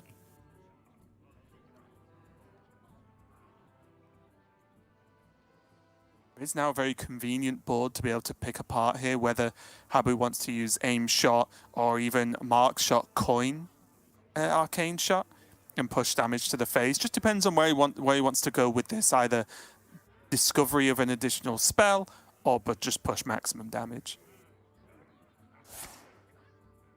Yeah, also the consideration of exactly how disruptive you would like to be here as well with Ice Trap, for example. When is the timing on that coming down? Just chooses to spend the expensive card in hand, taking the little bit of time that he thinks he has right now to try and turn a clunky card into a cheaper one, potentially. Was even like an additional option of just going explosive aim shot face, put Renathal in the face, right? And just say, you know what? Let's race. Yeah, I mean... It's only a 1-3 that would get to hit face, right? So it's 1 damage and a 1-3 living isn't the end of the world. Yeah, I think valid because specifically you didn't see the death rattle activation off the smoke screen, right? So you know they might still be... Oh, okay, 1 card off. You might still be some way away from making that happen. Still a really good draw though, because remember Shatter Shambler was played on turn 1, so that is still a super strong draw here. Does he ever take the time off, though, and play the... Oh, he can do both, right? Yeah, sorry, he's got prep. Yeah, I'm being stupid, of course. He can play Snowfall and the Burning Blade. Yep. Even choose to go the sketchy route if you really want to hard dedicate to mine here. Yeah, looks like Zolgruzine does want to hard dedicate to mine here instead.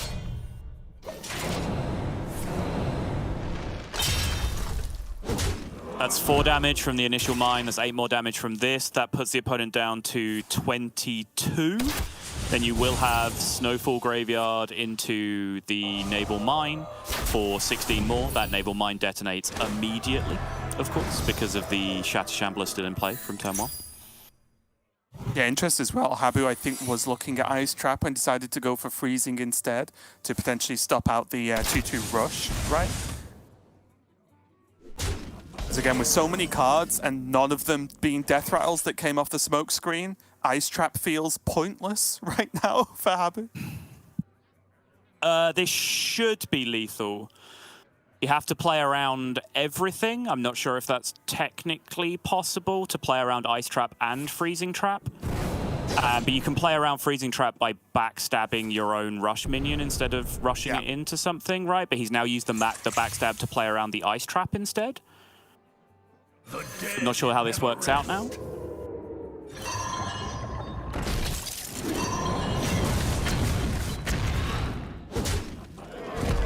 Oh, you can extortion it instead. Yeah, that's still fine. Yep, right? same thing. Yep, plays around everything. Feels good. Really explosive series so far, and I don't mean that just because there were mines and Hunter shots going off, but really crazy both players just going back and forth with wins as Zolgruzine takes a win with the Rogue, and very oddly subtle, it seems to be the Hunter that's suffering. First taking the loss versus the Wig Priest, now the loss versus Mine Rogue, which I think is a little bit more expected than the Wig Priest. And it just leaves Zolgruzine on the Demon Hunter. And this might be where Habu Gabu has his ray of hope coming in here, because Demon Hunter is the deck that seemingly struggled the most out of these 3. And Lorinda was even saying that there were 3 of the Demon Hunter comps in Zolgruzine's group. So one of them had to get out. The one that did was Zolgruzine. So maybe this is where Habu can actually fight back with a little bit more confidence.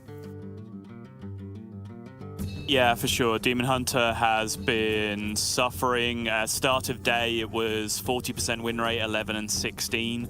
Demon Hunter as a whole, it was, joint most represented class. Well, joint most represented bucket in the game, I suppose, with 2 other classes that are in the same bucket. It's a very weird way to say that. I realized, I realized I was saying that like there's other classes that are in 2 different buckets, right? That are actually picked more than Demon Hunter, but Demon Hunter was in the most popular bucket, so it's the most popular lineup in the tournament is probably the better way of saying that.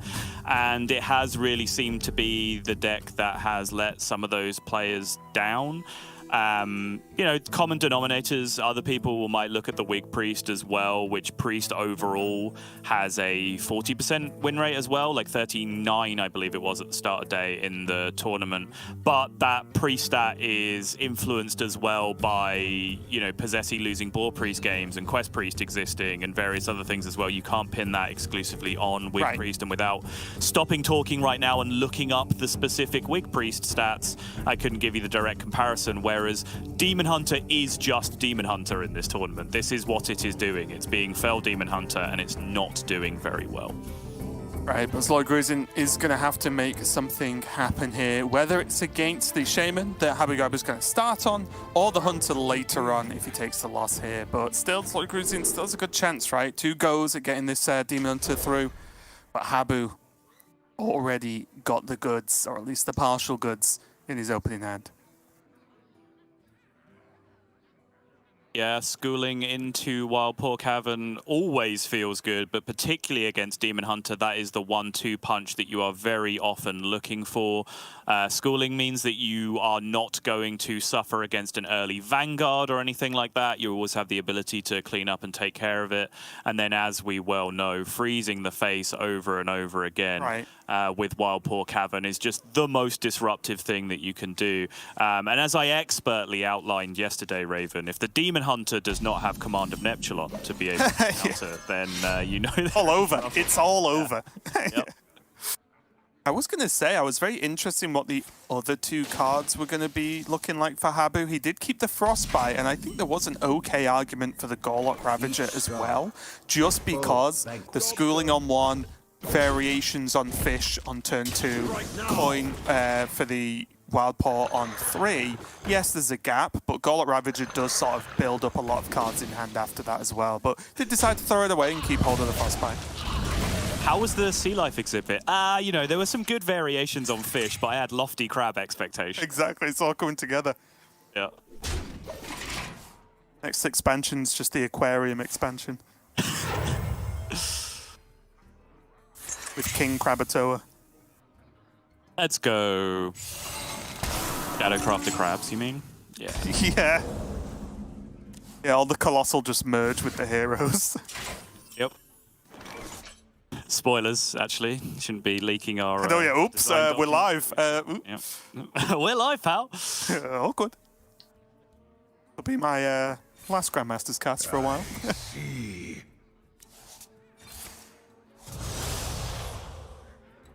Solid start here from Gruzin. Is able to take care of the first stag using the weapon, which is generally always the way that you want to go about it. The second one is often the bigger problem, because that's the turn where you are suffering from the affliction of freezing.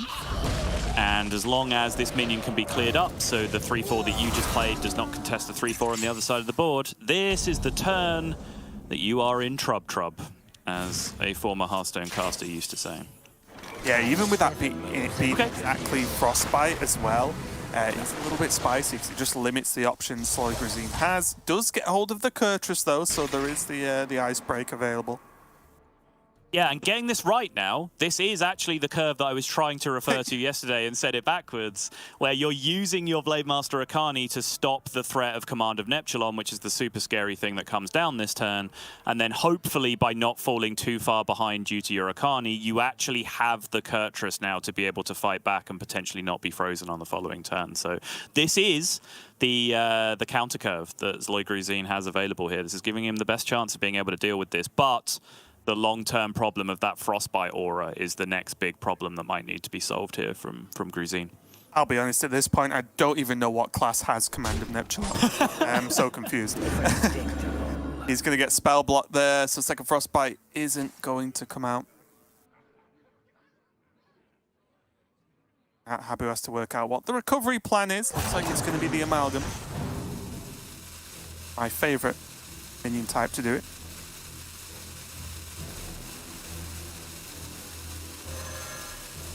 I was going to say, I was looking at Fire Elemental, but Snowfall Guardian just does a good job, right? It kind of ticks the box you want it to tick. You run that card in your deck, and there's already a Macaw in hand for Habu, so maybe that's going to be the plan going forward.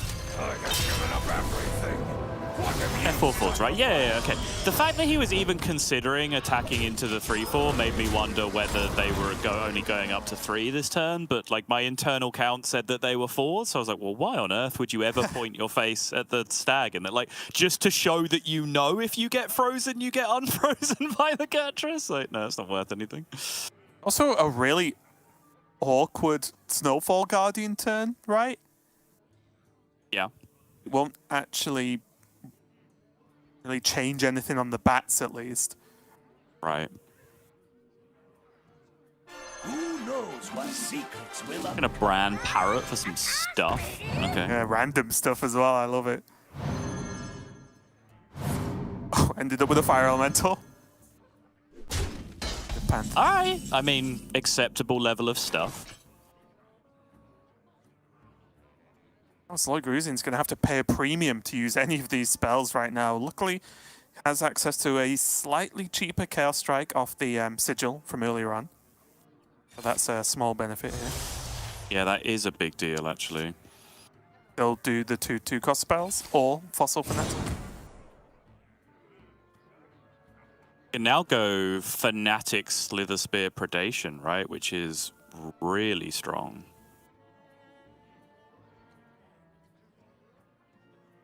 My blood boils for war. Oh, it feels a little bit tricky though, doesn't it? Does it? Purely because there's, I mean, I'm staring at Snowfall, but there's a lot of damage being put into not face at this point. Okay. So that's all I'm initially worried about. Like, this is a lot. Does end up leaving the Amalgam up, which is fine, and does push the 4 face. So I do like the push 4 to the face. I do like that. At least something hit Habu on the noggin.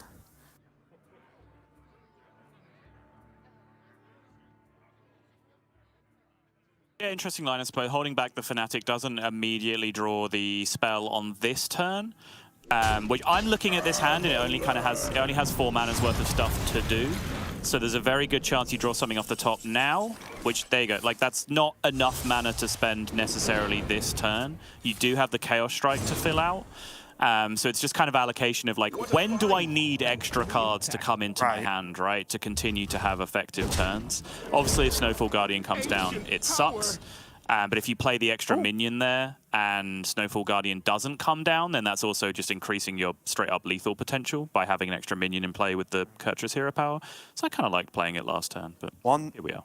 1 mana off taking the clear, actually, here. Bit unfortunate for Slow Gruzin.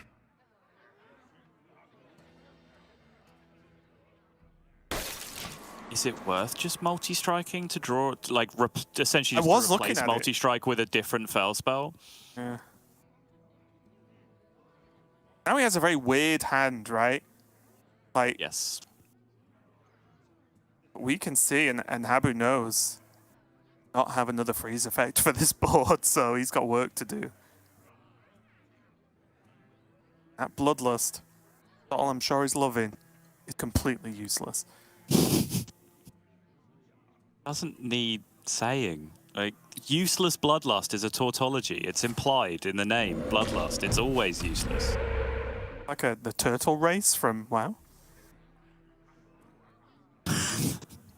Well, I just heard Tortolan and was like, why is Bloodlust a No, turtle? tautology. Tautology. It's the Just phrase sounds that, like the study of that race, Soto. It's The the study word of that means, like, tautology at university. two things together that are redundant because one implies the other, or like saying machine after you say ATM, for example, because the machine is already in ATM, like that kind of thing. Yeah.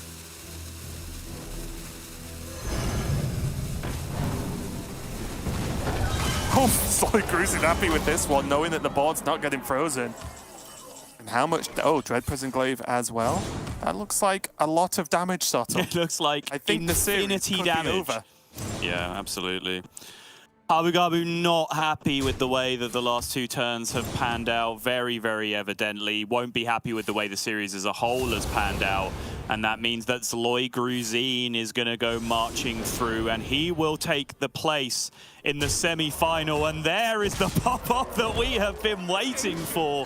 Absolutely not disappointing. Sloy Gruzin showing that Demon Hunter has some juice left in it just yet. We do, of course, have an all-European top 4, but it is perhaps to some people's surprise Sloy Gruzin and not Habu Gabu that takes the final seat at the table. All I'm going to say is I'm glad we're doing top 4 predictions and not top 8 because I picked Habu Gabu. So, bit of a get out of jail free card. Oh, for wait, me. do you get to change now? Yeah, Scammed. I didn't pick that. That wasn't my choice. We got told that before. But yes, congratulations to Sloy Gruzin. And I think a good chunk of that pop-off was just the knowledge that he still knew the series was going to be difficult, right? This Demon Hunter was not just guaranteed, oh, it'll win 1 out of 2. I think that wasn't even an assumption, honestly, but he did a great job to get this done. Habu really had to scramble for things to do, and again, we saw like the Macaw go on the Amalgam, which got him the Snowfall Guardian in the first place, and just had nothing to really follow up with. The Murlocs were a bit slow. Obviously, the Bloodlust was in hand, Mutinous far too late as well. So I think Sloy Gruzin just put himself in a really strong spot and did have that key Kurtrus to start piling on the pressure with the minions. So yeah, there you have it, our top 4, as you said, and as we knew was going to happen. All 4 EU players, Blyze versus Fury Hunter, Bunny versus Sloy Gruzin. I'm very happy with these 4 players, Sotel. And this is the point, like, whenever other regions chirp up, right, like, we listen to APAC in the morning, we listen to Americas at night, and, like, evening of day 1, and Lorinda's like, oh, you know, America's doing great today, America's the best, I'm an honorary American, blah, blah, blah. Hello, look at me, I'm 73 years old. You know what Lorinda sounds like.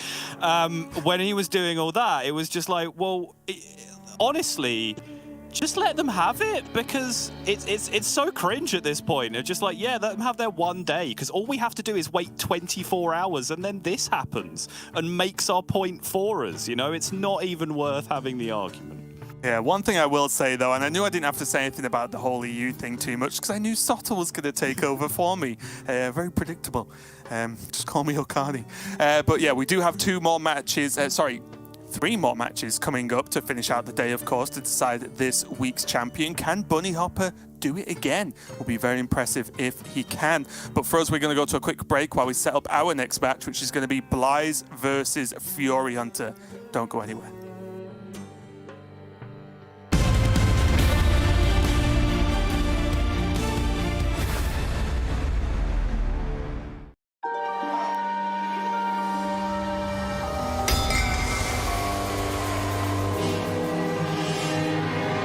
Welcome to Revendreth, in the darkest of seasons, where ruthless eyes gawk for horrific reasons. For a hidden hand has struck me down with such ruthlessness, so deep and profound. Then he comes with his Molochian scowl to uncover the truth of murder most foul. The Animar drifts across the floor, highlighting the creatures who walked through my door. The motives are as black as night: avarice, power, revenge, and blight. We watch the hero uncover the clues that lead to the truth behind this dark ruse.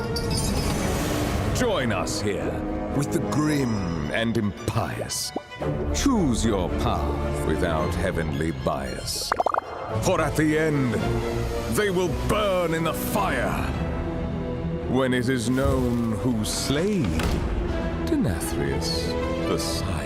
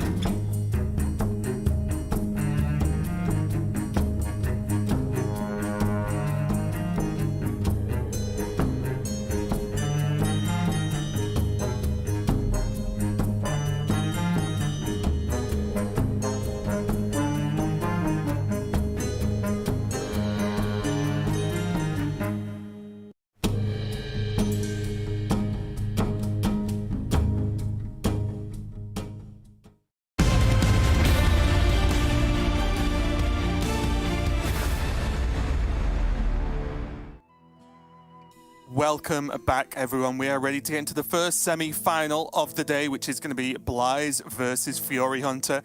Fury got to be feeling very confident after a very smooth 3-0 we saw earlier on today, so that went about as well as it could possibly go. But he is going up against Blaze, who also 3-0'd at the very beginning of the day against Okashinsuke. So it's going to be a pretty spicy one in general, especially just whenever these two players play. You're normally expecting big things, but the lineups, Sottle, are very, very different. They are very different, and to me, I think the winner of this might decide the winner of the tournament. That might be counting out Bunny a bit too soon. Obviously, Bunny in great form. Winner of week 1 has a very similar lineup to what Blaze has, and I believe came out on top in that encounter in the group stage even. So maybe I am underselling Bunny's chances of winning the tournament.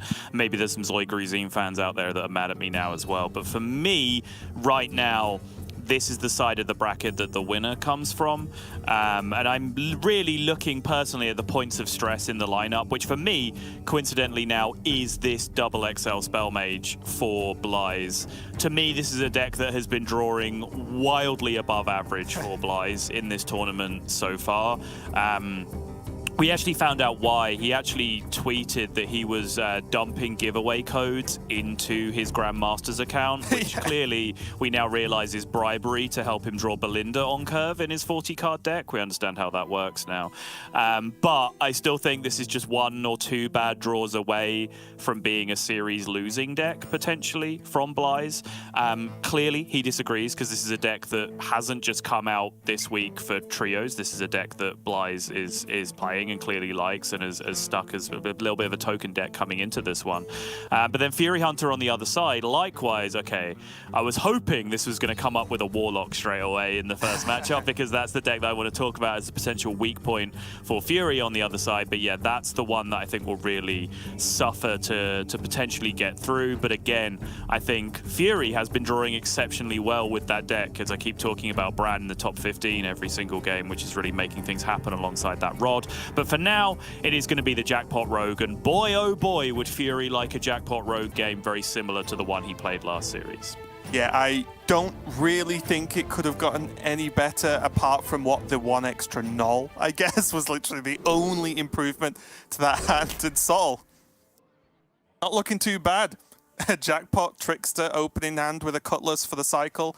Not too shabby at all. Blaze, just to put in your notes, Subtle, Brand was offered in the top 10 of the deck if Blaze wanted it, but he didn't, he threw it away. So whether you want to add that to the total or not, completely down to you. But so far, things looking mighty fine for Fury Hunter in this opening.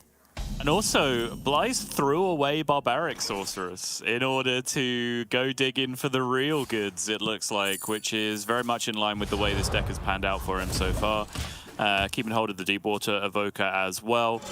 But for Fury Hunter here, the box is opened. Flipper Friend's Sprint is okay, I would say. Like, there was one you saw before and you rated like 4 out of 10. I think in this case, that's kind of a 6 out of 10 initial jackpot. Like nothing game-breaking, but 2 high-quality cards that you'll be quite happy to see cast a couple of times over the course of the game. Yeah, the only slight thing Fury has to pay attention to is if he decides to sprint, then he already has the test. If he gets another contraband, and you know, then you do just have to slightly be aware of not only hand size, but just how quickly you burn through the deck to fatigue, because it's definitely, you know, Blaze is not playing a deck that sort of burns itself outright. He's got plenty of cards, plenty of time, as long as he doesn't die. So we'll have to see how this goes, though. Looks like Fury is going to go with Flipper Friends first, and he's going to go for the big boy. I don't know if you saw Bly's response to that, his facial reaction to it, but it was very similar to our verbal response of, yeah, okay, not bad, 6 out of 10. He just sort of screwed up his face a bit and went, all right, yeah, fine. It's okay. Just a 6. 6 out of 10. Yep, there you go. It's all starting to add up. Another jackpot. Go for Fury. Doesn't necessarily have to play it right now, but he has the prep if he wants to go looking first. I'm 7 moves ahead of you.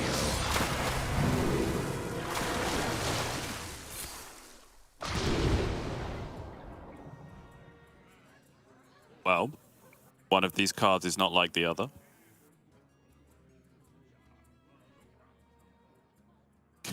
Fury.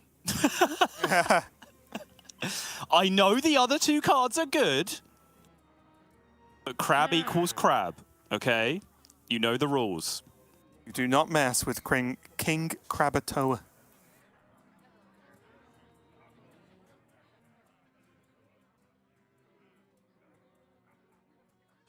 So realistically, evaluating the actual merits, you do have the test in hand, right? And you have a very low pool selection of of other class cards played so far.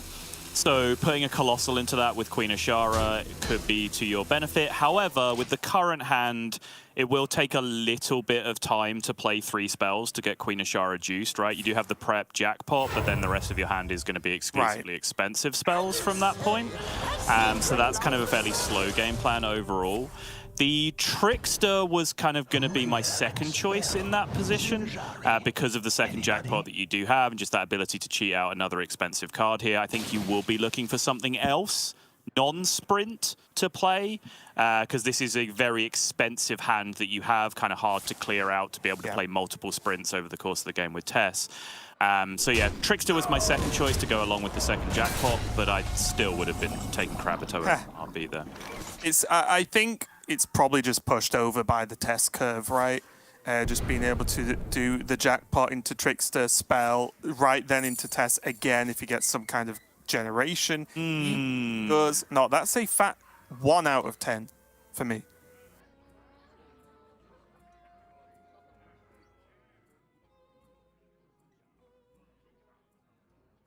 And he wishes he picked the crab now. This is the punish. Why you never don't pick the king. Hold on. I'm getting inspiration.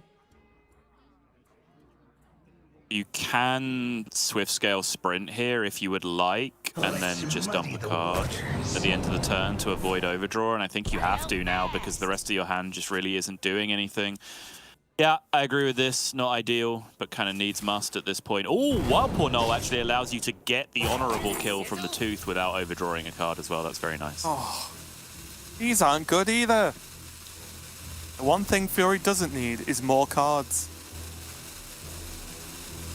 That is very true. Snake Trap? I think it actually is. It is, right? Yeah. Yeah. Oof. Wise, of course, going to gain some extra spells, ones that aren't too shabby, or at least the orb isn't too bad. Yeah, Space Rock has been surprisingly non-terrible in quite a few spots for Blythe throughout the last couple of weeks. It is quite an interesting card to see for sure.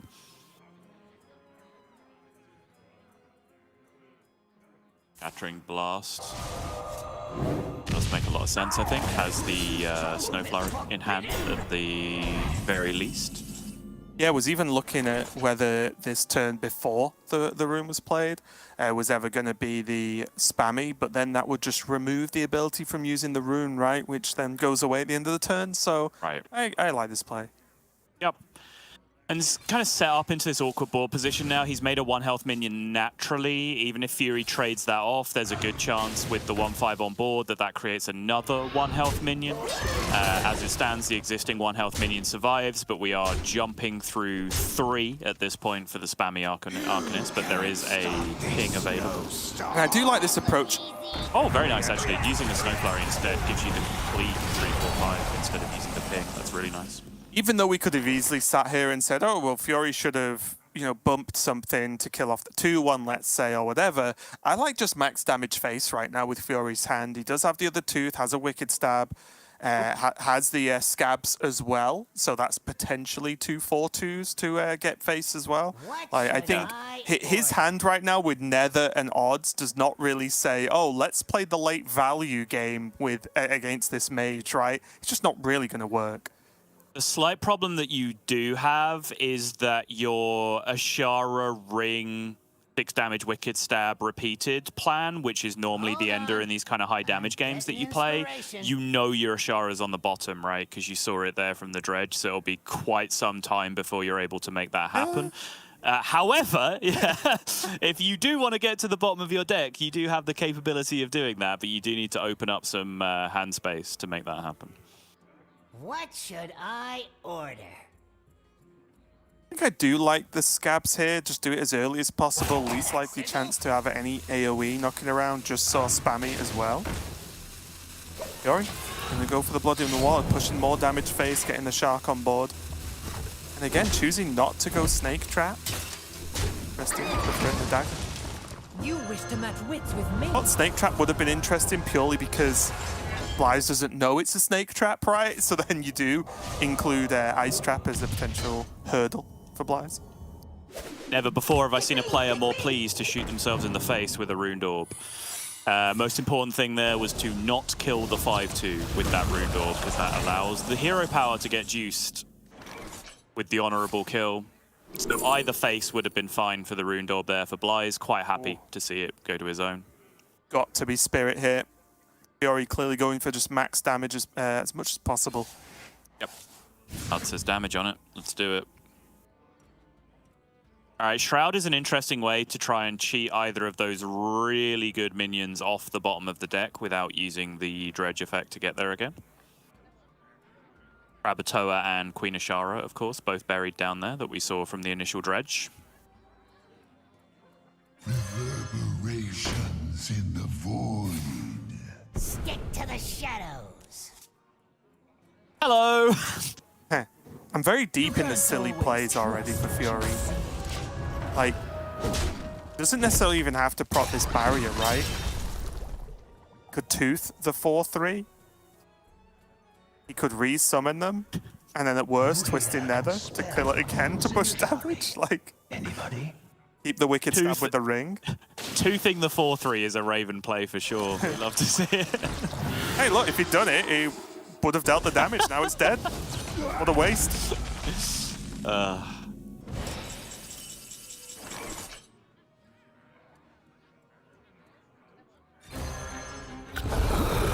In Crab's say, though. Yeah, I mean, the rest of this game from here is just crabbing and stabbing. For Fury, that's really all he has left to do. Does choose to punch through the ice barrier, which I respect. Still has a good deal of minion presence here that can still rock this down. Even with the 2 weapons themselves, you're doing minimum 6, right? With the full weapon guaranteed, and then worst case scenario, the other swing with the 2 weapon. So I think this is And also, fine. Scabs as well, right? You might have a chance at those 4-2s hitting the face. The Queen Ashara is, I think, juiced now, or at least close enough to it where the prep's going to push it over the line. Oh, probably don't want to Scabs that. No, does not seem ideal.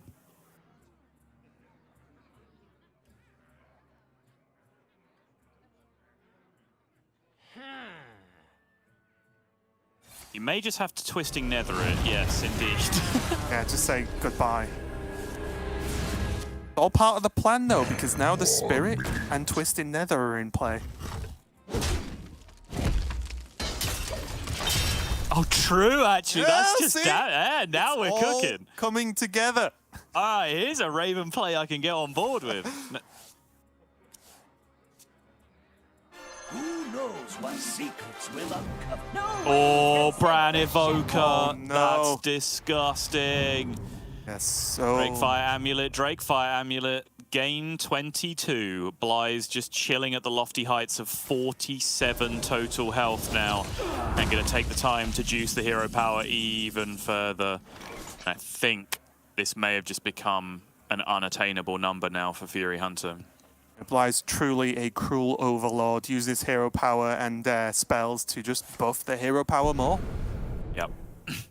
Does it divert back to Horde now? Do you need like a game-winning Colossus, like Blackwater Behemoth or something from here? Just, yeah, like it. I like this. Oh, well, down. I mean... Okay, so... When you've got it, you've got it. This. You've got to test it. Say that Spirit into Twisting Nether's going to win the game. Okay, Spirit into Twisting Nether is going to win the game for Bly's. Hey! Well, they're both playing health games right now because the Behemoth's going to heal him up quite a lot. That Volcanomancy on the Nargaling, right? There is, yeah. It's a little bit tricky suddenly for Bly's. He does have the jelly. Pick me!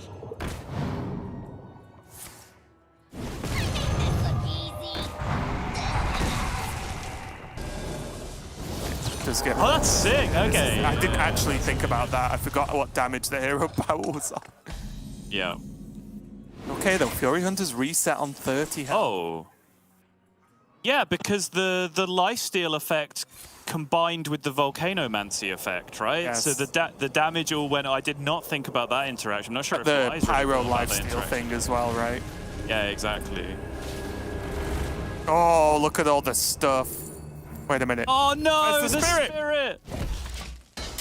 At least the Nether didn't come last. True. Can you really be upset and no spirit when there's those otters on there, though? You can't, no. Yeah, look at them. Fun fact about sea otters, they actually have little skin pockets that they use to store little favorite items that they've found, like favorite rocks and other such trinkets in. Isn't that adorable? Otos of family. Into tiny. Fury laughed off the Varden combo. A little bit rough, losing the whole board. Does still have Tess.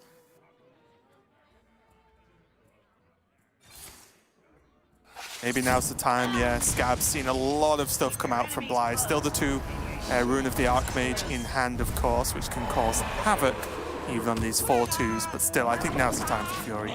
Gotta go for it. Agreed. Barbara, though. Get some work done. Let me remind you who you're dealing with. That just happen every time now. There's the seafloor, getting the Gaia too. Just good deck building.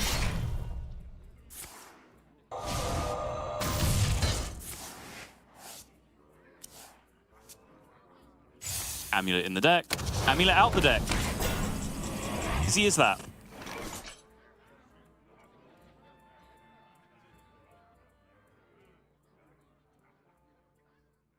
Painful against all odds, only kills the 5-5. Oh, twisting. You have no idea what I'm capable of. Order's going to be very important. Oh! It happened! Spirit twisting Nether. It's the same board!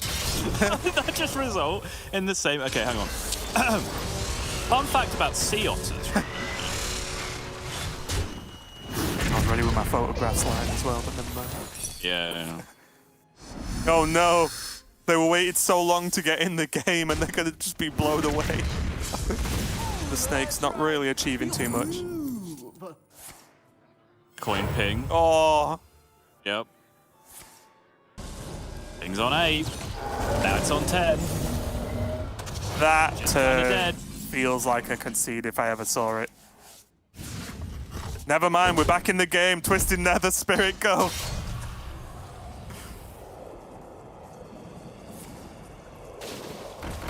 Oh, no.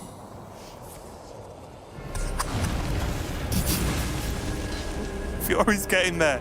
He just needs to do that 8 more times. I mean, the ordering on these has been excellent so far, it has to be said. Except he's just played into the ping. With the 10 health on the Behemoth now. Yeah, that's now 22 to the face this turn. 10 initially and then 12 more. I'm running low on ingredients. And Fury Hunter is running low on ingredients. My goose. Doesn't look good enough to me. There you have it. Spirit Twisting Nether won the game for Blyze, as predicted. Nice. Yep, it all makes sense. Blyze gets the mage out of the way very quickly and quite comfortably as well. Everything just kind of going to plan, right? The nice clear with the spammy as well, even though it did heal Fury Hunter up. But Fury never really got to the point where he could push a huge amount of damage. Did reasonable damage early on, but really that Bran with the spell draws and the armor gain was just too much at that point to recover from. Yeah, it was that into the Ice Blood Tower from the rune, right? And then being able to shuffle the amulets both back into the deck one by one to then be recast at the end of the turn. Like, yes, both of those boards got recall Twisting Nethered, so they didn't actually end up mattering that much. But still, those two stashes and tests were the last set of resources that Fury had, so once they had to be used reactively, really just for the Twisting Nether and whatever else came out was a bonus. At that point, Fury was just kind of tapped out, right? Because he had to divert so far away from the damage game plan that he started, or at least navigated to through the mid game. That then he was trying to stick a board over and over again. It just wasn't really working out, even though Blackwater Behemoth was probably by far the best Colossal available on the turn that he went for the diversion. Still wasn't anywhere near enough to get over the line. Yeah, and of course, Bly's getting the early Dawn Grasp equipped was pretty huge, as it always is in this deck, but we are quickly moving on. And I think he honorable killed every turn after he played the Dawn Grasp as well, which is never going to be a bad game when you're able to do that. Very true. Bly's jumping over to his Paladin. Fury sticking around on the Rogue. And Bly's, again, I'll be honest, Sottle, this is one of the big surprises for me. Bunny and Bly's doing great work with Paladin this week. Not something I honestly saw coming. I'll just hold my hands up on that one. With every step. Yeah, and I honestly feel that Paladin, mid-range Paladin, control Paladin, whatever you want to describe it as, is a fairly underrated deck. I think this deck does do fine. I think its level of pressure is underrated. Its swing turns are underrated. I think a lot of people view it as this outlast you or lose kind of deck, and I don't necessarily see that as true. It does have the ability to play quite aggressive early curves. And those mid-game swing turns with, you know, a bunch of stats being siphoned from your minions onto theirs with Divine Shield, or obviously the long-term value that Carrier can provide with the hero power, you can do some pretty disgusting things with swing turns in the late game. So I think this is a fairly underrated deck. I'm not saying it's like a ladder monster or anything, but looking at this bucket that Bly's has with the Druid Paladin bucket that him and Bunny have both gone with, I don't think Paladin is bad enough to really even necessarily been filed as a big downside going into Trio Week. So I think, you know, this is has ended up being a very, very smart choice overall for the players that chose it. Fury's going to get the null out early, and again, going to try and counter pressure, right? You said it, and you said it yesterday. Paladin can actually put out pretty solid curves, and that's not something Fury wants to deal with, because then suddenly the potential spell generation from Fury would have to be like removal plus tempo, right? To try and keep up in that instance. So just getting that null, getting the one drop out, and seeing what he can do. Yeah, and it is really hard to attack this deck when if you generate some random stuff that does a random thing and you're trying to formulate a plan against what Paladin's going to do. Like, just look at Queen Ashara, for instance, right? Like, you look at Queen Ashara and you're like, okay, Paladin's a pretty resilient deck. I probably want to go the Colossal route and just get a big thing that can get repeatedly played over and over again, and perhaps I win that way. But then suddenly you think about the existence of the card Righteous Defense, and if you're just playing a big Colossal over and over again, and that's just being sucked off your minion and into theirs, and just being turned back against you with Mr. Smite and big Divine Shield minions and Light Rays back into the end of the game, then that can be a huge disaster. But at the same time, you might need to generate healing because of the threat of that Mr. Smite late game combo with Garden's Grace and hero powers and so on coming on. Like, it's a very unseen, versatile deck. It's very hard to know exactly what the plan the Paladin's cooking on the other side against you. So it's very hard to deal with in a lot of spots. There is that Righteous Defense that I was just talking about. Going to be used just to reduce down some of this pressure a little bit here, going on the Ray as well. Not too bad at all. Suddenly there's that a big swing turn available for Bly's in the near future with that Pyromancer Holy Maki roll. The taunts. This is looking like it's going to turn out pretty well for Bly's, even with this board looking wider and wider for Fury. Minion counter because you want to stop the Pyromancer. Yep, that makes the most sense to me. I think without this Okani, Fury Hunter as Scabs, his goose would be cooked on this turn, because what Raven is describing, I think exactly what would happen here. The Pyro Maki roll turn ending in double Light Ray, one of which is already massively buffed by the Righteous Defense. But now with the Okani, Bly's is going to draw a nice cheap minion off the top. Close.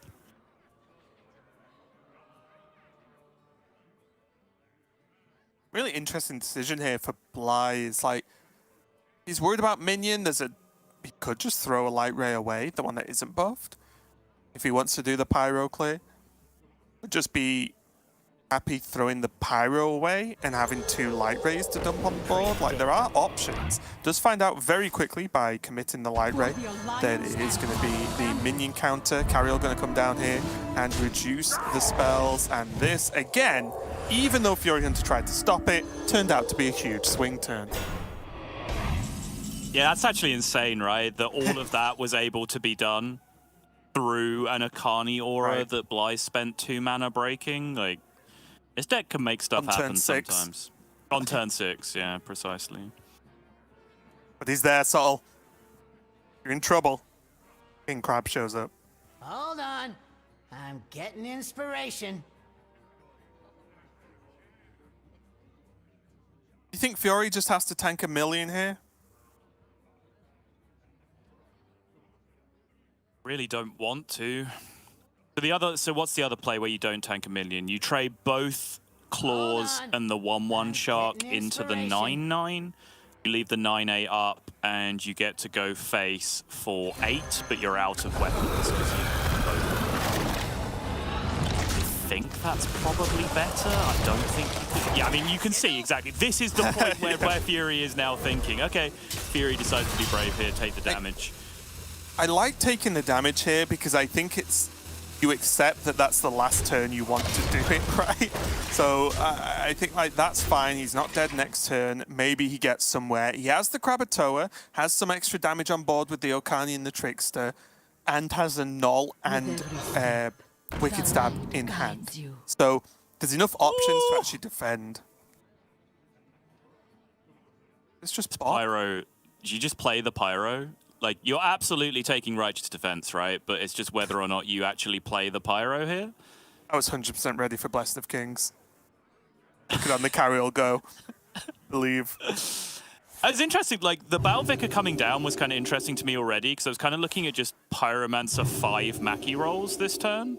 But Battle Vicar has paid out pretty well here with the Righteous Defense. I still think the Pyro comes down, right? Yeah. Pyro, Righteous Defense, clears it up, 21 health, nice and secure. Big old Mr. Smite in the hand to be able to finish this off next turn.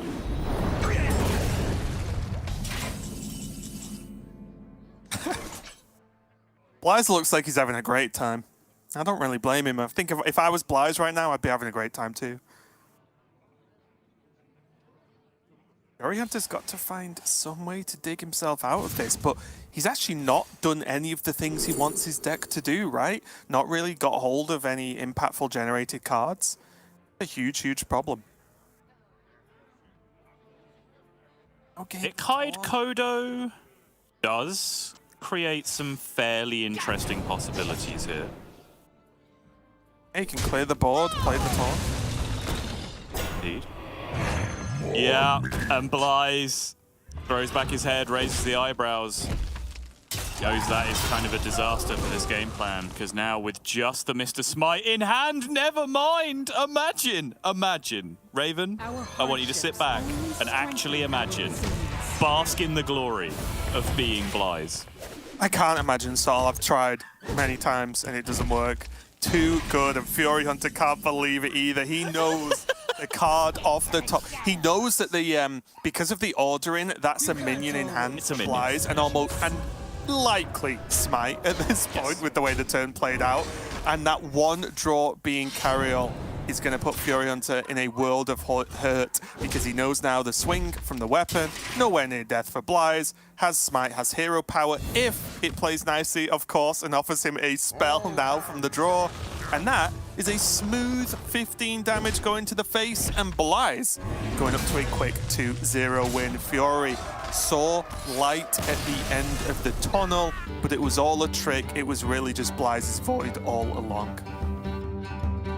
It is a unique, baffling, and traumatic experience to play Hearthstone against Blythe. I played against Blythe, I think, twice on ladder, maybe, and like both times I played against it. My experience of just looking from the other side is it's just Blythe high rolling. But that's what it looks like every single game. That can't be the reality. It can't be true that Blythe just draws the nuts every single game of his life forever. But somehow, that's what it feels like to play against him. So I don't understand what that means. But that reaction from Fury, that is the stance and the face of a player that's just playing against Bly's doing Bly's things.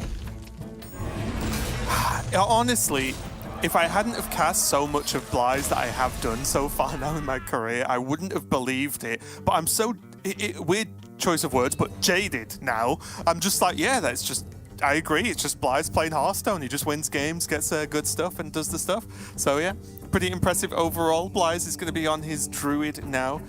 The Celestial Alignment Druid, not the Presta Druid that we've seen from a couple of other players.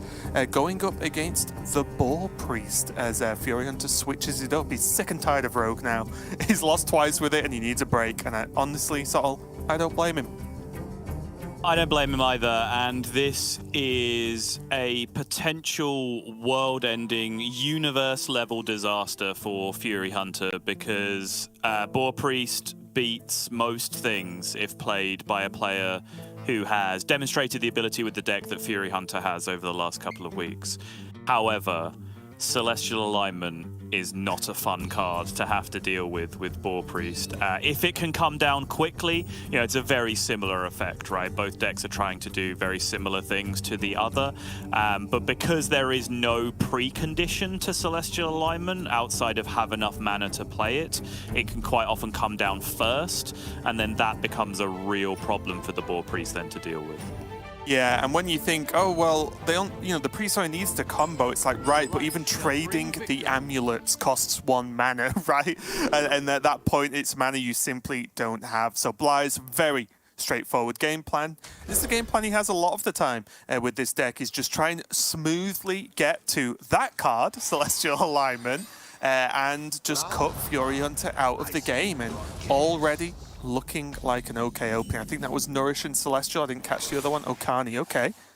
Not too bad at all. That is fantastic. Premium, I would say. It's just Bly's.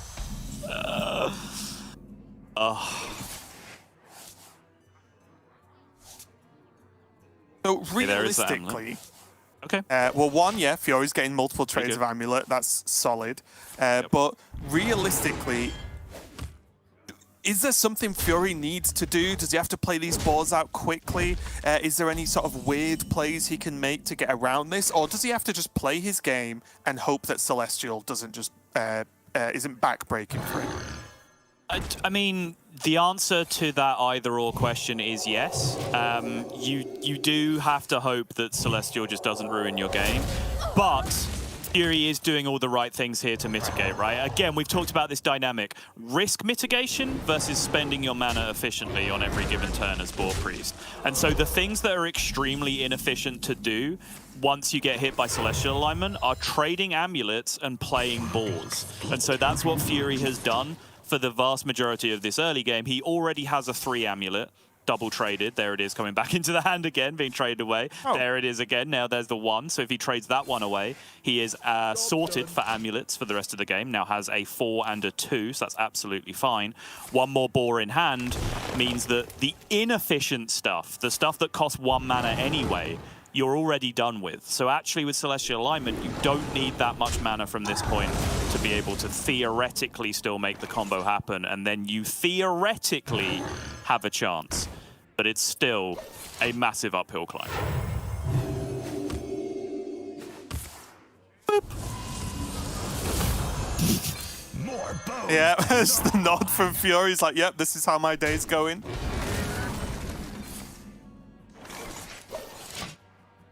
Go Zyrella hero and start trying to hero power.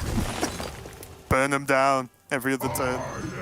Yeah, Bly's just doing the things right now. Has the Malygos, has the ramp, has the Miracle Growth, has Okani to finish on if he wants, which is going to just not only put him on board, but pile the pressure on.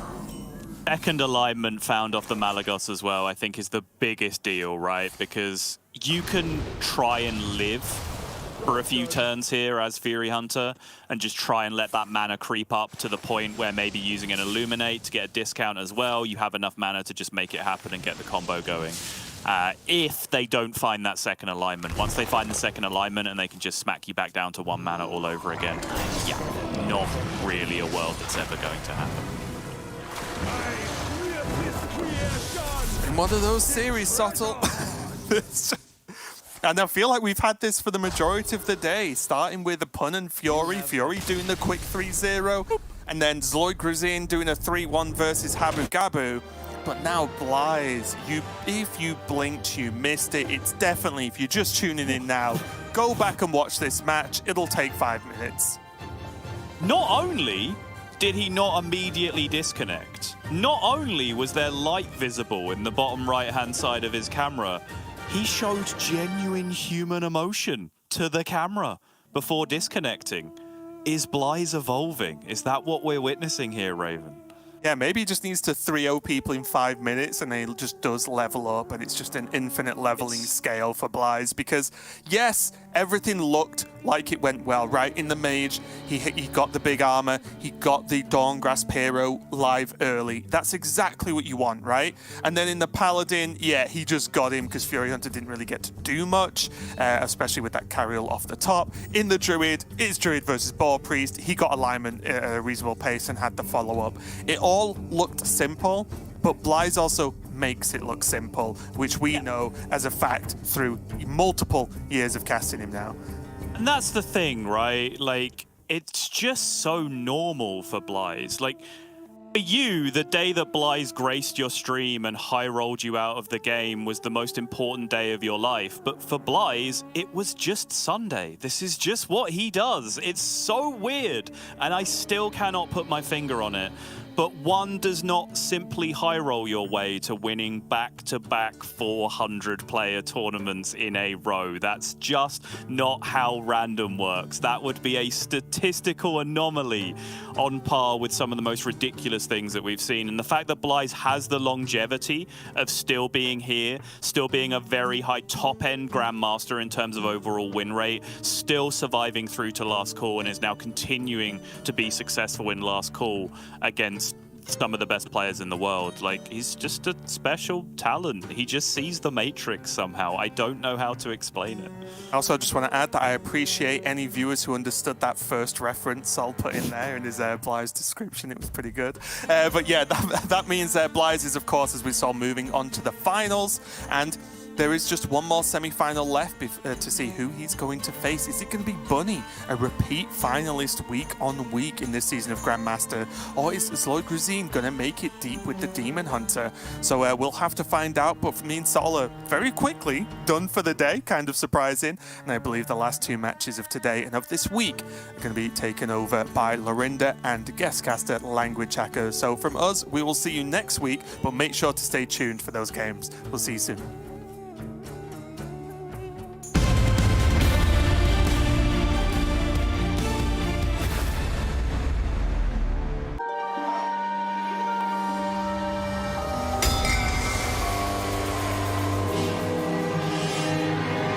Welcome to Revendreth, in the darkest of seasons, where ruthless eyes gawk for horrific reasons. For a hidden hand has struck me down with such ruthlessness, so deep and profound. Then he comes with his Molochian scowl to uncover the truth of murder most foul. The Animar drifts across the floor, highlighting the creatures who walked through my door. The motives are as black as night: avarice, power, revenge, and blight.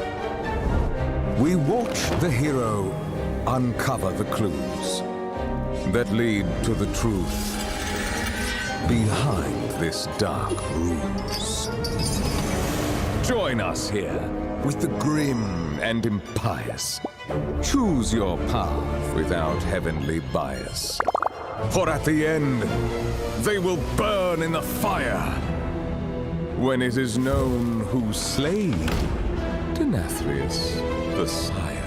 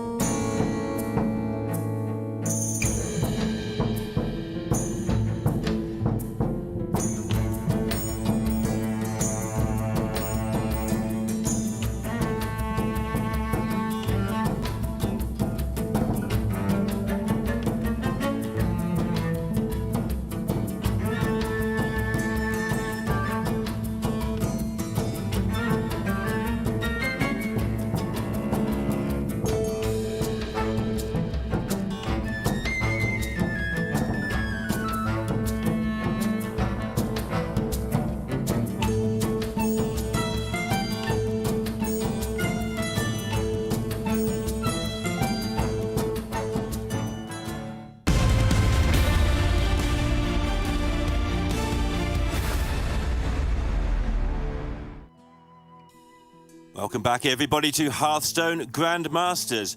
Europe have not crowned a world champion since the 2018 season, but today they're going really well in their quest to get yet another competitor for the 2022 season, 4 years later.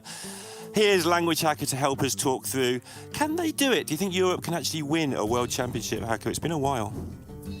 It's possible, and I know talking about this stuff is going to get the European casters very upset, but I'm honestly thinking that we are looking at a very potential Europe champion this year. I mean, if we look at tournaments, and even in this final, in this week's semifinals and finals, we have basically European players left, and they've had a very strong showing so far. Absolutely, and the whole point of talking about it is to upset the European casters. That's why we do this job. But we are going to get onto that second all-European semi-final. They are having a fantastic day, and it's going to be Bunny Hopper, man of basically infinite experience, probably won the most big titles of anybody these days who's still playing, and Zoe Gruzin, who has played Grandmasters once before, has had some okay results, but this week seems to be tearing it up and enjoying himself as he's doing so as well. Yeah, absolutely. It's a pleasure to see these players play so passionately and at the same time be able to enjoy themselves and have those pop-offs when they do get the wins and start progressing towards their goal of ultimately becoming world champions. So onto the decks for this one. Bunny Hopper with the more standard 30-card version, a big spell mage. A very standard looking list as far as I can see. One spammy Arcanist. I don't know if that's particularly standard, but yeah. Yeah, it's standard-ish. Bran isn't run in every single list, but Bunny Hopper has opted to include it. It's very useful in some specific conditions, and we've seen it happen even in just the previous match with Bly's ending a game with Bran into the Deepwater Evoker, giving him an extra bit of armor that will allow him to outlast something like an aggressive rogue. And with the meta being a bit more aggressive, I think including Bran is a good option because it helps you set up that extra survivable win condition. And we're going to go over to Zloy in a moment, but he is the last surviving Demon Hunter player out of the 8 people that brought it. Do you think Demon Hunter was actually a bad bring this week, despite the fact half the field brought it, or is it just the way it's gone? It's hard to talk about it without looking at the results and saying, well, clearly it wasn't a good choice. In testing and whatnot, you can probably get enough of a sample size that you can determine that this deck isn't that bad. But when you start playing it against the best players in the world and you start looking at some of the other things that people are bringing, it doesn't actually look like it lines up that well. There's some decks that it will absolutely run over, and I'm pretty sure that Mage is one of those decks if this matchup does line up. And I think we are going to have that later if Bunny doesn't get the Mage through. But some of the other matchups just don't look very crispy. It falls a little bit short, the Demon Hunter. Before today, it went 11 and 16 this week, and I think it's probably just a touch better than that. I think Zloy's won 1 and Possessi's lost 1. But yeah, it is going to be this Mine Rogue, which was bought by a few players, and I thought we might see a little bit more of it this week, actually, the Mine Rogue. But Zloy piloting it very well. We've seen him win in a variety of ways, using all the tools at its disposal. And I think it's fit very well into this whole sort of I'm going to beat you up package. Yeah, it seems to be doing pretty well. I think it's an okay deck against Mage. Before the addition of Smokescreen and Burning Blade Acolytes into the deck, once Prince Renethal was released, actually this wasn't a Prince Renethal deck, regardless of the Prince Renethal, the armor gain from Deepwater Evoker did pull the Mage outside of the Mine damage range, and because of that, the Mine Rogue list had to kind of adapt to that and put in other threats. So I think now it's a bit more even, but it's still anyone's game, really.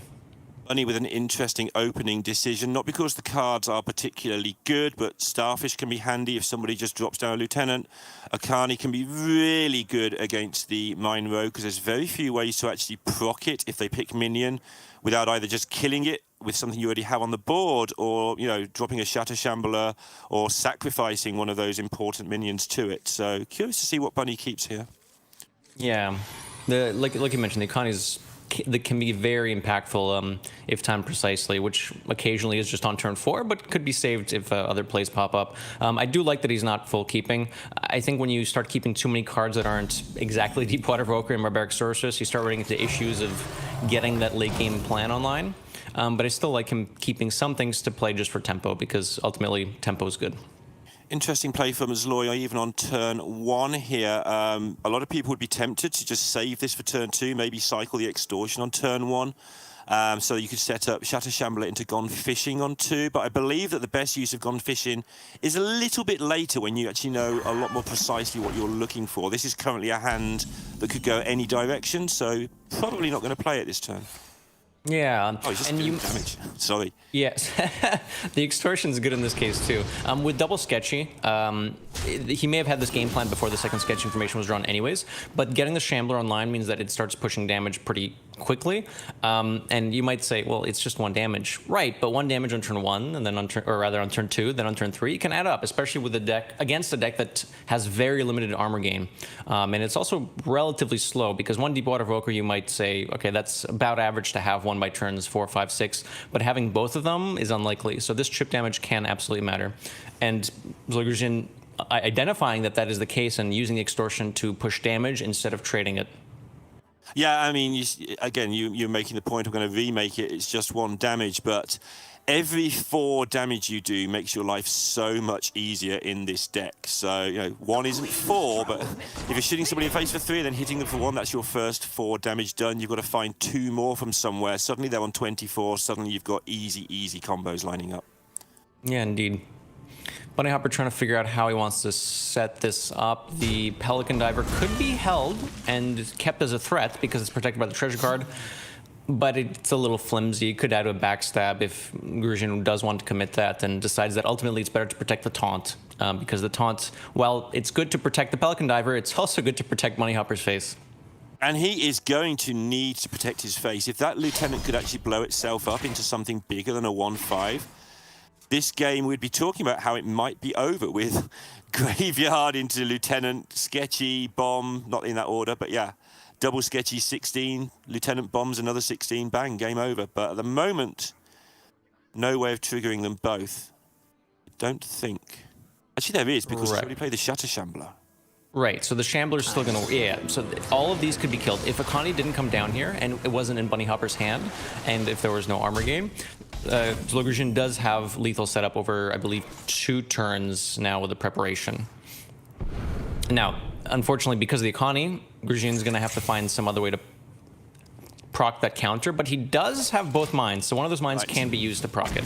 So this does look like lethal is going to start creeping up on Bunny Hopper over the next 2 turns, so he's going to be looking for Deepwater Evoker to gain armor and get himself outside of this mine damage range. And if he doesn't find it, it will be over, because obviously the second mine, the first mine will proc the Akani, just so he knows exactly what the score is there. Then the second one is straightforward. Lieutenant, the second bomb will blow up due to the Shatter Shambler. Lieutenant will be backstabbed. Wow. I think Gruzhin might be 1 mana short next turn to proc the Akani and get the mine plus Forsaken Lieutenant down, because he still has to spend mana on the sketchy information.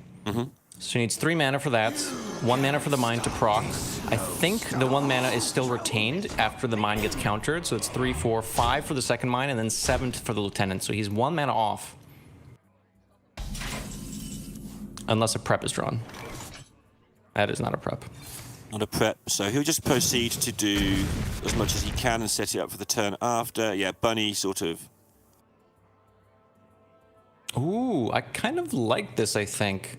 So this is the most mana efficient way to proc... Well, one of the mines will die anyways, and the second mine can die to either the backstab or the extortion next turn. I think this is the... Snowfall Graveyard played on turn 4, I believe. So there's 1 more turn that Gruzhin has of the Graveyard, if I'm not mistaken. Yeah. And even if it's not, he just sets up lethal with 1 mine, regardless if 1 or 2 triggers, by playing the other mine this turn as well. Yeah, this gives him some other ways to do damage as well. Just freeing up mana efficiency, I guess. Maybe it's okay to hold on. Either way, it's fine. Either way, we're looking at Bunny Hopper's draw. Okay. I'm curious why this backstab came out.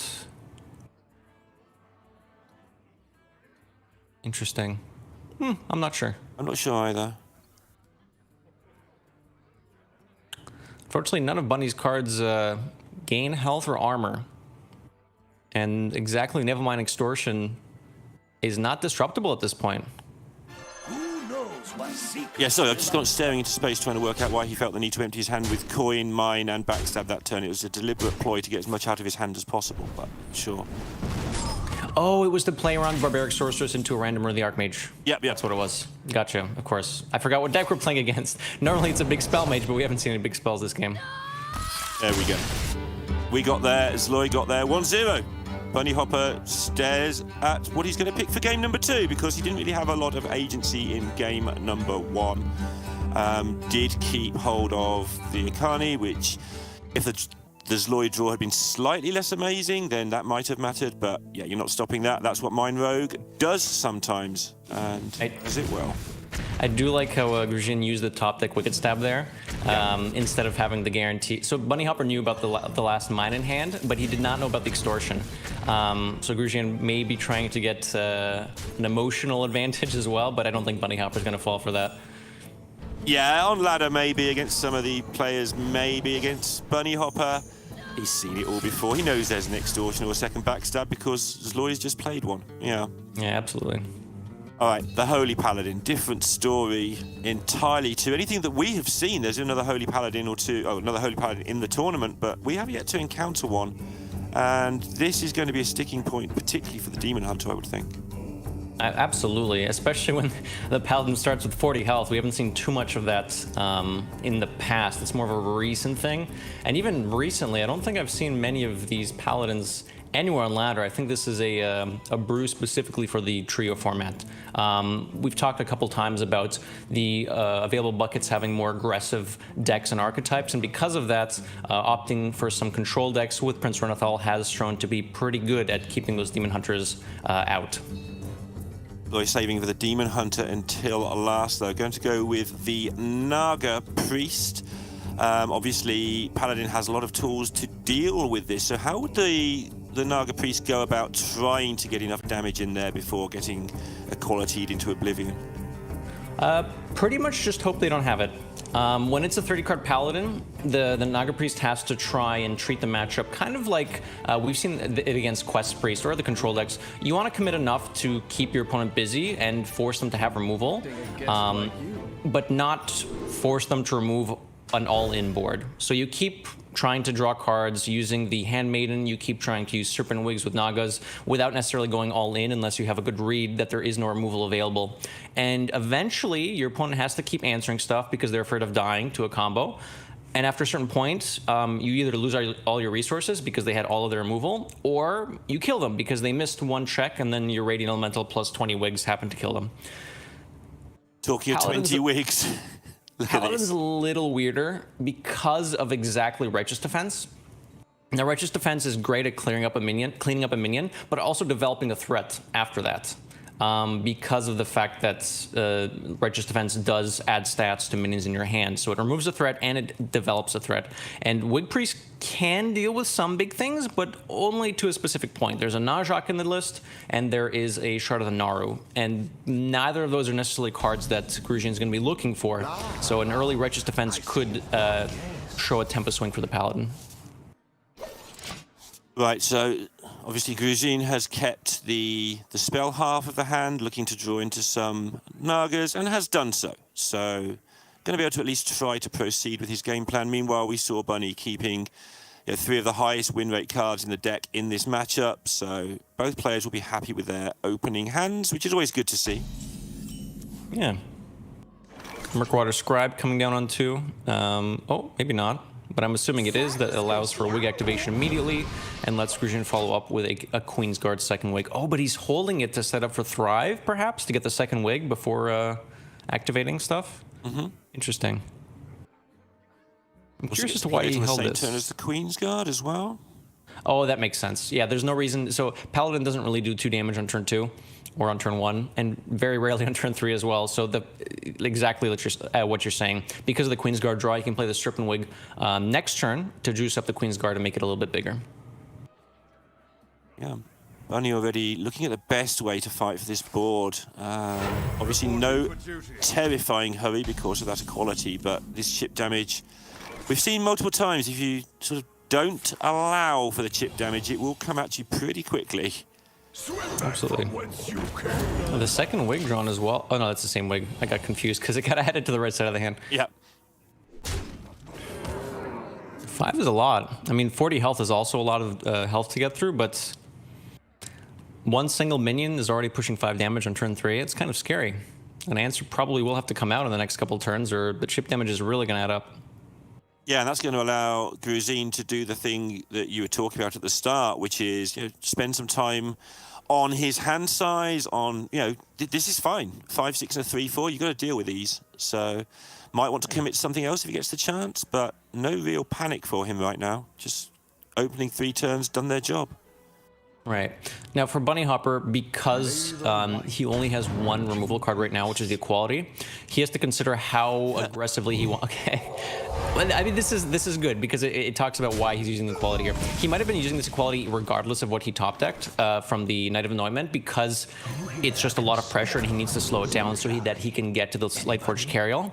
But with the second Equality drawn from the Knight of Anointment, he's very happy just committing Equality and trying to stop this pressure quickly so that he has the board under control until he gets that Carriel online. Once Lightforged Carriel comes online, suddenly all the damage gets halved and things are a lot less scary. You can leave much larger minions up without fear of dying.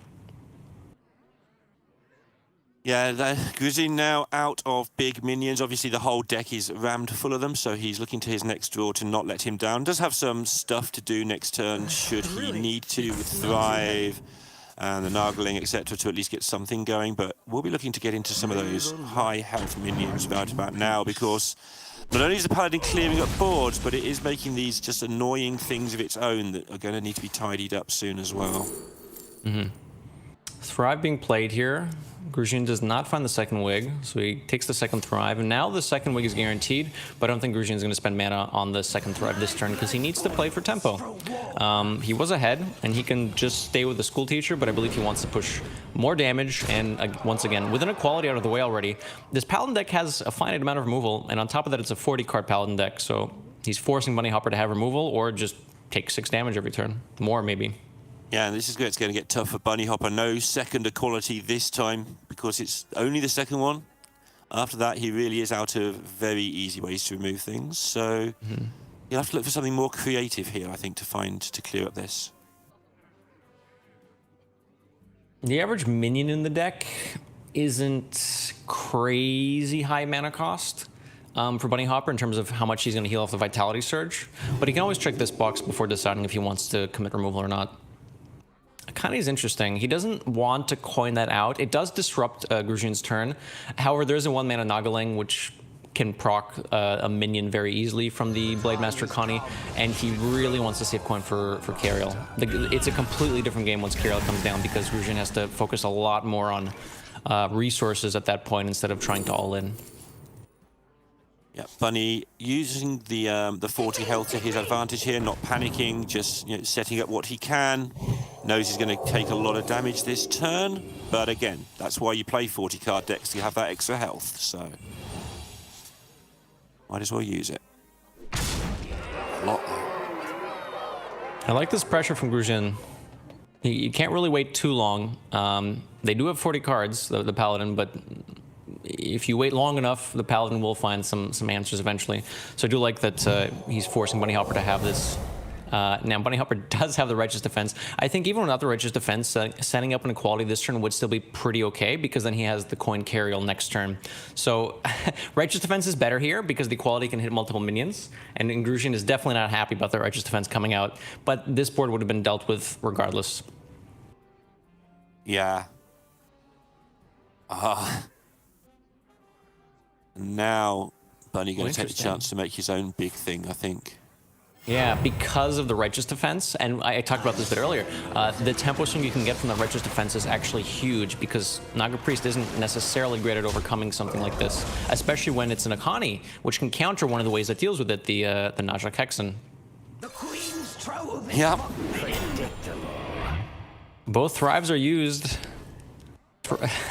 Shard of the Naru isn't available right now, and if Gruzin commits these Serpent Wigs, they're gone forever because they're not active. Very, very slow turn, which gives Bunny Hopper a lot of breathing room. Smite him. Smite him? Straight up 20 your opponent or more, yeah.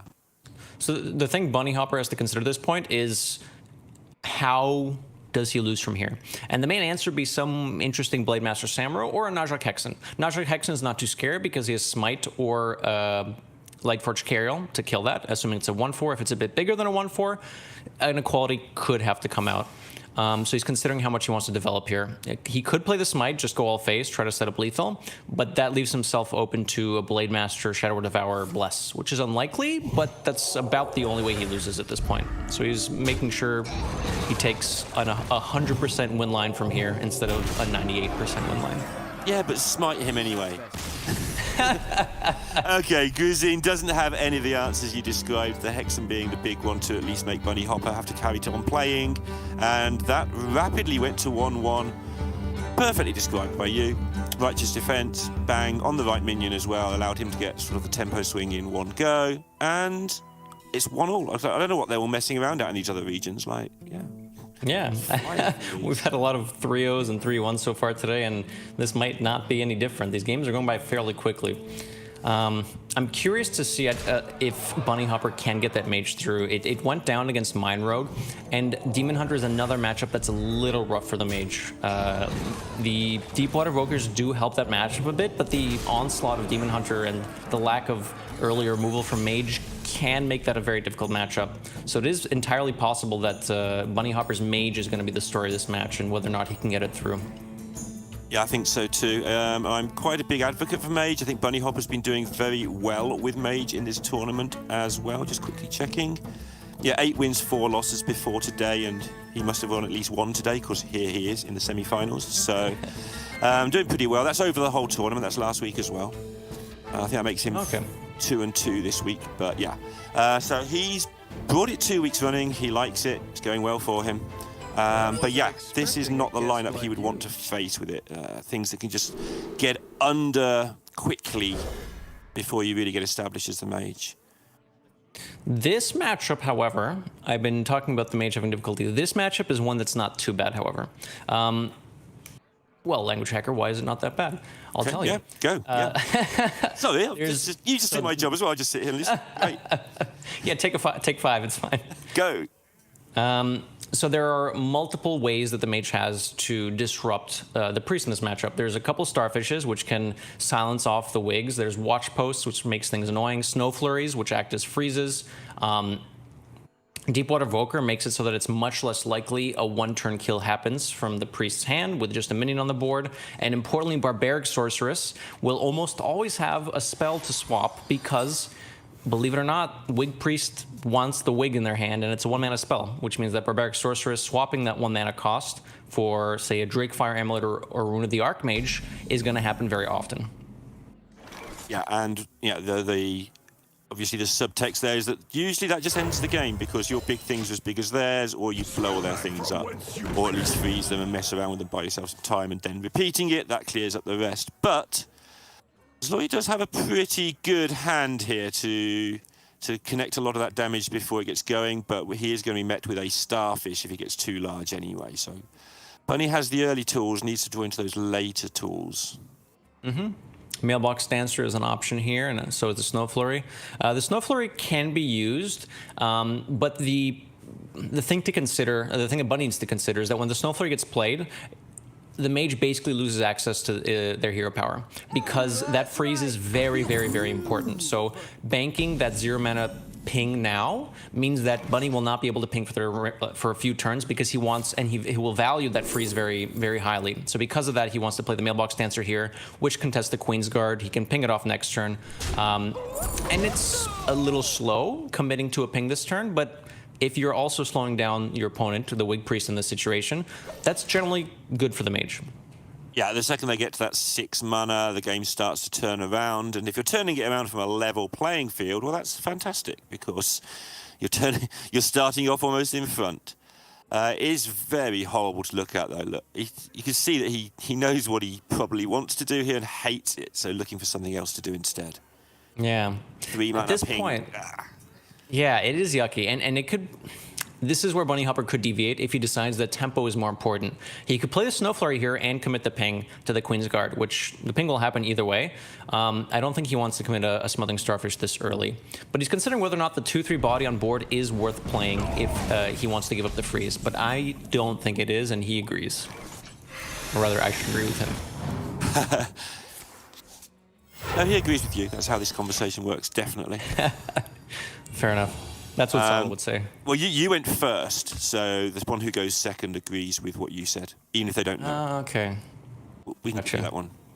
All right, so Gruzin still making, obviously, relentless minions, and Bunny, who chose not to make the tempo last turn, does have the freeze option again.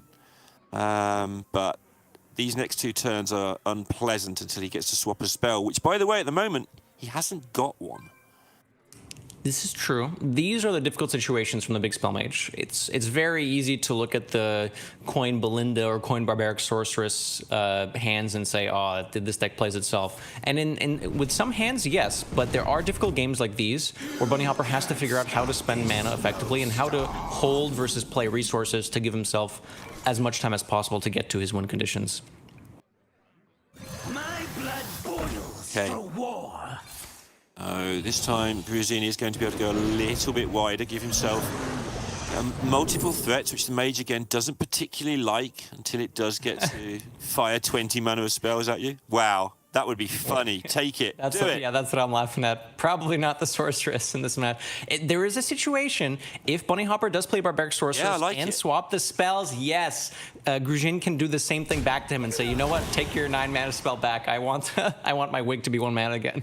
And I really like it because his hand is very functional for next 2 or 3 turns anyway, so why not have a little bit of protection? But Bunny Hopper did draw... Oh, goodness.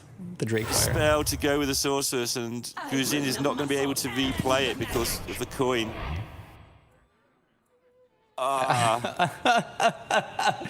Oh, no. 1 mana off. But I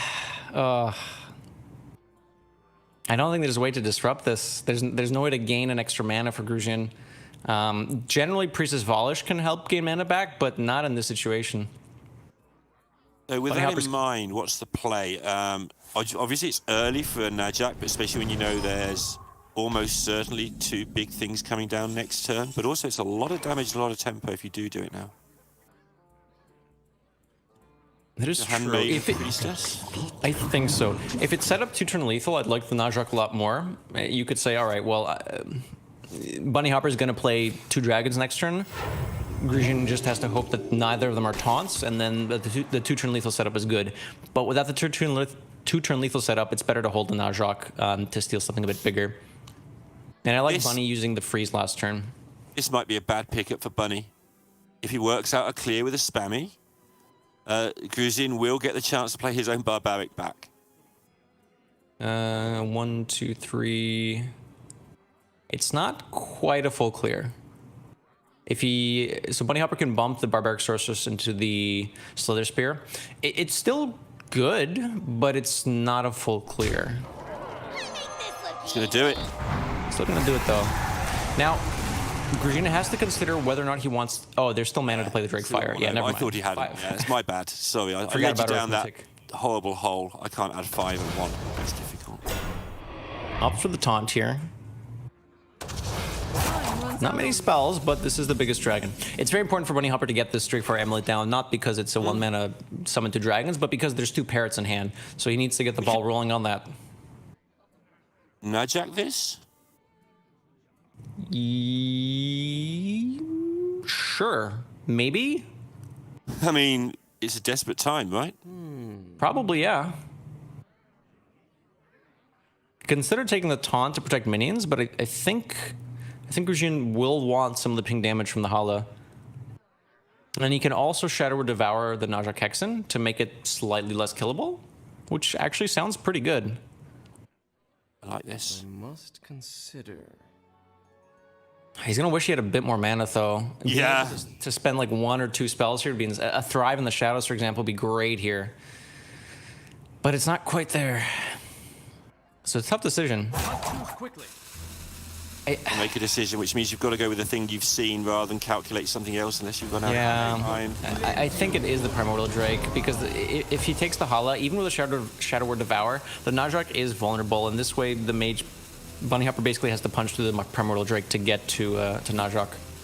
This also lets him go Shadow Devour, clean up the spam as well, and isolates the Hala, which makes it slightly less scary. There's also not that many spells in Big Spell Mage, despite that it has spell in the name, but the spells are expensive. Yeah. Okay. Ooh. Right. Bunny's got to work out how safe he feels here. He knows obviously one of the wigs is out of commission.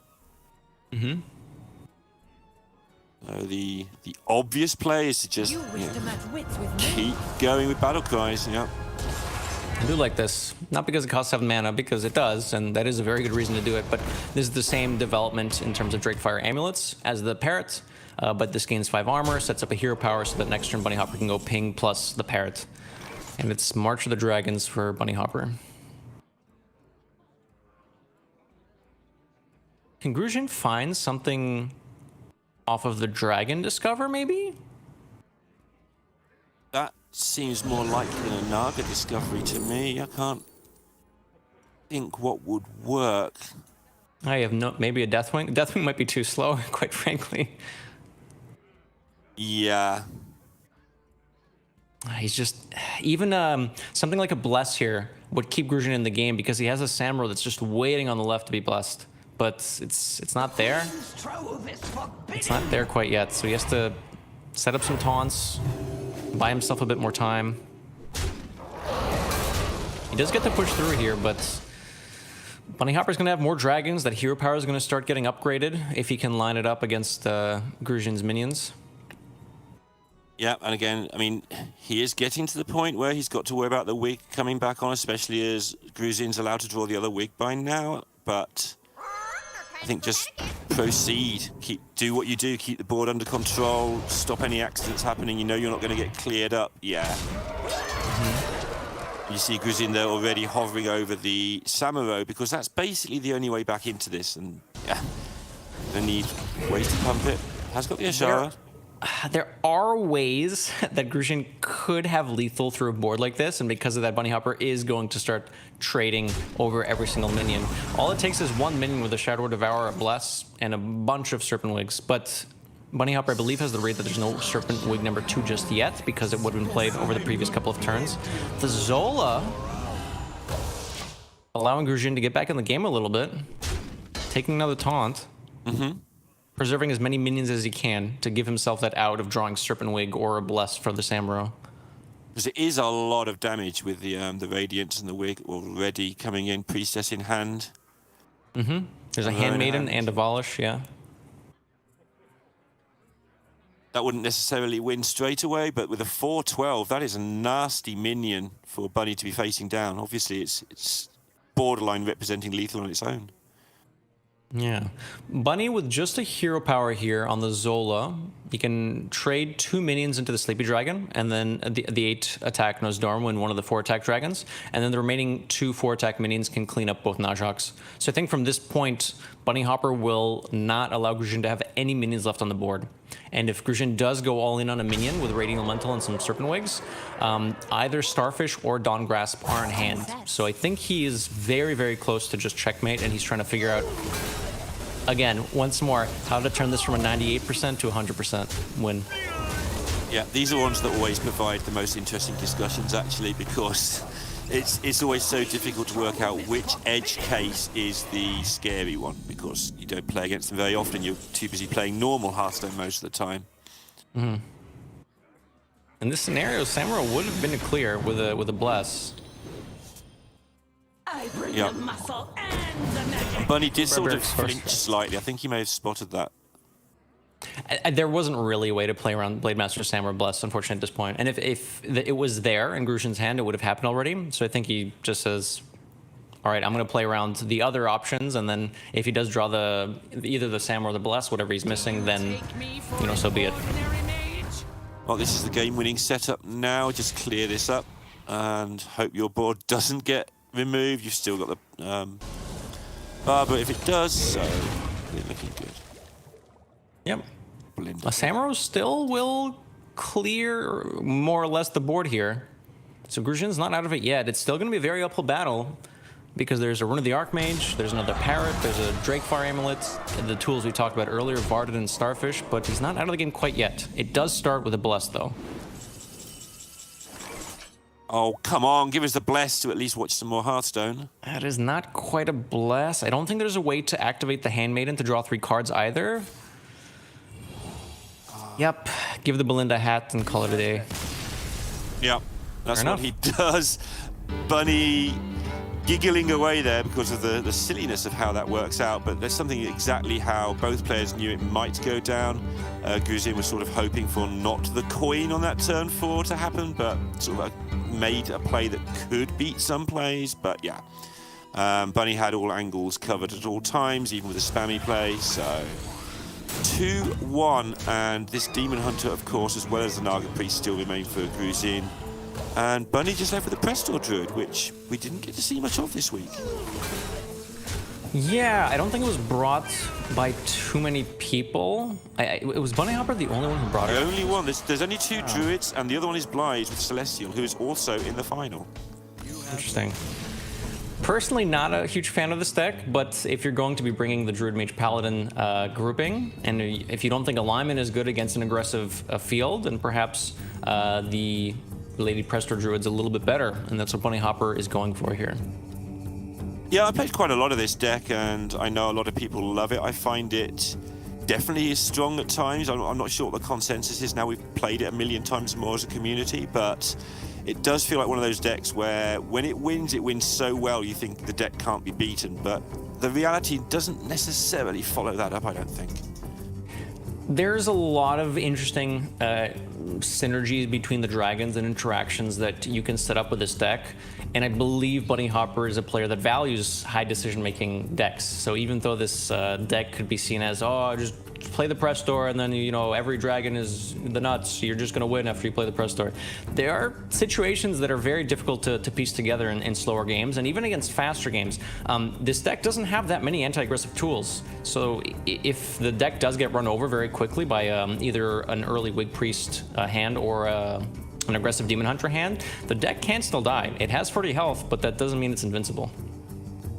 Yeah, you're absolutely right. I think that Bunny Hopper definitely will back himself to beat anybody. He's sort of in a mirror with a decision-making deck, and so he brings those accordingly. I'm sure that is a high factor into his choices. Certainly doesn't tend to bring the straightforward stuff if you can help it, but also, you know, being the person that he is, if it is the best deck, he will bring the straightforward deck if it's a necessity, and then he'll just call it a lineup decision. Yeah, absolutely. Gruzhin's got a very nice opening here. Still the Spear on 1 to pressure the Druid, Thrive to find the Wig. Bunny Hopper also has some options. Druid of the Reef is one of the defensive options that the deck has, and it can help him deal with an early Murkwater Scribe or exactly a Slither Spear. And because of that, he does keep it, alongside 2 other cards, the Moonlit Guidance and the Jerry Carpenter. I see you. Bubbler just in hand. I always find it amusing how garbage the early cards are in the Druid, by necessity because of how Prestor functions, of course, but I do find it amusing. So I mostly agree with you. Bubbler is either amazing or absolutely awful. If you're against a Demon Hunter, a Druid, a Rogue, or anything like that, it is awful. But against the Priest, it's actually not that bad. It can contest board because Priest doesn't have many ways to deal 1. Ooh, Gruzhin taking a second Thrive here. I blinked when the options came up. He picked it so quickly. Was there a way to there was a way to whiff. I also didn't notice, but I'm assuming that, yeah, he must have whiffed by having to take the second Thrive. Thrive, Bless. No, it was Thrive, Bless, and Wig, was it not? Oh, he doesn't have a play for next turn, so he's opting to take the other Thrive, get it out of the deck so he doesn't draw naturally. That makes sense, okay. It doesn't give him the option to draw a 2-mana play with a Wig, though. Unless I'm missing something. Let me review what spells are in the deck, actually. Hold on.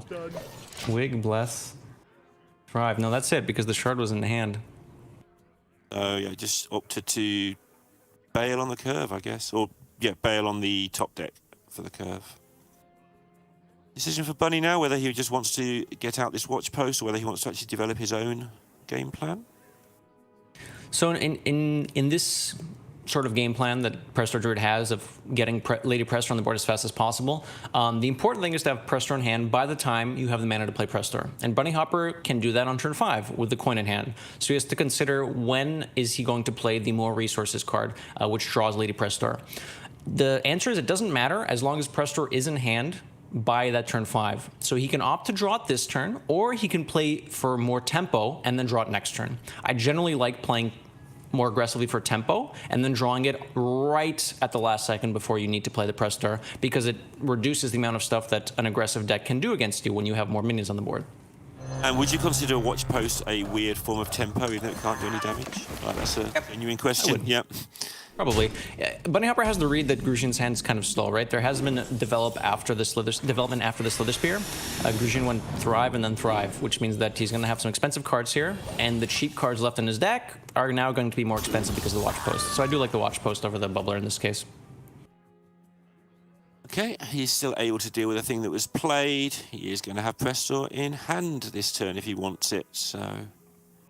We might even see him deviate and try to go for more for tempo, but I'm going to doubt that. I think Coin Presto is much more important than getting a Prince Renafel with a Bubbler down. Yeah, there she is. Now it's just what you do with your other 2 mana. Probably a Bubbler. Moonlit Guidance is much more important after Presto because it allows Bunny Hopper to get those dragons and get an extra copy of the dragon as well. He could consider playing the other half of the Capture Coldtooth Mine to draw either Innervate or Aquatic Form, because those will not be transformed by Presto anyways, so he can consider playing 2 mana draw a card here over the Bubbler if he so chooses. Always spend your mana, a wise man once taught me, but yeah, the Bubbler is definitely more appealing as something to have on the board for your Starfish, but yeah, always spend your mana. That's where we're at. It's funny because tempo good, but also mana good. That's when you have both in front of you, suddenly you have a decision point. And, that's what Bunny loves. Zinjari. Anybody? Yucky? Yeah, the whole thing's been a bit yucky really from start to finish so far. Yeah, I mean, Grushin had a pretty acceptable hand at the start, but wasn't able to find some cheap Nagas to supplement the Thrive and the Vicious Slither Spear, which allows Bunny Hopper to get a pretty uncontested Lady Presto out. There's a 5/5 on board, but Bunny Hopper's at 40 health. And with the Starfish in hand, he has a check if Grushin does happen to go all in with a Radiant Elemental and multiple hats. Yeah, and I mean, one of the big things about Presto, we talk about the deck, but she's large. She occupies the board on the same turn you play her. I think if ever there is a nerf that goes that way, I think turning her into a 3/3 or something horrible will be where it goes, but does get Najacked. Okay. So if Starfish gets played, Najak will be silenced, but Presto will also be silenced, which means that Grushin will keep Lady Presto, and Bunny Hopper's gonna know that. So it might seem like smothering Starfish is a way to deal with this board, but it is not. So Bunny Hopper has to find a different way to get that Najak off the board. There's some ways. But it's up against Guff. Guff or no Guff, this is too much pressure. So I do like Bunny Hopper going for the Alex here, presumably to kill the Najak. Yeah. But he's going to have a look at his other options first, and they're pretty nice. Well, they're not great, actually, but Drake's pretty nice. 1 mana 2/4 isn't actually that bad here. Primordial Drake is good for interacting with the board, and Bronze Explorer is good if Bunny Hopper wants more resources. So these are actually all good in different ways. One is efficient stat-wise, one is efficient for its utility for fighting for board, and the third one is good for value. I don't think he wants value just yet, and he does opt for board. Yeah. I like this. He's got a lot of stuff. Obviously, the 4 damage from the double Drake over a couple of turns is a large amount of damage, and sufficiently clearing everything up, putting 12 attacks on his own down. But he is out of good stuff for now. I know that changes fast with Presto Druid, but for now, that's it. None of his cards draw cards at this point. He used all the resource generation cards, Moonlit Guidance, Aquatic Form, to be able to deal with this. So Grushin is in a tough spot because he's no longer on the board. His cards are a bit more expensive, but he might have a bit of breathing room if Bunny Hopper doesn't find useful dragons over the next couple of turns. Yeah, he's also in a spot where he knows sort of the large amount of Bunny's hand is pre-pressed door, so he's got an idea that it's just rubbish to some degree at least. Yep. Uh-oh. Okay. I mean, so this isn't exactly the dragon that Bunny Hopper wants, but it cycles itself, and for 1 mana as well, so it's not the end of the world. That is the end of the world. Yeah, now things are getting bad. The Primordial Drake isn't very good because it damages Bunny's own board if you can find a way to clear while playing it, but I think it's better just to take the trades and develop some other stuff. Now, this is another decision point. Bunny Hopper could take some trades here, silence with Smothering Starfish his own board. The way Smothering Starfish interacts with the dragons from Lady Prestor is that it silences them back to their original stats, and these dragons have very large stats.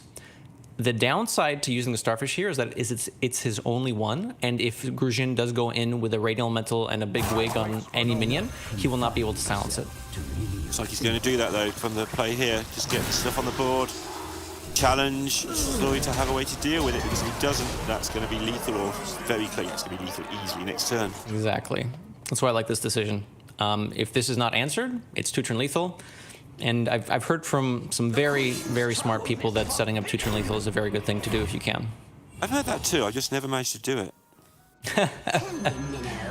It's all good in theory until you get the cards in your hands.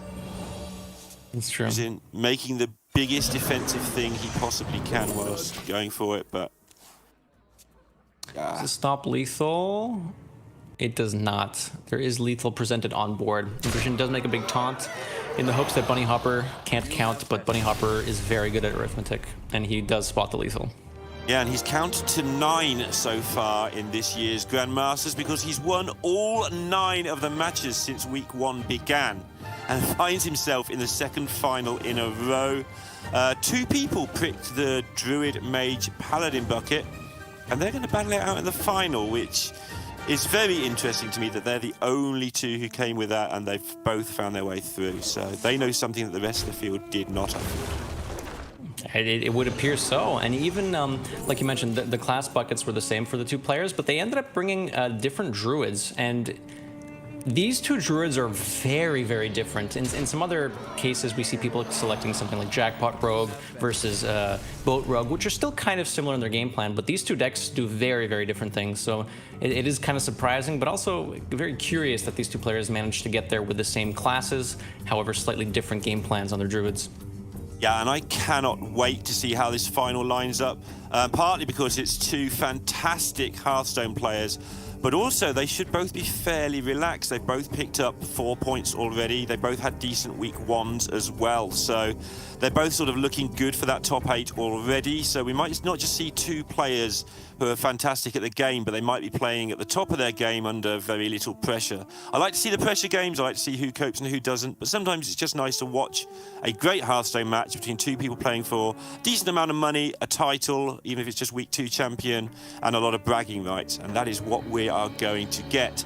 But first, we do have to give them a few minutes, particularly Bunny Hopper, to set up, get ready, check out what they're going to do. So we'll see you for the final in about 10.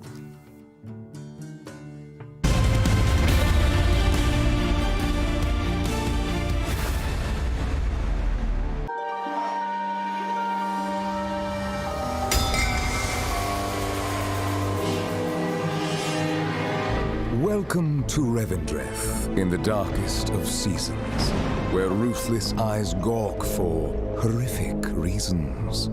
For a hidden hand has struck me down with such ruthlessness, so deep and profound. Then he comes with his Molochian scowl to uncover the truth of murder most foul. The Animar drifts across the floor, highlighting the creatures who walked through my door. The motives are as black as night: avarice, power, revenge, and blight. We watch the hero uncover the clues that lead to the truth behind this dark ruse. Join us here with the grim and impious Choose your path without heavenly bias. For at the end, they will burn in the fire. When it is known who slayed Denathrius the Sire.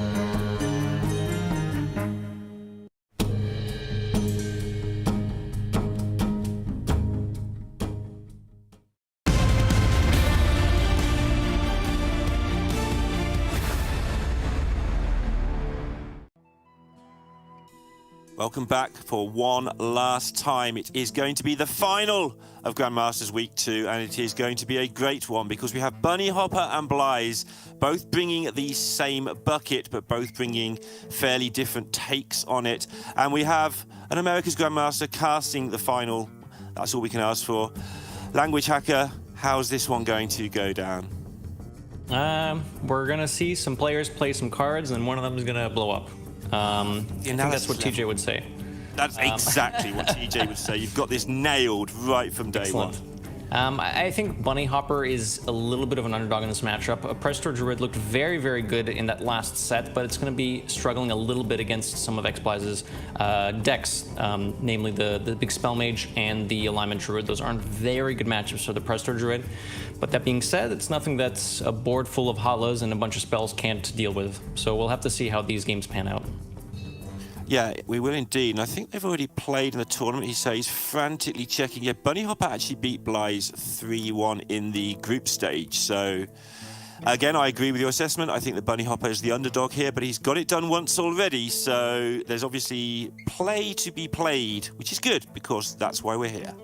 Yeah, absolutely. And it's worth noting that we're saying underdog. That doesn't mean, oh, Bunny Hopper's got like a 20% chance to win. This is still going to be a very, very close set. Both of these players are absolute powerhouses, some of the best players in the world. And you could argue either of them being one of the best players in the world, if not the best player. So it's when we say underdog, it's more of a 45-55 sort of situation.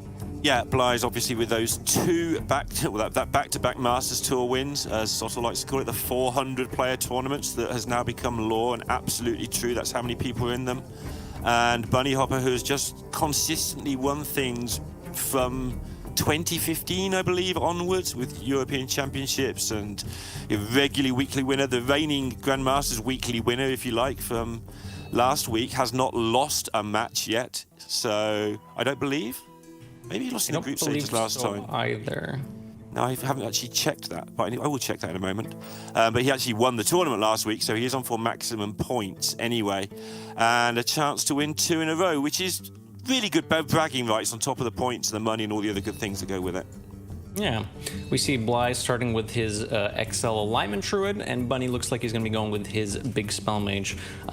They are differing as well, not just on the Druids, but the Big Spell Mage as well. Bunny Hopper opted for the standard 30-card list, and Blyze, which we'll see hopefully in a next game or two, is opting for a 40-card list, so we'll see if that comes into play at all. I think it'll be a bit more consistent with 30 cards, especially against something like an Alignment Druid.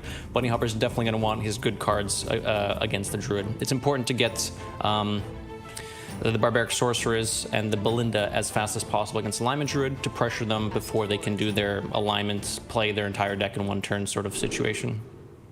Now, just to get myself corrected, just before we get into this, Bunny Hopper did lose the very first match of week 1-2 Pasqua, 3-2, and has won 9 in a row since. So by luck alone, everything I've said has been correct.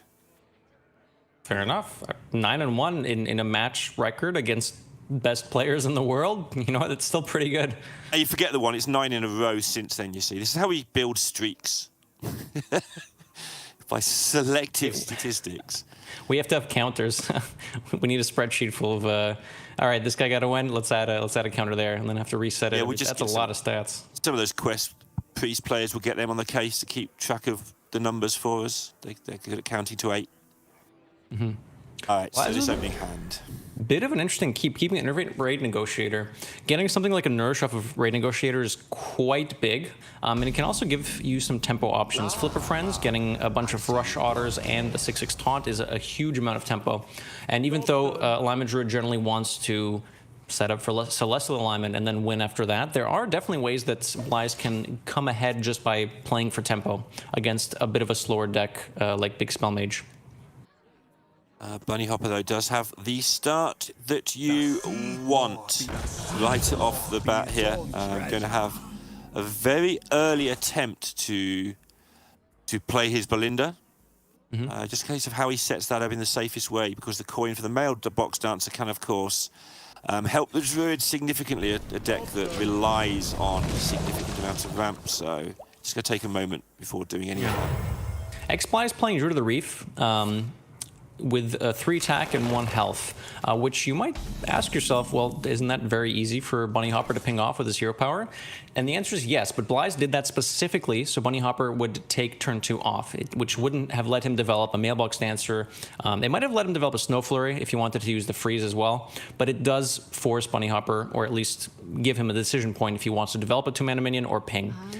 Because with Blaiz's hand, I think he's okay trading off mana when his follow-up is Wild Growth, Raid Negotiator, and a potential alignment after that. And he's just making sure that this is as safe as he could hope for. Can't find a backup play anyway, I don't think, so here we go. Yeah. He's got exactly what he wants lined up. Evoker next turn if he wants to draw, gain some armor, and then coin Belinda for maximum pressure. Blaiz going for Aquatic Form Nourish. So this is a very important thing to point out. If Blaiz gets Nourish here, ramps, and is able to play Celestial Alignment before Belinda comes down, Belinda will draw those big spells, but those big spells will cost 1, and she will turn to a 6-mana, a 1-mana 1/1, which isn't as scary as a 6-mana 10/10. Now, the way the mana is working out, it doesn't look like Blaiz actually will get to that alignment next turn. He's going to be 1 mana off, but he gives himself the out of drawing another Innervate. And now that he has played the Amalgam anyway, Bunny will be able to trade in and get the Belinda off before the alignment comes down this turn, if he so desires. Indeed. I think he will desire that. It's worth noting that Blaiz, I believe, is running 1 copy of Smothering Starfish, so Belinda could be silenced, but forcing X-Blaiz's hand, the 2 or 3 card hand, to have a Smothering Starfish already means that Blaiz has a very low value hand. And on top of that, it also means that you know, Starfish might not be there. It's a 40 card deck, it's not that likely. And it's still a 5/5 after it's silenced. And he's actually choosing to not go for the insta Belinda, so... Yeah, opting to take it a bit slower, denying X-Blaiz the coin. Now, I think coin Belinda might be... getting Belinda out this turn, on turn 4, would be a bit better than delaying it for a turn and accepting that X-Blaiz gets a coin, but I think Bunny has a different game plan that I'm not quite seeing. Yeah, playing into the alignment turn means that these just cost the 1, of course, but that's all I can see. Now the alignment comes down, the Drakefire Amulets are getting played anyways, so X-Blaiz is saying, all right, let's get this down anyways. And this also is very interesting because the coin gets added to X-Blaiz's hand after the alignment, which means that the coin is still 0 mana, allowing him to coin out a Jerry Rig, draw that second Nourish, and be able to ramp up and draw cards next turn, which still looks bad for him, but it gives him a fighting chance. Yep, Bunny Hopper's going to get a turn or 2 of open goals, but then it's going to be closed up very quickly. Does have the Akani now, though, with which to put a big spanner in the works for Blythe and get the Belinda in for 2 attacks. These Belindas and Barbaras, they confuse me, but yes. Too many Bs. It's worth noting that both players that made it to the finals also have Bs in their name. Coincidence? Too many Bs. Nope, absolutely not. I'm 7 moves ahead. Akani's interesting here. With the coin being gone, Bunny Hopper knows that X-Blythe basically has to cast a spell this turn, and the spell that Bunny Hopper knows is in hand is a Rampant Growth that got transformed from the Nourish. So Bunny Hopper is slowing down X-Blythe's development a little bit, getting an extra 10, 12 damage get pushed through, hoping to close out the game before Blythe can do some shenanigans. Yeah, now he's got double Drakefire if he wants that, and surely he will want that, because even the shenanigans will have so much to get through, and the turn he brought, getting that extra 10 damage done, oh my goodness. It's huge. The Druids can do a lot of stuff in a single turn post-alignment, but there is a limit, especially when you inhibit their power ability to ramp up, because X-Blythe still has the Nourish, but now he's 12 health lower, maybe 10 health lower than he was before. So he might still be able to fight back and deal with a lot of this, but he's ultimately still going to be very, very low. So he has to deal with absolutely everything, which is not an easy task. Yeah. And you do have to deal with literally everything here. What turn is this? Is this turn 6 or 7? It's 7. It might be 7. Yeah, he played the Belinda on turn 5. It's 7. Okay. Guff helps. Goes for card draw first before the ramp in case Anacondra gets drawn. Lets him save some mana. Anacondra's not there. He has to go for the ramp. Neptulon does help. Scale of Nixie can come out first. Trades the Jerrick off to get the maximum number of whelps. That might clean up enough to prevent lethal. In fact, it does. On board anyways. That being said, Earthen Scales isn't played yet. Bunny Hopper has an opportunity here if he can find the remaining damage needed. He's got 14 on board, and Blythe is at 19. A Mordresh here would have been lethal. Bran plus Reckless Apprentice would have activated the Mordresh. Also, Mordresh isn't in the deck, so I'm talking nonsense. I think Blythe has a Mordresh in his 40-card list, but Bunny Hopper's not running it. Which, Mordresh is a tech card used a bit more for slower decks. It's time for the Rune of the Archmage with 2 Parrots and a Bran. Surely 5 damage will go face somehow. I think so. I think so. Okay. Everything still works. The question is, will Bunny Hopper commit a Bran with the Parrot? All it takes is 1 Fireball, 1 Pyroblast. Or does he think he's in a good enough situation that he does not actually have to go for another Rune of the Archmage here? Sun sets. Right. There's the Magister. Drakefire Amulet gets played here. No spells. This is an opportunity for him to upgrade his hero power, which is kind of important, especially with a Reckless Apprentice in hand. I really like this. After the Magister was drawn from the Rune of the Archmage, Bunny's not afraid of dying this turn. Blythe will be able to heal up, get some Earthen Scales going perhaps, but Bunny's setting up for a longer term game plan here. He does have ways to upgrade his hero power. He has Brand, he has Reckless Apprentice, and this is going to add up to a lot of damage. And he still has a board full of dragons, let's not forget that. Yep. Yeah, realizing that he wasn't going to get it done, but still could win a different way is a big deal. I think I like this. This is much more risk averse, and I don't think he's in such a bad spot that he needs to have lethal that turn. I think he has a much higher win rate if he takes it a bit slower, based on what he drew off from the first Rune of the Archmage. Let's have a look what's going to be left up. It's going to be, what's that, 12 on the board? 12 plus 820 plus, this is lethal. So Bran Reckless Apprentice, Bunny Hopper's hero power currently does 4. Reckless Apprentice will deal 4 to everything twice, which is an extra 8 damage. He can even trade here to do extra. I mean, this is lethal no matter how he wants to swing it. But Reckless Apprentice will upgrade his hero power twice now. It'll deal 4 damage to everything, 4 damage to the Alex, which will upgrade it, and then after the upgrade, 6 damage goes to the Malagos, and finally his normal hero power will do 8, which with the dragons on board is plenty, and Xplies will miss Bunny Hopper, at least in that match. Yeah, the famous click to continue Bly's screen came up a long time before we finished seeing the animations there, but Bunny Hopper, again, realizing that 5 damage wasn't essential right now, realizing that the Druid, would probably have 1 or 2 more stings in the tail, so setting up for most eventualities there. Obviously, there's things that can happen with Anaconda into drawing 1,000,000 cards, but that doesn't really go off like it used to with the current build of Celestial. It's not quite the same potency and sort of OTK potential it used to have. It's a far more steady deck now. Built more to win by getting the board and then Celestialing rather than the other way around a lot of the time now. Bunny Hopper took advantage of that and finished it off in style. So takes a 1-0 lead. Absolutely. 1 win in a best of 5 does sound like a lot. I think, however, Alignment Druid is going to find a win against Bunny Hopper's lineup, so I don't think Xplies is too happy that Big Spell Mage on Bunny Hopper's side got a win. That deck is one of the best decks in the meta right now. Buckets or no buckets, if we're talking about the trio format. So Mage was probably going to squeak by anyways.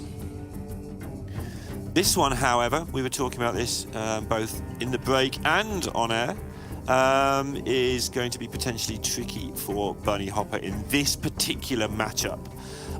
The Presto Druid, obviously a deck I've talked about. I think that it may be slightly overrated overall, but it's still a very powerful deck, but not running into things it really wants to run into in this final. Absolutely, and alignment is the last thing Bunny Hopper wanted to see.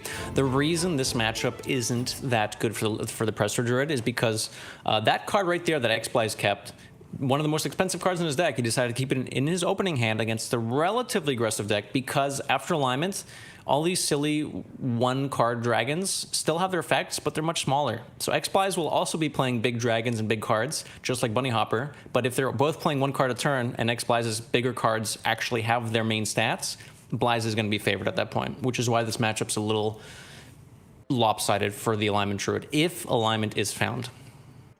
Bunny with an interesting choice here. You're talking about making those small dragons. Starfish kind of fixed that. We saw that in the semi-final. Guff, obviously a card that you usually want. It's a way to recover from an alignment a little bit better. And Finley just no good, but Bunny does want to go for that turbo start. Makes a lot more sense. Yeah, I think if Bunny were on the coin, he might consider keeping Guff at that point, but being on the play, he sees fewer cards and less likely that he hits Prestor if he keeps too many cards that do not give him a chance to find Prestor. And this deck does do very well after Prestor, but getting to Prestor is still something that needs to be considered. You can't keep every card and just say, yeah, it's fine, I'll find Prestor, because sometimes you don't find Prestor, and that Bunny Hopper, I'm sure, wants to avoid that situation. Yeah, the situation one step closer with this opening hand. A long way to go before turn 5, of course. Okay. Mailbox Dancer protected behind the Druid of the Reef is not bad. Moonlit Guidance can get the ball rolling to find either Capture Coldtooth Mine or Jerry Carpenter, which then finds Coldtooth Mine, which then finds Prestor. But once again, the important thing is to have Prestor by turn 5 at this point with the coin, so tempo, good. Isn't hard to get to. True. Also very slow, but hard to get to. Starfish with 2 in hand could be used here to deny Xplies a coin. Mailbox Dancer adds a coin to the initial player's hand, but Starfish can silence a Death Rattle, preventing the coin from going to the other player. Yeah, it's one of those questions where it comes up a lot in sort of lopsided mirrors like this, where both sides can use the card kind of equally well. Mm-hmm. Does Bunny feel that he needs to just take a chance with the coin for himself, or does he feel he needs to slow this down with a hand he's got? He may well feel he needs to slow it down because he's going nowhere fast. He's going somewhere, but it's just not going to be quick. So while silencing the Mailbox Dancer does slow down Xplies, the problem is Bunny needs to draw cards, and Moonlit Guidance does get him an extra card, but I think Peasant could also get him more cards. But he disagrees with me. Yeah, I feel like that was a tough call, though, because the Peasant Moonlit play wasn't particularly efficient, but yeah. It's definitely something worth considering. Yep. I see. He might have taken a peek at the top of his deck. Decided that tempo and designing Flies the Coin was better. All right, excellent. Playing to his deck, finds the Capture Coldtooth Mine off the jerry-rig, draws the Press Store. All is good. He has it set up for the turn 5. And he has a bit of pressure on board too. This is one of the ways that the Press Store Druid can win. Even with alignment getting set up for Blaiz over the next few turns. You talked about this last game. Lady Press Store is still a 6/7. It still hits opponents in the head. Blaiz does have the option to just jam us an alignment now, though, and have the board with it to some degree at least. Obviously, a little bit awkward afterwards, but not really. Does have the Nourish to recover from it the turn after. I think we might just see him get everything up here. I think he was still 1 mana off. That Aquatic Form, even though it costs 0 mana, is not an Innervate. Okay, Park Panther is such a good card in this matchup because you expect your opponent to have Lady Press Store, and lo and behold, Bunny Hopper did have a Press Store. So getting a Park Panther down the turn before Press Store means that Blaiz knows it will stick a turn, Press Store comes down, and then the Park Panther already is set up to deal with the Press Store, giving him free reign to do whatever he wants on the following turn. Yeah, it was not another Innovate, and Innovate is not preparation. I played way too much Mind Rogue. Don't. Ray was just subtracting 2. We're gonna don't give people ideas. We're gonna start seeing Mind Druids pop up on ladder. Oh, that sounds good. Let's do that. There we go. Next set, Mind Druid. Yeah, with hedge mazes and whatnot. Nathrius to finish for 1 million. A Moonlit into Moonlit gives Bunny Hopper more resources. Takes an Aquatic Form because the rest of these cards weren't that great. However, Murzond is an incredibly powerful card against Alignment Druid, and Quest Priest players will know this. And the reason why is because after Alignment Druids tend to play a lot of cards. Nourish, gain mana, Guff, maybe gain some mana, draw some cards with the Miracle Growth, and Murzond for 1 mana does all of that too. And that's not something that Alignment Druids really have to play around because, hey, if they have Murzond, it's going to be awesome at any point. So after Blaiz does get his alignment game plan online, I'm sure Bunny will be more than happy to have his foot in the door with this Murzond. Yep, we're going to get the chance to see where he goes with this. Obviously, again, what you said at the start is stands. Anaconda picked up with plenty of spells as well, so that's crazy for Blaiz next turn. But Lorinda, it's a 40-card deck. How can he have alignment and the Nourish and the other Nourish and the Anaconda? If we knew, we'd be playing where Blaiz is playing. But nobody knows. Fair enough. Now, this is exactly the situation we were talking about at the start of the match. Alignment's been played, and Bunny Hopper has the option to play exactly 1 card. None of these cards look that great, and we mentioned that Lady Anaconda, with the Nature Spell discount, will allow Blaiz to play his entire hand and probably most of his deck at this point. Yep. I'm not going to try to shoutcast this because there's just going to be way too many cards, and I'm going to lose my voice. Yeah, especially, I don't know if Blaiz actually draws cards faster as well as plays them faster than most players, but I'm sure he does. Ooh, nice deviation. With a Malagos drawn here, he can choose to ramp with his Nourish, gain some mana crystals, empty his hand, allowing Malagos to draw more spells from his deck. So you lied. You did attempt to shoutcast. Now do this. Call out TJ2. Now do this one. Yes, all the time. Oh, okay. I enjoy it thoroughly. The Miracle Growth is already out of Blaiz's hand. The second one isn't yet because he needs to make hand space for it. I wasn't kidding when I said he'd probably play most of his deck here. Yep. So Bunny doesn't look too stressed out just yet. This is a bad situation. However, Murzond can help him quite a bit here. The 1 natural Nourish played will either randomly give Bunny Hopper mana crystals or draw 3 cards, but there was a Nourish split up by the Jerry Carpenter that is guaranteed to give Bunny mana back because of the Murzond. So Bunny is going to have card draw this turn, including a Miracle Growth and one of those Nourish draws. So this Murzond can draw him towards something like a Deathwing, which maybe keeps him in the game. Okay, well, let's see what he hits. He plays a Primordial Drake first to soften up the board and free up some hand space so that the Murzond's absolutely an overdraw. He can't stop that, but he can at least make a bit more hand space to increase the chances of him drawing something like a Deathwing. And he doesn't know what's in the deck, so how should we know? Absolutely. Find out how it goes. None of that. The Anaconda as well gives him the option. Composting is a nature spell, innervate's a nature spell. He gets some mana here. Composting to draw a million cards. He's got 5 mana available. Moonlit Guidance in the Guff. It gives him an extra 5 armor, and then another 5 after that. Oh no, he mills the Guff because his hand's full. He was supposed to play an Innervate first. Oh no, this isn't Moonlit Guidance. What am I talking about? No, it was Moonlit Guidance. He's got to go. He's got to clear most of this up and swing the board around. He's got an Alex in hand. This Nixon Drake actually does clear, but he doesn't have board space for it. So he has to decide which one's more important. Draws more resources, just to check the box there. Decides that killing that 10-4 is more important. Anacondra's already kind of done the damage at this point, and he decides that removing 10 power is more important than getting rid of the Anaconda. Darfish on the other side. That's a lot of damage. It's not enough, though, I don't think. 9, 13, 21. Bunny Hopper's at 30. 9 damage off. Not quite enough. This must be the way. Neptulon will help clean up a lot of this, but he needs to make some board space first so that Neptulon can get some hands. He's going to play an awful lot of stuff this turn. Yeah. Bunny's still in the game, but it's still Bly's favored. And even with an incredible Murzon like that, you can see why Alignment is favored. Murzon's probably the best dragon Bunny Hopper could have gotten, and he's still in a lot of trouble here. Does have the Finley next turn with this handful of rubbish that he might want to just turn into good cards. Like play the Alex out, see what else you can get, go for 7 or 8 dragons, and you know, who knows what might happen there. Could actually just set up lethal. Yeah. All it takes is what? 1 Kazakhstan drawn to a Wand of Disintegration. Enough dragons, I believe. Oh no, dragons haven't been played yet. I think only 1 or 2 have been played. But he can solve that pretty quickly. They're going to be pretty cheap. Solvable. And now he can't. Yeah.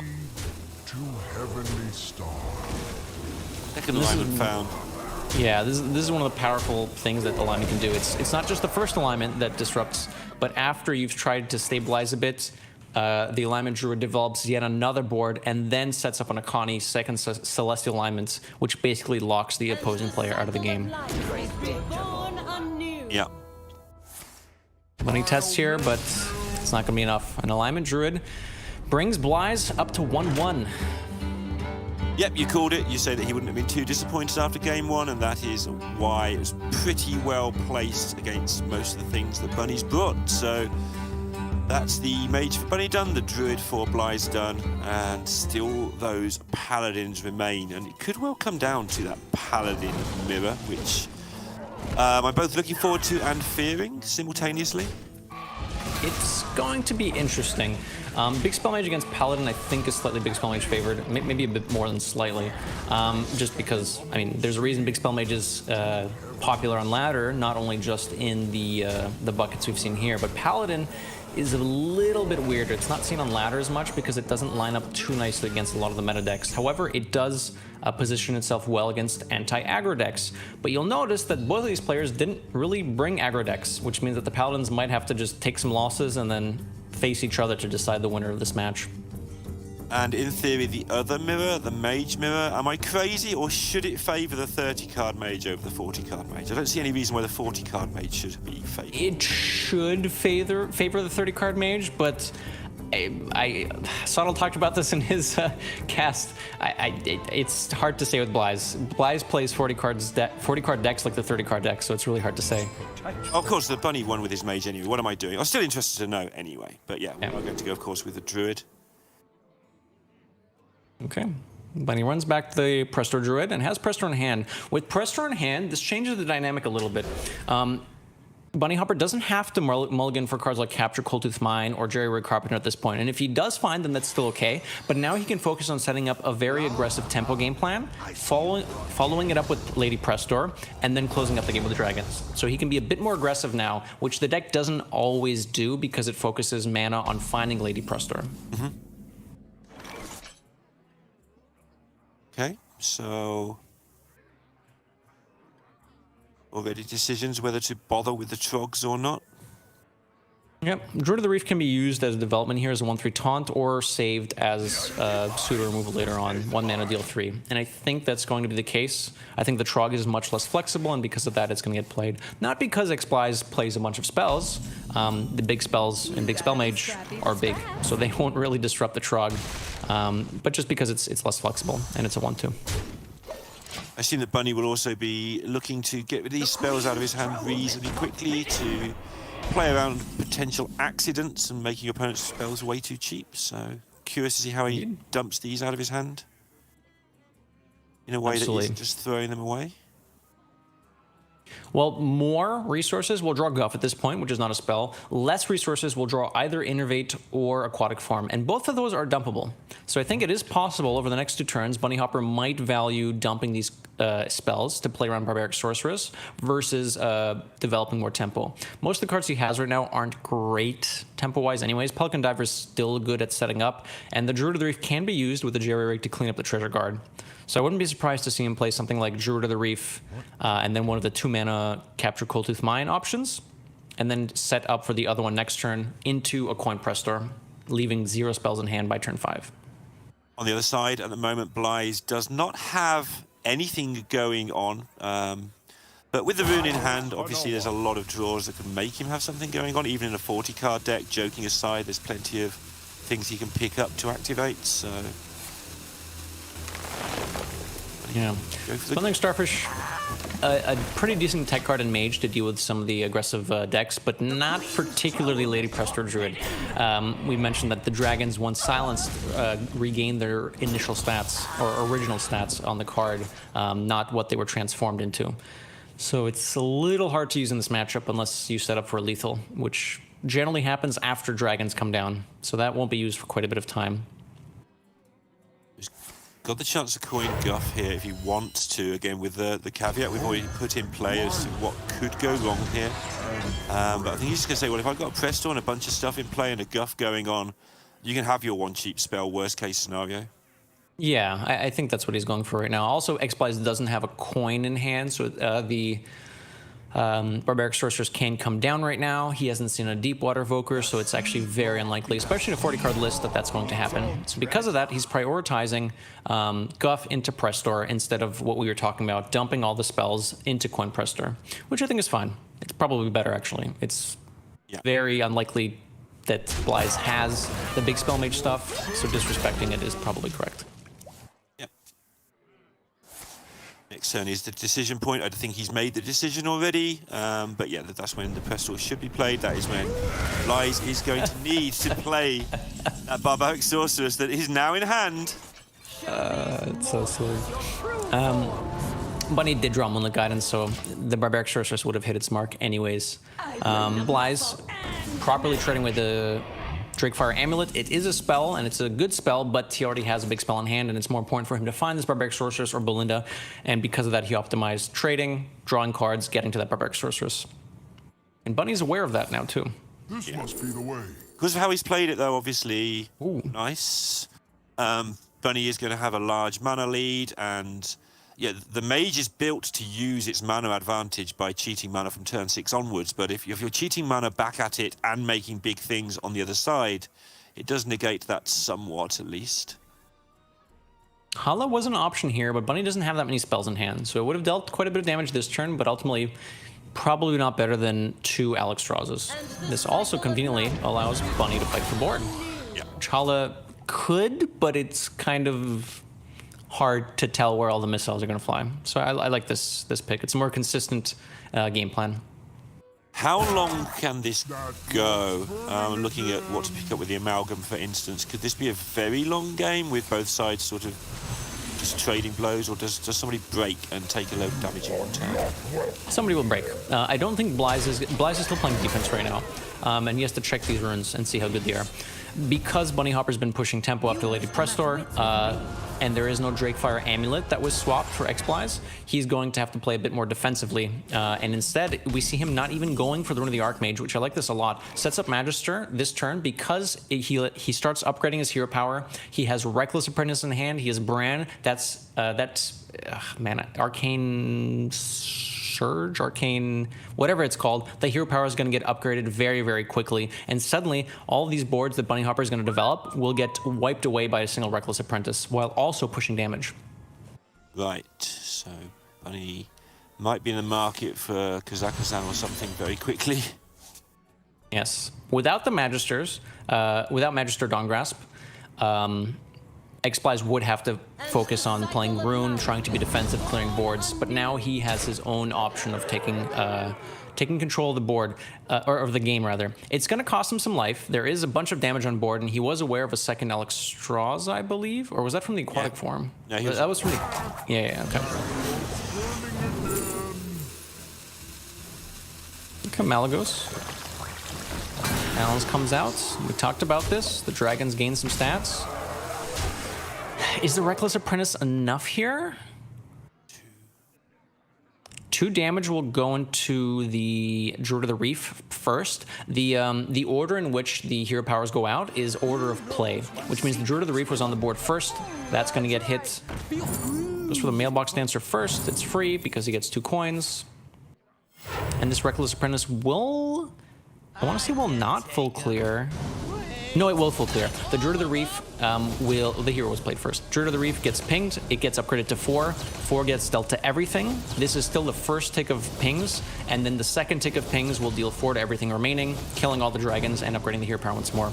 And this is exactly why Bly's played Magister Dawngrasp last turn to get this game plan. It cost him a lot of life, but now he is in control of the game. Yeah, it's a massive swing like you pointed out at the time. Composting just a bit too late. How do you deal with this suddenly? Probably just find 2 more Alexstrazzas. Yeah, that sounds like a good plan. I like that one. Okay, yes. Do that. So Bunny Hopper, Malagos is a bit too slow. Capture Coldtooth Mine. Guff has been played already. Lady Prester has been drawn, so the next most expensive thing will be, I think, maybe not a 3-mana card because he's drawn the Nosdorm when it costs 3. But he has to find card draw. Malagos is a bit too slow. I think leaving up the Bran is a little scary at this point. So I think it's a bit more consistent to either go for the hero power draw or capture Coldtooth Mine to find some way out of this. Okay. Perhaps not actually. Maybe drawing...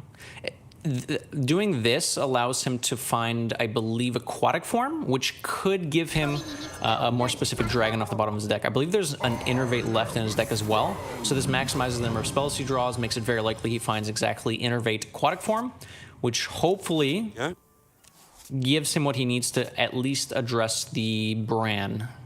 If not, I mean, it's going to be 1 card, so I think it is going to have to be addressing the Bran. Murzon is interesting, but... Murzon is interesting! Murzon gives him 2 coins. No, it gives him 1 coin. It does. No, because only 1 got played, yeah. Is that enough? Gives him a Bran, and then he can... He's just a little bit shy mana-wise. So because of that, I think he's going to have to plan out next turn instead. Decide that, all right, this turn, things aren't going to happen. Okay, and that's exactly what he's doing. Okay.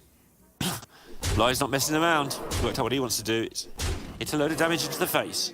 Let me remind It is a lot of dealing damage. One of the Archmage.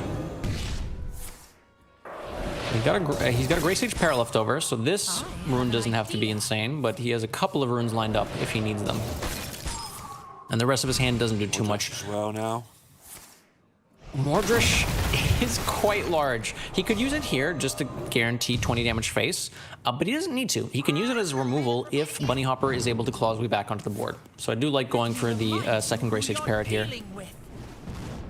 Yeah. It's... No, I'm just laughing at how silly this deck is when it actually starts doing its thing. Absolutely, it does. It's just nonsense. But it's like, what even is happening here? He's literally saying, why? Stop, please. Oh my goodness. There's so many things to keep track of, not just spells that are getting launched, but now Bunny has to consider that there's 2 Ignites in X-Bly's deck. He's lost a Deepwater Evoker from the mill, on top of trying to figure out what he wants to do next turn. Bly's played every card instantly on this turn, and he's roped out. That's how much stuff has been happening here. It's just... Absolutely crazy. And then another Rune of the Archmage in the deck because of the Ice Blood Tower. Oh my goodness. This wasn't... Oh.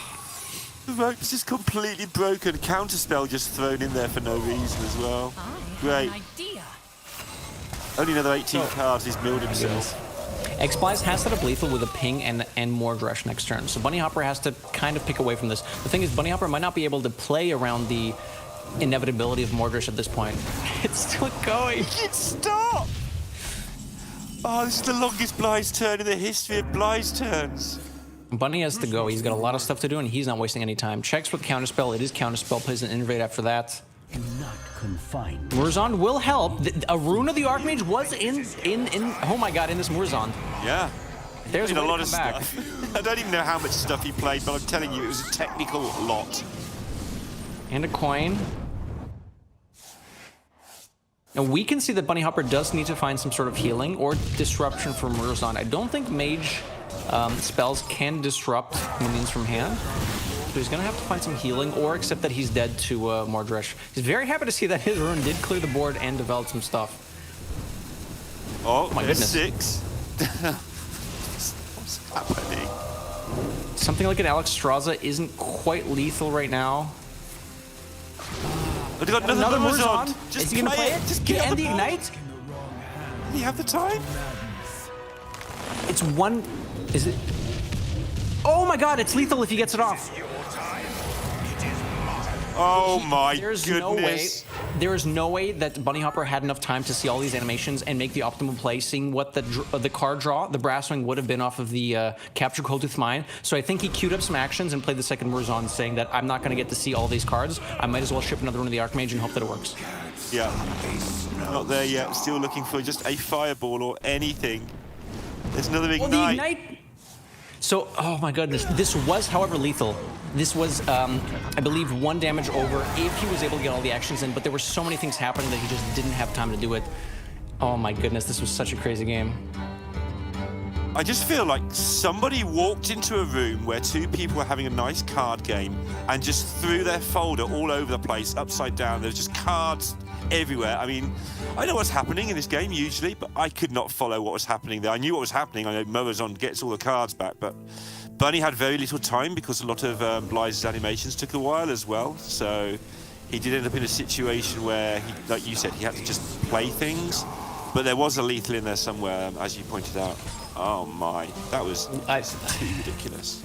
I think literally having 2 or 3 more seconds would have given Bunny enough time to find that, but he was already on the rope. The rope was basically at the end of the board, and there just wasn't time. You can't wait in situations like that to see every single card drawn because there's so many actions queued up from the Rune of the Archmage, from the Murzond, that there isn't actually physically enough time. So Bunny has to take some shortcuts and say, okay, assuming this draws a card, I can't worry about that card. I have to start playing other stuff, and then perhaps I can squeeze that other card in. So I think he absolutely piloted that well. It's just an absolute disaster to try to pilot that well because of how many things are going on. No, I agree entirely. Something you see, particularly in Battlegrounds, but occasionally in Hearthstone, the very best players are aware that you see people lose by trying to make the correct play when a lot of the time any play gives you a decent chance, and that's what Bunny took there, rather than making no play and thinking, oh yeah, but what if I do it wrong? Well, doing something is better than doing nothing in those crazy spots with no time, and that's what he did. Getting second Murzond did feel like a really good thing to do, so off he went. Absolutely, that was Battlegrounds is a great example of that. After a certain point, you have to accept that the 100% correct play is not attainable right now. So you have to do the next best thing. And we've seen Bunny Hopper in the past in this matchup as well take 100% lines, and he recognized that this was not a place where he could take 100% lines, so he went for the next best thing. Yep. Game 4, Holy Paladin versus Lady Prestor. Prestor again, yeah. Prestor's, I mean, it has to be now, but this is Prestor's probably best chance to get out of this one. Yes, it's expected that Lady Prestor is going to have trouble against Mage and against Big Spell Mage and against Alignment Druid. Paladin's not that bad of a matchup. Paladin's not going to pressure you like the Mage can switch gears and start hero powering with the Magister Dawn Grasp. It's not going to summon a bunch of big dragons. Because of that, the Lady Presto Druid has more time to actually find optimal Kazakhstan lines, Hala, Murazond, etc. I suppose quite irritating for Paladin. It's got quite a... Weirdly, for a control deck, it's got quite a tight curve of things it wants to do. Guides you. There are some rare scenarios where Paladin can out-tempo the Lady Presto Druid, but it's kind of difficult. You need... Blaz would have to have very specific tempo options every single turn, and he is spending mana here developing minions, so we could be going in that direction. Right. I'm just getting my breath back from that last game still. Yeah, Be with you in a moment. heart rate's still high. Just carry me like TJ does. So an awkward turn if he doesn't moonlit, which he wouldn't want to right now. Yeah, using it after Lady Prestor gets you dragons, and dragons are good. But this is pre-Prestor, where there are no dragons yet. He could also consider going Finley, dumping this hand and saying, okay, I need to find Prestor, this is not Prestor. And he will lose coin and innervate, which limits how fast he can actually play Lady Prestor. But if Lady Prestor's not in hand, then the mana is not the limiting factor. So he has to decide over the next couple turns if Finley's going to be played in search of that Prestor. Yeah, amazing how a couple of 1/3s can really shut down the smaller minions in this Druid deck. And you talked about getting out-tempoed. Well, it's going to happen. Here's the start of it. Obviously, Pelican will take care of Pariel, which is a big deal. But Blaz is out of minions at this point. He's been fighting for tempo, which is good, making sure he doesn't get run over early. But his next couple turns aren't looking great. He's going to have to spend mana drawing cards, which generally isn't bad. But his win condition is a little bit slow for this matchup, so I'm sure he was hoping to find some extra stuff to play. I'm curious whether Bunny does actually use this Finley now, because the 1-drops have served their purpose. There's no card draw, and the ramp, while it's nice at the moment, has very little to ramp into, and no guarantee it will be able to next turn either, the way the deck is constructed. He can play the Amalgam before the Finley, because it still replaces itself as a card in hand, the Discover. But I think he does have to play the Finley. This is a spot where Lady Prestor is not likely to join the ranks of Bunny Hopper's hand, so he has to do something about that. He can't just wait for Prestor. And this is the best way to do that, by drawing 6 new cards. And missing with all of them somehow. Not quite. He's got mine, obviously. Yeah, the mine's okay. And it's still fine, because he has 1 turn before the Prestor. He doesn't have an Innervate available anyways. But he will have to commit 2 mana next turn to finding that Prestor. Sunfish. Drawn for Blaz, another tempo option. Righteous Defense in this matchup's a little weird. It's great against something like a Wig Priest, but in this matchup, there's not that many things to Righteous Defense. And if you do Righteous Defense something as the Paladin, it's going to be a small stat of Dragon, unless it gets silenced. Okay. Discovered Conviction, good tempo option. I've got my wits back. We're good. I can talk about Prestors again now, until it all happens again. We're fine. Okay. Yep. It's the Starfish now to make sure that he gets into the situation where the Prestor and all the subsequent happenings are relevant, rather than try to be greedy and get the big dragons. I think this makes a lot of sense. Absolutely. 10 power on board for Paladin on turn 5 is not very common. And Bunny Hopper deciding that is not what he wants to be staring down next turn when he wants to play Prestor, so he has to get rid of this now, otherwise he's taking it twice.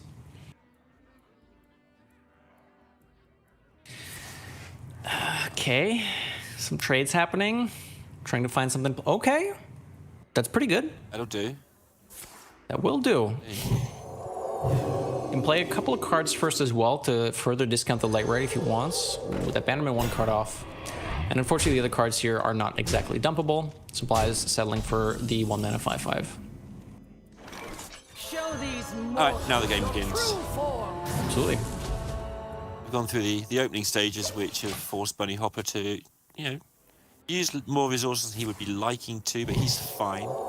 There is the exact Righteous Defense target that Blaz is looking for. It's a Samuro as well, which is very interesting. He could use Samuro just to clean up this board, but this board isn't really contesting the light rate anyways. So I think he's going to save the Samuro as in his back pocket. If an Onyxia hits the board, if Bunny does find a way to develop and then silence a bunch of dragons, that Samuro is an extra board clear. Yeah, and the board he actually has developed himself is going to force Bunny Hopper to be in panic mode for a turn or two himself anyway. So having that Samurai is a big deal. Okay, so the aquatic form gives Bunny Hopper some options. Draconid Operative could discover something from Blaze's deck, but most things aren't going to be that great. So I think he's going to have to take the Hala because Light Mine Nether Drake's not very good. He has a Capture Cold Tooth Mine in hand, which he can use to draw a small card, which will be either Coin or an Innervate, which gives him 8 missiles from Hala, and he has to decide if that's better than discovering a card from Blaze's deck. You can actually get one more, because the Jerry Rig will... Oh no, the other Capture Cold Tooth Mine has been played already. So yeah, he only has access to 2 spells this turn with the Hala, so he has to decide if that's worth it or not. And I don't think it is. Against this board, 8 missiles is not likely to clean up quite enough. Yeah, it's just too wide, and there's too many 2 health things, and if it hits them, who cares anyway, so... Yeah. Decides that this damage is inevitable, and decides to set himself up better for next turn. Draws expensive card, which happens to be Guff, plays an Operative, and sets up for next turn. This is some good information. Bunny now knows that Mr. Smite is in X-Blaze's deck, so he can make decisions accordingly. He can play with his life total and say, okay, Mr. Smite's not in the equation right now, I'm in a bit of trouble, but I can account for that not being there. Yeah, so my brain just goes, but Blaze will draw it, but that's not how maths works. It just feels that way. Blaze recognizing that he has Bunny in a bit of a grip here, and that Bunny is not reacting to the board, which most of the time means that he can't. And because of that, continuing to apply pressure, take a couple of trades as they pop up if they're nice, but pushing the rest face and giving him that Mr. Smite inevitability. Yeah, Bunny has this composting, which he might have to commit. It is 2 mana, though, which, you know, is a large amount, so... Usher Blade first, extra card draw, a bit of healing. Nixian Drake, not very good without armor. Another aquatic form. He knows there's a Hall at the bottom of his deck, and he knows that there is a Light Mine Nether Drake. And a Murazon, which doesn't do anything. None of it does anything useful, so he's going to be stuck with a Hala, because it's better than not hurting things, but now he's in the lap of the gods. He's running down to mana, down to 5. He does have a Mailbox Dancer, giving him a coin and a composting. He can trade off a couple minions and maybe find the second Moonlit Guidance. This is already enough missiles to take... If it hits the Light Ray, it did not. If one more missile hit the Light Ray, he would have been able to remove that. Oh no. One more card. Okay, that'll do it. That'll take most of the damage off the board. He can ramp first with the Hero Power, and this Nixian Warder will finish off the Light Ray and the Wild Pyromancer. He's not out of the woods yet, but he's dealt with most of X-Blaze's pressure now. That particular turn sorted, and now Blaze has to decide whether he wants to commit this giant Samuro to try and get a killing blow, or to hold off and just clear things the old-fashioned way with pyros and spells.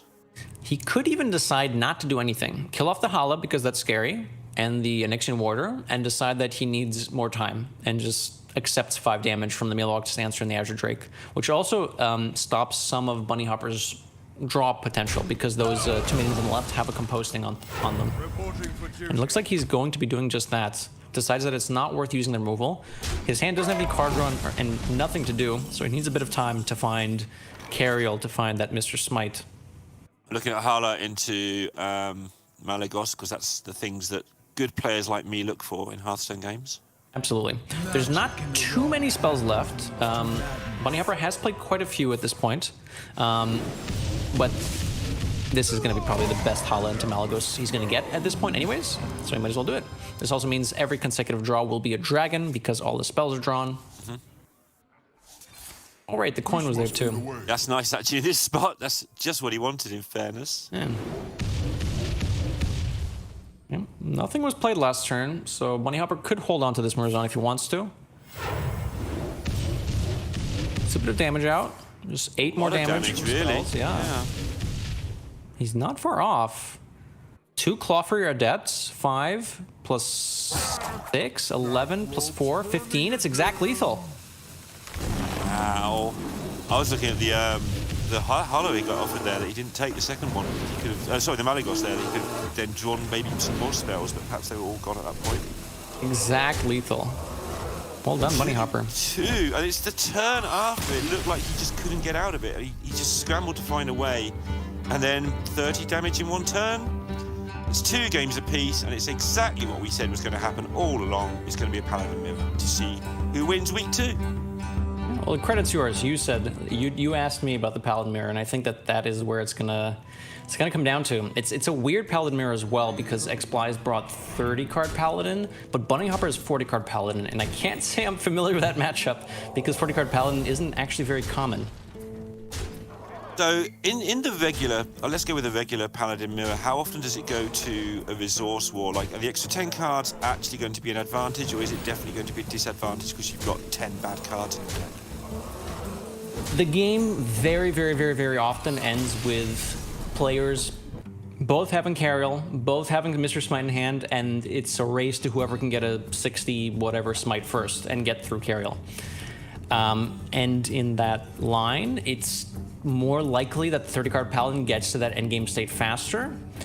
But at the same time, Bunny Hopper having access to 10 more health means that Mr. Smite has to be 20 damage stronger, which means that even if Blythe finds Cariel a bit faster and Mr. Smite a bit faster, he's going to need 5 more turns of hero powering to get that Smite up to actually be able to kill Bunny Hopper. Now, some of the math gets changed because obviously there's Lightforged Cariel swinging every turn for 1 or 2 damage, and there is a Viper in the mix in Bunny Hopper's deck.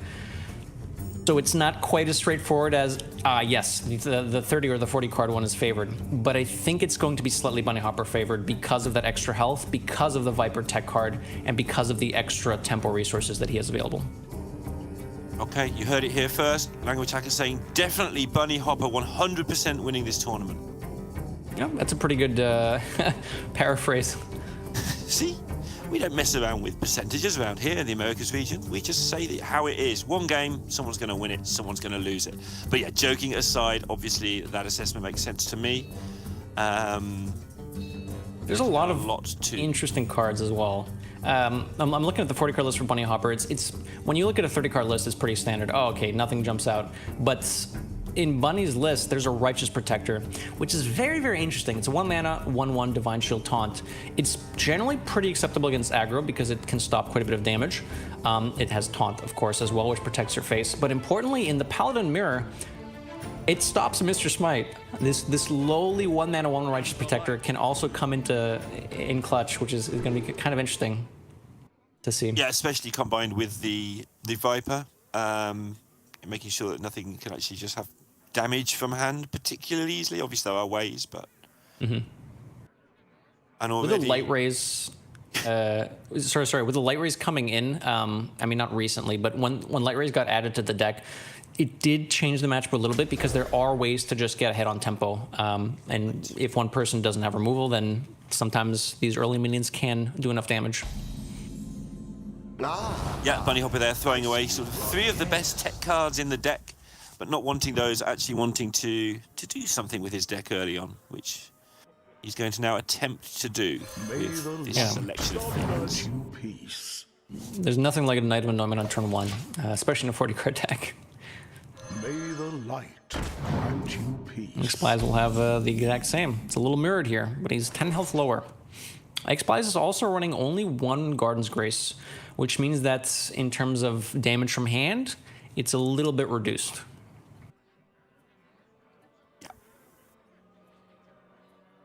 Okay, Bunny Hopper now has to make the long-term choice, right?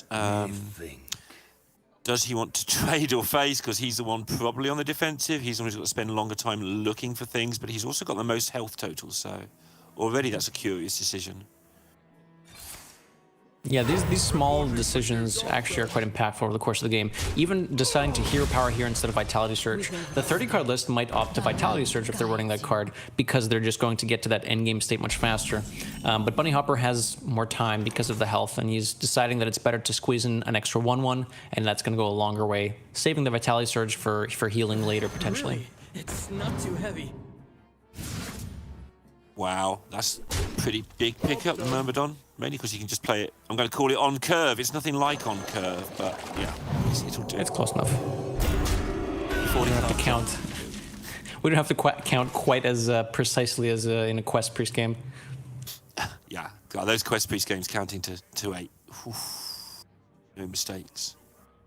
Akani drawn here can be very useful later on in the game after Carol comes down and hero powers start getting you buffed minions in hand, and then that Akani goes a long way at stopping each individual minion. But it can also be used early now to slow down X-Blaze's tempo, buy Bunny Hopper time to get to his Carriel, his Immortalizing Stone, basically anything. Yeah, with the Sunfish coming down, there is now the problem that this could, I was going to say get out of control. That's a little bit over the top, a little bit hyperbole, but you know what I mean? This is something you've got to take care of because the board can get quite large, quite annoying. So with your 40-card deck not having picked up any of its AoE, just got to pay a nod to the fact that could be awkward for you. Yeah, absolutely. I like him playing the Akani here. He does have to fight for board, even though this has value later on in the game. I think because he's slightly favored, he just wants to make sure he doesn't fall behind on health. It's quite possible that in a 40-card deck, his Carriel could be very deep in the deck, could be very, very in the bottom 5 or 10 cards. And in that situation, he wants to make sure he's not so far behind on board that he has to start using board clears to deal with just a fish and, I don't know, maybe a Carriel roam this turn. Reporting for duty. Taking it slow, taking some trades, getting towards that Carriel. X-Blaze deciding not to play the Myrmidon. It's an important tool in a matchup like this to draw cards together with the Holy Mackerel. Every Holy Mackerel instance played on the Myrmidon will draw an extra card, and seeing as Holy Mackerel is repeatable, it's a very nice card draw engine. Yeah, I'm going to be keeping my eyes on the number of cards left in deck, see if Bunny Hopper can close that gap at any point. Obviously, a lot of his extra cards sort of help him draw cards to some degree, so... Yeah. He has an option to play a Myrmidon here. He could also trade the Viper. The game has progressed a little bit, so he might be inclined to keep that, especially with X-Blaze holding onto the coin, but decides that ultimately the Myrmidon's too important, again, paired together with a Holy Mackerel that he found. Yep. That'll close that gap significantly at some point when he wants to. Predictable. He's not really, as expected, as you described at the start, how the win conditions work, not really finding a board that's going to be menacing enough to really disrupt Bunny at the moment. Yeah, it's always interesting, and I guess we can call these control decks because they kind of are. In control mirrors, deciding when it's important to play cards and when it's not. And we talked a little bit about this with just the two Myrmidons, both players holding on to those tightly because it's very important to draw cards. But in some situations, it might be better to just play them out for tempo. But both players recognizing that this is not that case because it is quite frankly a race to Carriel and getting those hero powers online. Yeah, and if you are going to actually get to the absolute endpoint you described of Mr. Smite, you don't necessarily want a huge number of minions in your hand. Obviously, you know, that's the trade-off, right? I don't think there's mutinuses hanging around in these, right? I don't think that's the thing that people do, so no worry hanging around with just a Mr. Smite. Correct. Not a lot of disruption in either deck. No Mutinous, no Shadowhunter Vol'jin. Akani is present, I believe, for Bunny Hopper. And if I check Blaze's list as well, there's no Akani in X-Blaze's Paladin, however. The Bunny's extra 10 cards, whilst they are an extra 10 cards, they're not the top 30, they do seem to be largely card draw, cycling, and reasonably strong stuff. There's an Ashara, for instance, in Bunny's deck as well. So he has managed to find good cards to put in there as the extras. The Ashara in particular makes this matchup kind of interesting. Generally, Queen Ashara, when it's run in a list like this, can be used to add an extra Garden's Grace, which gives more damage to the Paladin player. However, it can also be used as a resource. Just fight for board, develop a Colossal. And Colossals can be quite useful, even if they're not as impactful as in something like a Jackpot Rogue that can repeat those Colossals. It's still a threat that needs to be answered. At the moment, none of these threats feel like they really need to be answered. But again, I'm always scared of Divine Shield taunts whenever my opponent has anything in their deck. They're fine until they're not. Immortalizing Stone coming out is really nice. Bunny Hopper's running one copy of this, and it's a one-card threat, but it kind of has to be answered. Otherwise, Blaze will start losing control of the board, and then it's just not going to be good from there. So these individual tech cards that Bunny Hopper is running that also happen to be good against aggressive decks, just 7 mana for a board of taunts, looks like it's paying off, even if he doesn't have Cariel yet. In a pretty good spot. And this is the thing you were talking about, and sort of left implied to some degree, but you have to play something. It's not like you can just sit there and do nothing because your hand fills up. You are trying to play something that's impactful without it being damaging to your later game, which is part of the fascination. All right.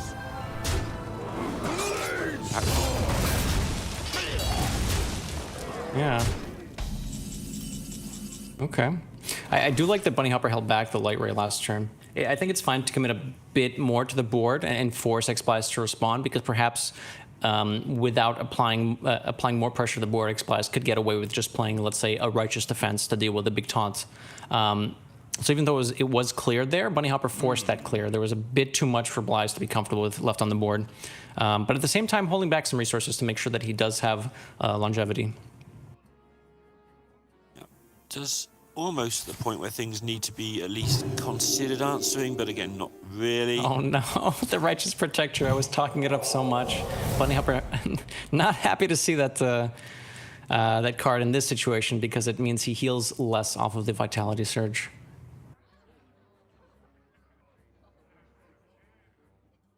Well,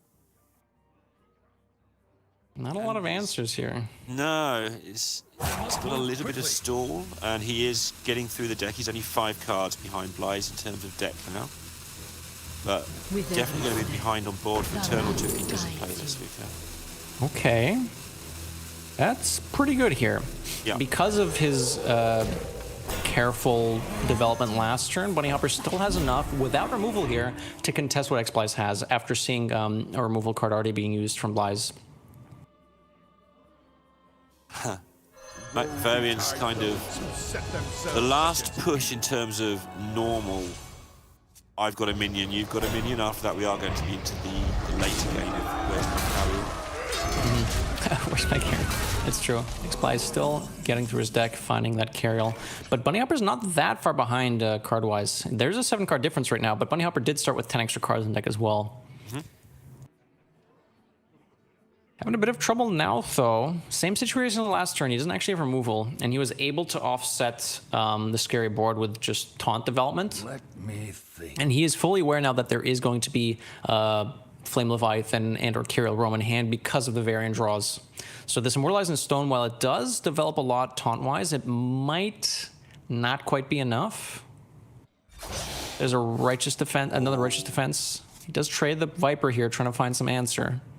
Yeah, the way he was thinking, I think the question he was asking himself, I think, was, would my opponent have played Cariel here? And I think he came to the conclusion that no, you play Varian because it gets you good stuff. So I don't know if there's a Cariel or not, but then he decided, just got to trade it. I need the hand. We're seeing a very important, I think, lesson that some Paladin players could benefit from. Garden's Grace is great as a 0 mana +5/+5 on your Mr. Smite, but it's also good at just playing for tempo. You don't have to kill your opponent from 40, you know, with Mr. or 30 with Mr. Smite. You can fight for board and get yourself to that point, because this Garden's Grace doesn't do anything if it's sitting in your hand and you're dead.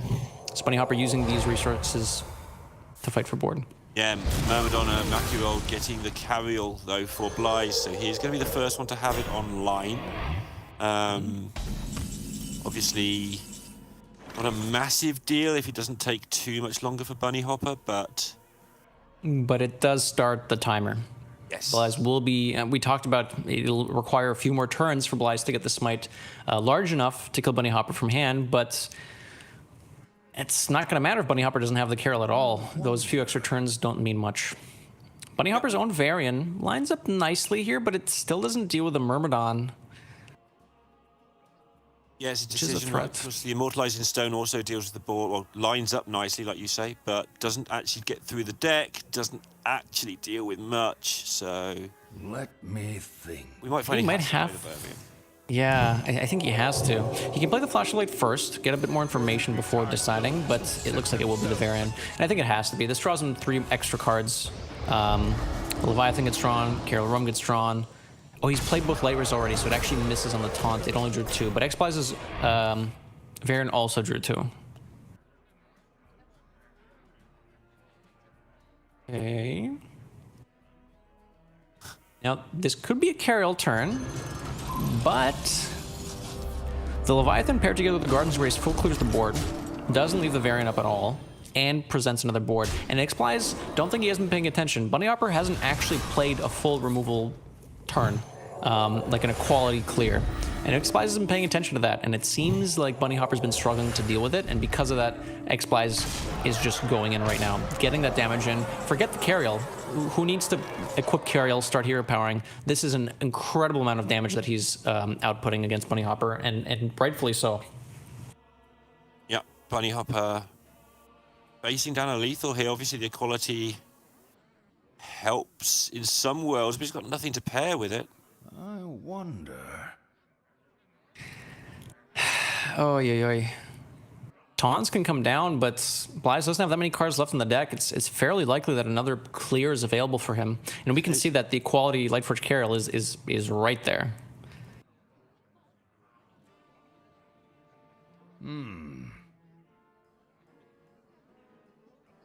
Blaze is begging to win this.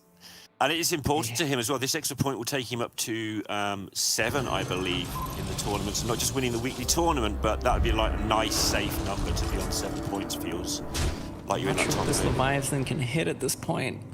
The Pyromancer's at the bottom of the deck. The Samuro doesn't do much either. He can clean up this, play a Sunfish. That stops the most. But I believe this is going to be lethal. Equality sets the Sunfish to 1. The Lightforge Cariel Battlecry gets through the Divine Shield. The weapon's going to punch the Sunfish down, and then 13 damage exactly on board for X-Blaze. Will give him the win over Bunny Hopper in the Paladin Mirror. And yeah, Blaze showing the emotion, pumps the air, gets the damage through, takes down the Week 2 tournament, ends Bunny Hopper's 9-match winning streak, and gets revenge for the loss he took to Bunny Hopper on Friday, all in one go. On top of that, has brought himself a nice bunch of 5 points, which should put him into the top 8 and allow him to play off for yet another shot at getting to the World Championship. Absolutely. Seeing these players bring the lineups that they have and playing them as well as they have been has been an absolute treat. We've seen a lot of different players bring a lot of different buckets, but ultimately it looks like the Druid Mage Paladin was the way to go, and both of these players recognize that, but Blaze taking a bit of an edge with the Alignment Druid. And that, while that specific favorite matchup for him didn't win him the match, it was the Paladin Mirror that it came down to, it still gave him a bit of an edge over Bunny Hopper in this matchup. Definitely did, and yeah, it was a very close one. That crazy Druid Mirror turn obviously could have been the turning point, but I don't think Bunny Hopper will be too disappointed with this week's work. Obviously, he'll be disappointed because he's the sort of person who likes to win every single thing put in front of him. But, you know, after he's calmed down for half an hour and just, you know, unpacked the day's events, I think he'll be rather happy with 2 consecutive finals. Absolutely, and the points he's gained, I think, has basically solidified his position in top 8 at the end of these 3 weeks. So, like you mentioned, it's going to be a bit of a downer not getting, you know, back-to-back week wins, but I think he'll be very happy after the 11 points he has now as well. 5 plus 4, so 9. 9. I rounded up twice. Rounded up twice. 6 plus 5, that's fine. Point for turning up. We like that. Yeah, let's just do that. Everyone gets an extra point, so that somebody gets points for just being here. So that means I'd get a point, which would be wonderful. Awesome. We're both going to be on the board at this point. I want to point out how interesting it is that these 2 players, despite I talked about them bringing the same bucket, the Druid, Mage, and Paladin, they settled on different lists all the way through. Bunny Hopper did bring 40-card Paladin, whereas X-Blaze brought 30-card Paladin, so there was a discrepancy there. The reverse happened, where Bunny Hopper brought 30-card Mage, X-Blaze brought 40-card Mage, and then they also happened to get on different Druids. So it's funny how, even though they came to the same conclusion on the buckets, they ended on very different sides for what each of the decks should look like. Well, let's have a chat with the man himself, the Week 2 champion, Blaze. We have him, hopefully, on the other end of the line now, so I can have a chat with him. Hey, Blaze, congratulations. It's like blanking out the sun works. Yep.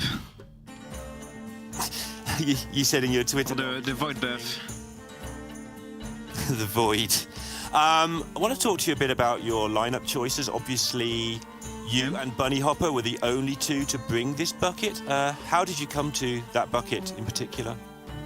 Actually, I just picked this because it was Mage and Druid, and I like this deck, so I was like, okay, let's play. Paladin is correct, so I can play Paladin with it, and it will probably do fine. And it did, so nice. I'm happy with it. Yep. That worked out well. Were you surprised to see how many people brought Demon Hunter this week? Yeah. I don't really like Demon Hunter. I think it's really bad, but I don't know. Good news for me, actually. Yeah, very good news for you and for Bunny, as showed there. Yeah, apparently. So obviously you win the week, you get a chance at going to the World Championships again in the top 8. Yes. And once again, you've proved yourself you can beat all these people. Which of those is the most important? A bit? Which of those 3 things is the most important? The shot at the Worlds, I assume, is... Oh yeah, of course. Yeah, the shot for the Worlds, yeah. Of course. Onto your Mage deck, you brought the 40-card Mage deck, which the European casters were surprised about. What can you explain why 40? I don't know. I played it on ladder and it did really well. So I brought it last weekend. So I did the same. I brought it this weekend also. But I don't know. Maybe it's not the. I don't know if it's the best actually.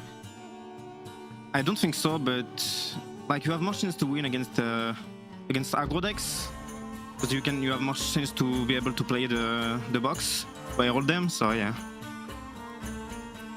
it's clearly better against aggro, I think.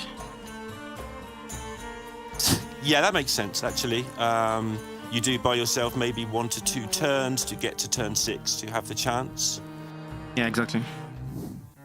Do you think so? The next one's going to be Last Hero Standing, I believe. That's another with the new expansion. Yeah. Yeah. You looking forward to that? Is that going to suit you? Yeah, of course. And I have already 7 points, so I will be able to. It will be a cool week. I will be able to try some new things, new decks, and it will be really interesting for the playoffs. It definitely will. And before that, the Masters Tour. And with your deck building, do you think that the new set coming out immediately before the Masters Tour is good for you? Probably not, I would say. I'm not really a deck builder, but I have another tournament before the Masters Tour, so maybe that will help.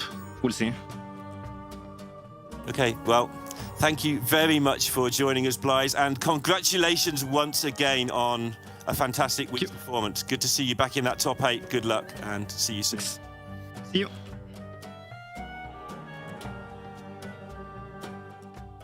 There's a few words from Blaise there. Obviously, that World Championship is the obvious question that you have to ask, but yeah, he's been so close so many times now already. One of the players I'd really like to see get through and see how he gets on in that tournament. Absolutely. His performance has been stellar ever since we've seen him show up and start just winning Masters Tours, like you mentioned, back-to-back ones a couple of years back, and still showing really powerful performances all the way through last year as well. And once again, lo and behold, he's here this year doing the exact same thing. So very, very happy to see if he's going to punch his ticket to the World Championship this year. See there what he was talking about with the extra point as well at the end there for winning the final. Putting him very, very comfortable. I'm not going to sit here and declare live on air that he is safe, but he's probably safe looking at those numbers. The most anyone can get is 5, for instance. You can do that yourselves. Bunny Hopper, though, is going to be safe there. And who takes your eye out of the better players that might need to put in a good week next week? Well, a lot of the players that actually did end up in the top 8 this week got some points and are in the running. Namely, third up on that list, Fear Hunter, as you've described, one of the best players in the world, and I think a couple of the other casters have said the exact same thing. That's someone to keep an eye on. I think, especially after this week, he's going to come back. He's this close to qualifying. I think with another decent week in the next Last Year Standing week, like you mentioned, it'll get him there. So I think he's just looking to get one more good week out of himself, and that will probably be good enough. Yeah, a player I think we would all like to see in there. Habu Gabo as well, and just needing a couple more points to get in there. Players I'd like to keep an eye on next week, Fled and Superfake. Because it doesn't matter how many points Fled is on if he wins the week. He'll just get 5 more and off he goes. And he, with the way he brings decks, especially for Last Hero Standing, where he could just bring something that blows everybody out of the water, I think it'll be interesting to see how Fled gets on next week. Probably needing a final to get through, but one of those players, if you're looking up at all the people to worry about, you've sort of got to allow Fled 0 or 5 points. Not sure what he'll do. Yeah, it's kind of interesting, especially like you asked in Blaze's interview. There's going to be a new expansion at that point. There's going to be new decks, and there's going to be a lot of room to show creativity, deck building, and lineup building. And that's where some players can absolutely shine. Some players might be a bit more technical and have advanced plays set up in-game, but there's also a lot of prep work to be done outside of the games where you can decide on how to build a lineup that best fits the week. And you're not going to get away with it because you're obviously a top-tier player yourself. How does it favour you having a new set come out just before Masters Tour? It's fun. I think we have a bit more time this time around than we've had in the past with new patches or expansions. I do like having at least like 5, 6, 7 days to mess around with stuff. I also do enjoy deck building, although most of my day one kind of crafts or drafts are not really cutting out what they need to be doing. I think it'll favor a lot of the players that we see now, and if I were playing in the... actually, I am playing the Masters Tour. I think it will favor us because that's where the creativity and the deck building shines. Even if we don't find optimal lists, we could find some spicy stuff that does give us an edge. And obviously onto the more obvious question now as well for you, but it's been great having you on here. Have you enjoyed it? Has it been fun for you? It's been a blast. Every time I've had the opportunity to cast with basically anyone, Hearthstone has just been incredibly fun. It's been such a big part of my life, and being able to actually be on both sides of this as a player and a caster has been wonderful. And honestly, you were one of the casters I had on my bucket list to cast with, Lorna, so I'm absolutely thrilled I was able to share the desk with you. I had a great time, and I think that a lot of people don't do what they say, and you did. A lot of the players say, oh, if I was to cast, I'd do this and this and this, and they turn up and they go, oh no, don't want to call out this mistake. But I think the way you've always set out is you want to cast it down the line, you want to not necessarily bully players too much, but a little bit. I think you've done exactly what you always said you were going to do, so I think that was refreshing as well as enjoying your expert analysis, so thank you very much for that. Any final things you would like to say before I send everybody home? No, it's just been a pleasure. I hope everyone has a great time watching this week and the final week that we'll have, and I hope that everyone has a wonderful expansion launch. Good words indeed. And with those words, and an X-Blaze win, week 2 is at a close. Next week we're having a rest. The week after that we have the Masters Tour, and the week after that we come back to Grandmasters. So enjoy the new set on Tuesday, because after that we've got a lot of Hearthstone to play with as new cards. So we'll see you next time.